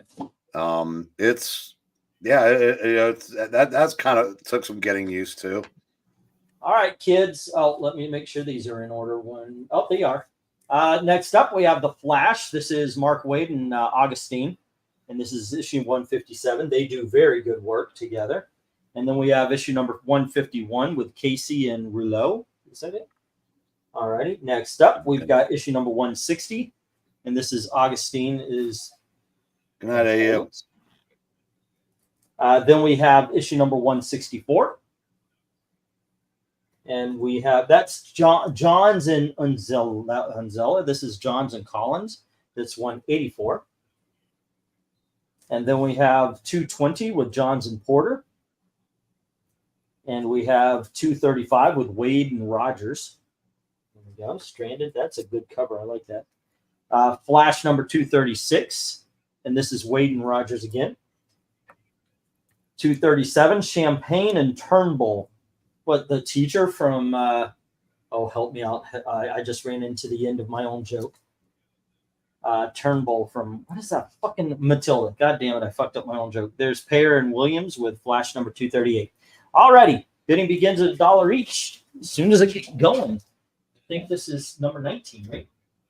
Yeah, whoever said it first, vinyl prices are still way too high. Oh my gosh, it's very. I was looking, I was going, wait, these are records. Why the fuck are they? We were making them for cheaper in the 70s. Yeah, they the only grouping of records that are, I would say, who is it? It might be Chris Stapleton has kept the prices. Tyler Childers kept some of his prices down, but Blue Note Jazz from the Bop era, like late 50s into the early 60s. You can still get most of those for $16, $18.99. Those are good deals. But some of this stuff is insane. But what's even more ridiculous at this point are that some CDs are still $16, $17 when anybody with a lick of sense can download, burn if they still want a physical copy. Keeping the prices that high is insane. Yep. At least, like I said, with vinyl, people, I said, people will spend $40 for a CD or for a record that they won't pay 40 cents for on CD, because there's an entire generation that's grown up digital, and which means they know how to download, they know how to burn, they've been doing it their whole lives. Vinyl is an alternative. It's something that they want to own. So like I said, CD prices should be $5, $6 at max for a new one. Yep. I'm actually surprised at how expensive these things are. It just doesn't make sense to have them that way. Well, one of the vinyl pressing plants burned down. I guess the government confused it for a chicken farm. And that's probably, and you wouldn't think that just one, but there's only a couple of them in the country where they basically press the platters that then become, then they go to different places to be turned into the records. But so I'm sure that didn't help. And honestly, between that and COVID, getting records back in has been much more difficult the last 4 years. Wow. That is something. Let's see. Any love for the books, though? I love the warmer scent of vinyl, but I've never gone back to it because of all the crap you have to do to eliminate ticks and pops. I dropped $10 in the till. A's Mariners just broke the. Thank you, Cleanser, by the way. That's very nice of you, dude. Oh, it's, okay. I'll explain. They hit the over. Okay. Yeah, I was just giving you business, man, but I do appreciate it. Thank you. How much do I need to send total to cover the Iron Baby for Maranya? That would send 7 for that to get the rest of her box into. Maranya doesn't have one. She doesn't usually bid, but yeah, $6. Well, make it $7. Because sometimes the size of the box, but I've got a box right over here that would be perfect for it. Yeah, and nobody is looking at the Flash comics. Yeah, look at the Flash comics, kids. These are great run. These are just sitting here, dying on the vine. Good runs, but what you gonna do? Are any of the bidders still here? I don't know. I honestly don't know. I know a lot of people went to bed. Yeah. Well, let me ask you. I'll say this. I've got 10 issues of Way of the Rat. That was going to be the last one. It's a independent comic book. It's a cross-gen. It's a cross-gen, yep. And it's kind of like an anime book, an American anime. And I've got the Punisher War Journal. If anybody is interested in seeing those, give me a heads up. Otherwise, we can call it after this one if you want. Rhaegar, that's Linda Park. That's the woman he ended up marrying. That's her name's written on the gravestone in the first book right here. Yeah, he was asking about the third cover because she's on the cover. He's carrying her. Oh, okay. Oh, who's the Asian lady? Gotcha. Yeah, and I think they kind of de-Asianed her as time went on. Oh, and I have Green Hornet. So, yeah. They de-Asianed her? I think they did, kind of. Well, they did. Marvel did that. I did a whole video on how they did that with Monica Rambeau. We have like I actually thought of doing an auction like this. Here's the books, guys. Here you go. And seeing how that works. But yeah, I've got Punisher. I've got Green Hornet. Now, Undead, I don't think they did. I mean, I'm sure that might have factored in. They said that we've got a market of people that have the money.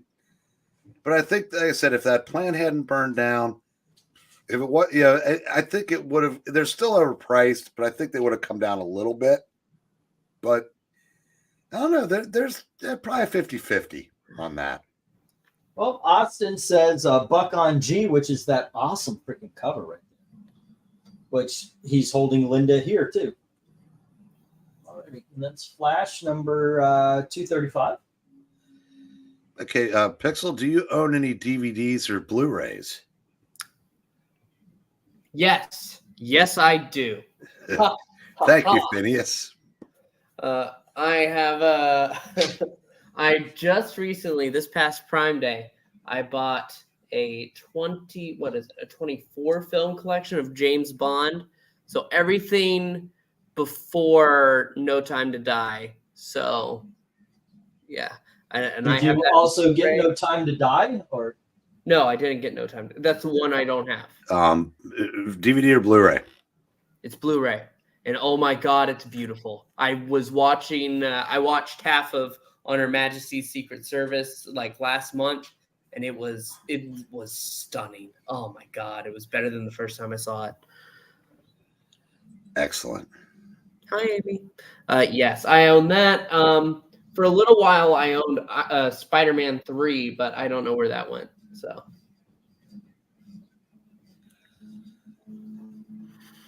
All right. Yeah, I just what were some of the movies I found for 50 cents. I found Skyfall on Blu-ray, and I thought, yeah, that's about right. I'll get that. I don't hate it. It's just I'm not a big fan of Daniel Craig's. No. Yeah. What else did I? A couple of hero films like Ghost Rider, Ghost Rider 2. We watched My Super Ex-Girlfriend recently. That's a stupid movie. Oh, by the way, did anybody? I feel like nobody knows right now.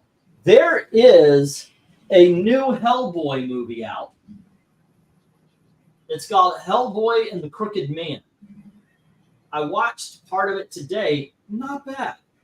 It's weird because the guy he's a former athlete or something like that. He's a big guy, but he looks so skinny, and he's got a high pitched voice or higher voice than say Ron Perlman. It just feels weird.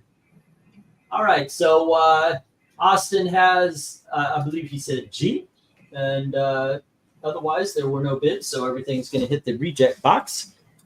All righty, let me get that down there. This is acceptable though. And wow, a lot of rejects tonight. Go. Zoink. I was hoping these would do better. Obviously, that's a stupid thing to say. Of course I do. You know, I think I really think that The bidders went home. well, no, and I also think that the economy takes days off, and I think it took today off. Yeah. God, we just laid a giant egg today. That's Punisher War Journal number 10. We have issue number 18. And here is issue number 19. Alrighty, next up we have issue number 20. And here is issue number 23. All right, next up we've got issue number 24 of Punisher War Journal. Issue number 35. Issue number 35. Issue number 38. Issue number 38. And then we have issue number 39. 39. And issue number 42. Bidding begins at $1 each as soon as I hit that go spot. All right. Oh, my goodness gracious. Let's see. What are we on right now? Did anybody but me notice this has become more of a live stream where I'm just putting comics up if you want to sell, if you want to buy them? This is a live stream of visual aids. I know, right? All right. Go for lot. So, hey, Pixel, I found something Lord of the Rings related that I could actually watch. What was that? Rings of Power. No, it's. Have you seen this? My newest, time suck is all these channels on YouTube that reimagine things as if like they're trailers, like Avengers in the 50s. Oh no, not the AI trailers. Yes. Yeah, I've seen those. They're freaking awesome. There's one for Lord of the Rings, and I went through that rabbit hole. I was like, okay, this essentially, and now I'm bored with it. It happened that fast. I was really entranced with it, and then it was like, yeah, okay. I said, I not me. You're still into it, huh? Oh hell yeah! I can't fault you because when they did the Justice League from the 1950s, I was Paul Newman, that was pretty cool. But was Steven Tyler's kid in those movies? Yes, Liv Tyler, yes. Okay, yeah, she was reimagined with a lot more cleavage in this than she ever showed in the movie. Yeah, she was pretty covered. But I just think, all kidding aside, I think they're fascinating because they, when they first started doing them, they were all still images. Now they're moving, and it just kind of, I don't know. There's just something about, and also, for those of us with ADD, they're quick. I mean, they're usually about a minute and a half. A couple of them are a couple minutes longer, but they don't sit around for a long time. No, I said that, yeah. And I like to see how they, how they interpret it. Like there's like these Austin Powers ones that someone put out, and it's like, oh, that's what Mike Myers would look like if he were normal looking. Oh, that's fun. Goodness gracious. Let's see. We just put out some Punisher and no love for the Punisher either. Alrighty. Yeah, I'm pretty sure that the bidding. The bidders have gone home. Yeah, I know, right? Yeah, let's call it. I mean, yeah, that's basically what's going on. This is to become a live stream. In all honesty, it kind of made me think, you know what? Maybe I'll do this with other live streams. Let's have a live stream conversation instead of us having to put our faces on it. I'll just put out comics. Like I mean, basically, yeah, it's an auction and everything, but it's a good way. I don't get a lot of super chats, so maybe if I put up different books, different comics or something. Well, there you go. Because that way, I mean, it's kind of like when Frugal does his comic reviews, and he's got a video game playing in the background. Yeah. This could be your version of that. Yeah. Instead of watching us, it's like, here's a new set of comics if you want to buy it. And let's face it, if I'm selling more often, maybe I could actually sell cheaper. And instead of doing dollars, maybe 75 cents, maybe 50 cents. I don't know. It's a thought. It's a thought. Let me ask you guys something. If I drop the price on the Punishers here to 50 cents, would somebody take it? Just a thought. That, you know, if there were dollar books that were on display tonight, you passed them up for $1 each. Would you have taken them for 75 cents or 50 cents each? I'm just thinking about things right now. I'm putting them. It's 9:26 here too. I'm in hell. Says Glinzer. It's only 21:26 here. Wait, what year do you live in, Rhaegar? Sorry, yeah, I'm just not a Punisher guy. Well, some people not. Look, I kind of I haven't had Punisher in a long time, so when I was able to, I grabbed a whole bunch of them. I just Punisher when and I should have struck when the iron was hot, but when they were fucking over Punisher got a little bit of a bump. Well, again, if the bidders have all pretty much all left, it doesn't matter if you drop it.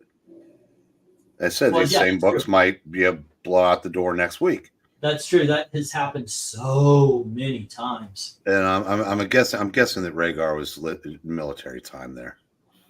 Oh. No, I thought it was. Yeah, I was just making a joke. I know that. Yeah, I don't believe he's in the year 2026. I think he is. He was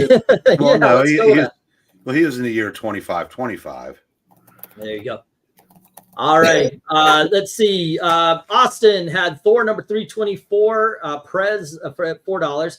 Prez number 1 at $5. Superman radio scripts for $15.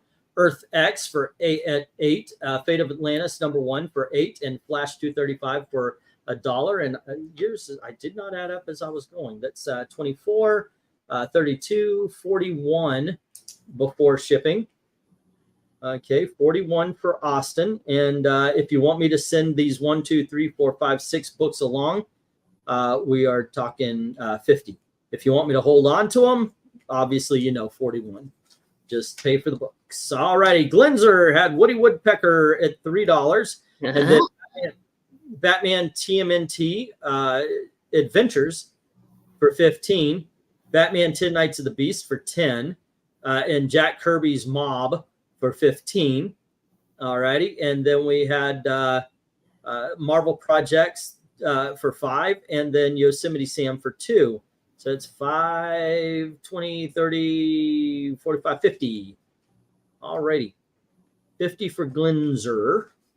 Okay. I would have to check to see what I've got for you to get a full thing. If you want me to, I'll hold on to them for you, and then I'll try to put things together. My idea, something I think I should have been doing all along, and it popped into my head earlier today, is that for those of you who have your books hold, I'm gonna start in the corner.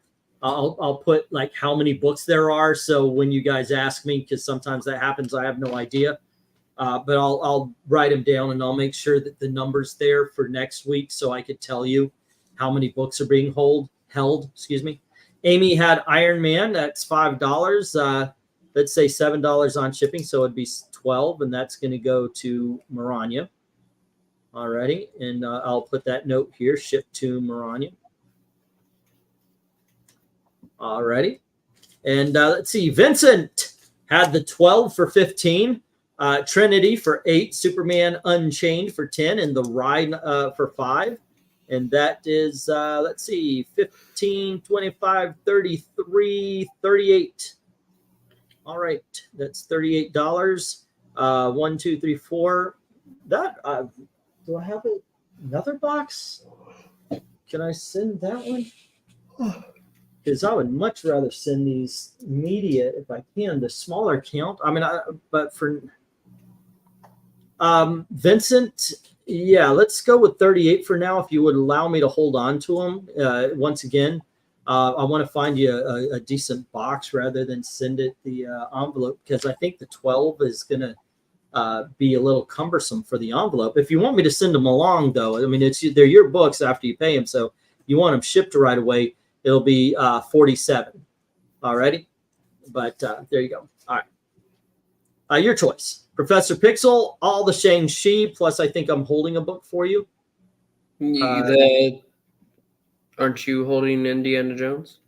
Yeah, it's an Indiana Jones, right? Or is it a couple of them? I thought it was 2.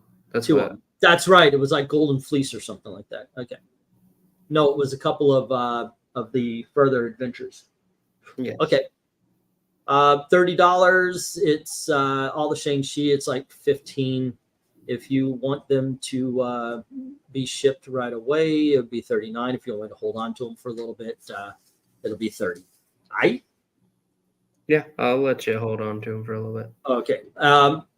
Eric Boyd has Astro City number 14 and Death Defying Daredevil for 2. And I know you usually want me to hold on to them, and because I think, I don't think I'm holding on to very many of them for you, but let's say 11 tonight if you want them shipped. All right. And Jim had New Warriors 33, 34, 35, 36, and 72 for $1 each. Fantastic Four 286 for 3. Shazam Greatest Hits for 8. X-Men Teen Titans for 10. Nightwing 100 for 2. And the Justice League Dark Lot for 20. That's how I wrote it down. I was lazy tonight. And let's see. That is 26, 28, $48 from Jim. Alrighty. And I definitely have to check because I know I've got, I think I've got one full box for you, Jim, and I think a half short box right now, but I'll check on it for you. If you'll, once again, if you'll allow me to hold on to these for one more week, I'll get the number for you next week. And Ron Rugg, he took off already, but he had $15 in Nightwing already, and those were actually I put New Warriors. It's not New Warriors, it's Nightwing, dumbass. Okay. And he had 33, 34, 35, 36, 72, 84, 85, 86, 74, 75. Secret Origins number 13 in the Target. All of them Nightwing, and it is a total of $15. And shipping 1, 2, 3, 4. It'll be 9. Okay, and that is 24 to ship. And there you go. That is everybody. Alrighty. Cool, cool, cool. Let's see. Actually, they're already here. Q's theme from, we're talking about aliens. Okay, there you go. Also, I take donations, and this week we need we need them. It happens. Just like Eric said, the economy sometimes takes a break. I told Gail, I said, shit. I made an appointment to get my glasses. At least the what you call it, the examination on October 3rd. It's going to be Thursday. And she came in. I said, I can't get my glasses this week. So, oh my God. It's been this way a lot. I can't get my phone and I can't get my glasses. So there you go. But there we are. What do we do? Good news. I just completed my, filled my first long box. Now I'm on a short box. Okay, cool. Let's see. Did you read off the ghosts, Jim? Oh, no. Actually, I didn't, Jim. Yeah. Let's see. Nope, I don't have the ghosts on here. Okay. I ain't afraid of no ghost. And that was 2 of them. We'll just put the $10 in here to make it. That would, let's see, 16, that was 26, 28, 48, 58. All right. And there you go. Once again, if you please allow me to hold on to them so I can get an actual number for you. All right, there we go. Oh, well, thank you, Dark Admiral. I truly, truly hate e-begging. I did. That's one of the reasons why I like the auction is, I mean, you guys are helping out the channel. If you guys ever, you know, think of this as a donation you put in, you're getting something back. But it's just come to that point. I was even telling Gail, I think I'm going to make a Kickstarter. What was Maranya on? It wasn't Kickstarter. GoFundMe. GoFundMe. There you go. Yeah. Just because, God dang it. Our electricity got turned off. You know, it's I wake up and I'm like, why the fuck did Gail turn off the air conditioning and the fan today? It's a little bit tepid out. And I do what I always do. I kind of roll over, turn on the TV because the TV comes on, the clock is there. And I was like, son of a bitch. And just had, you know, our power got cut off. It just, yeah, that's embarrassing. There you go. Tepid $10 word. Yeah. Alrighty.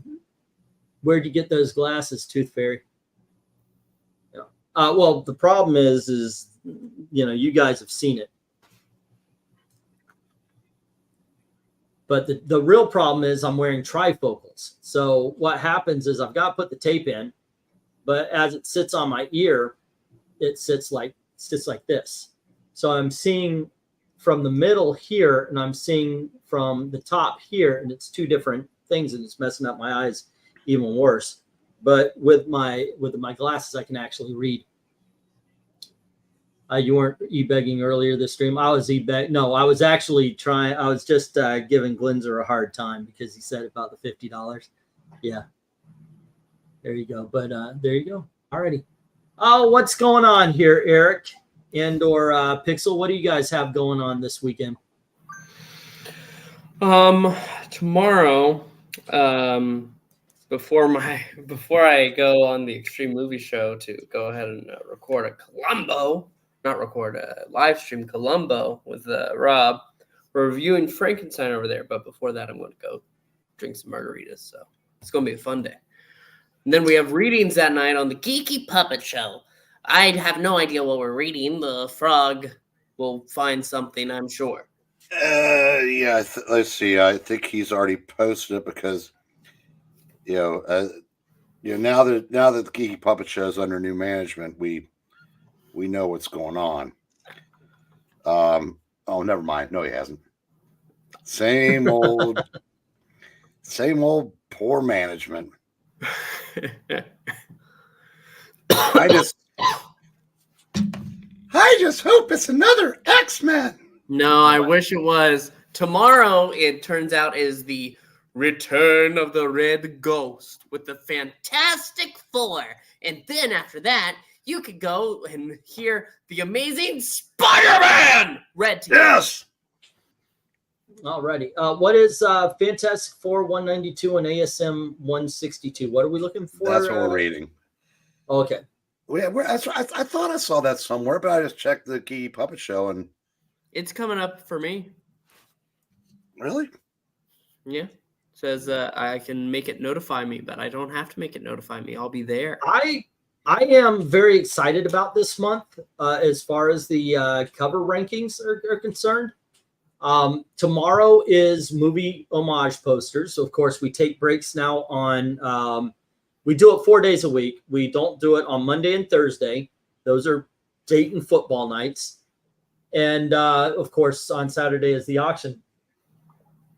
Sometimes if we come home, if Gail wants to be alone or whatever, she wants to go to sleep, she'll have me there. And then like I could, she likes me near when she falls asleep. And then I'll come down and maybe do a live stream sometimes about a movie or TV show or something. But we have on Tuesday, DC horror. On Wednesday, we have independent horror. And then on Friday is Marvel horror. And then the next Sunday is Marie Severin art. Then we've got kids horror, Swamp Thing, Tales to Astonish.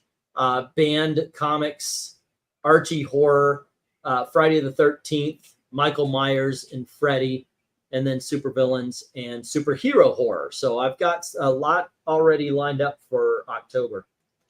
A lot of horrors. A lot of yes, a lot of horror. Is there a way to check, see if I got bumped out of Geeky Puppet Show? Because my last thing is from last night, and I could have sworn those were in there earlier for tomorrow. What do you mean? You mean the group chat? Yeah.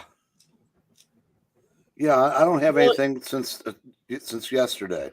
So he did not. No, he hasn't posted any of the information. It's all on YouTube. On YouTube, I checked. That's right. That's where I saw it. Never mind. Okay. Yeah, he hasn't posted any of that information yet. So we don't know who's playing what. Other than me probably playing J. Jonah Jameson. Well, I know I'm the Punisher. That's fair. Okay. I'm glad that you know that. I think I save you in this issue. Oh, no, not in this one. I save you in the next Punisher story in 174 and 75. Save me, please! Punisher And War Journal. that is a real thing, ladies and gentlemen. I should have let him drop.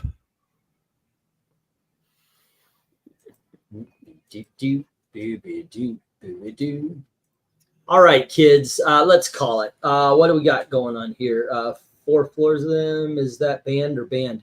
Banned, B-A-N-N-E-D. The Wortham covers. More horror than you can stick a shake at.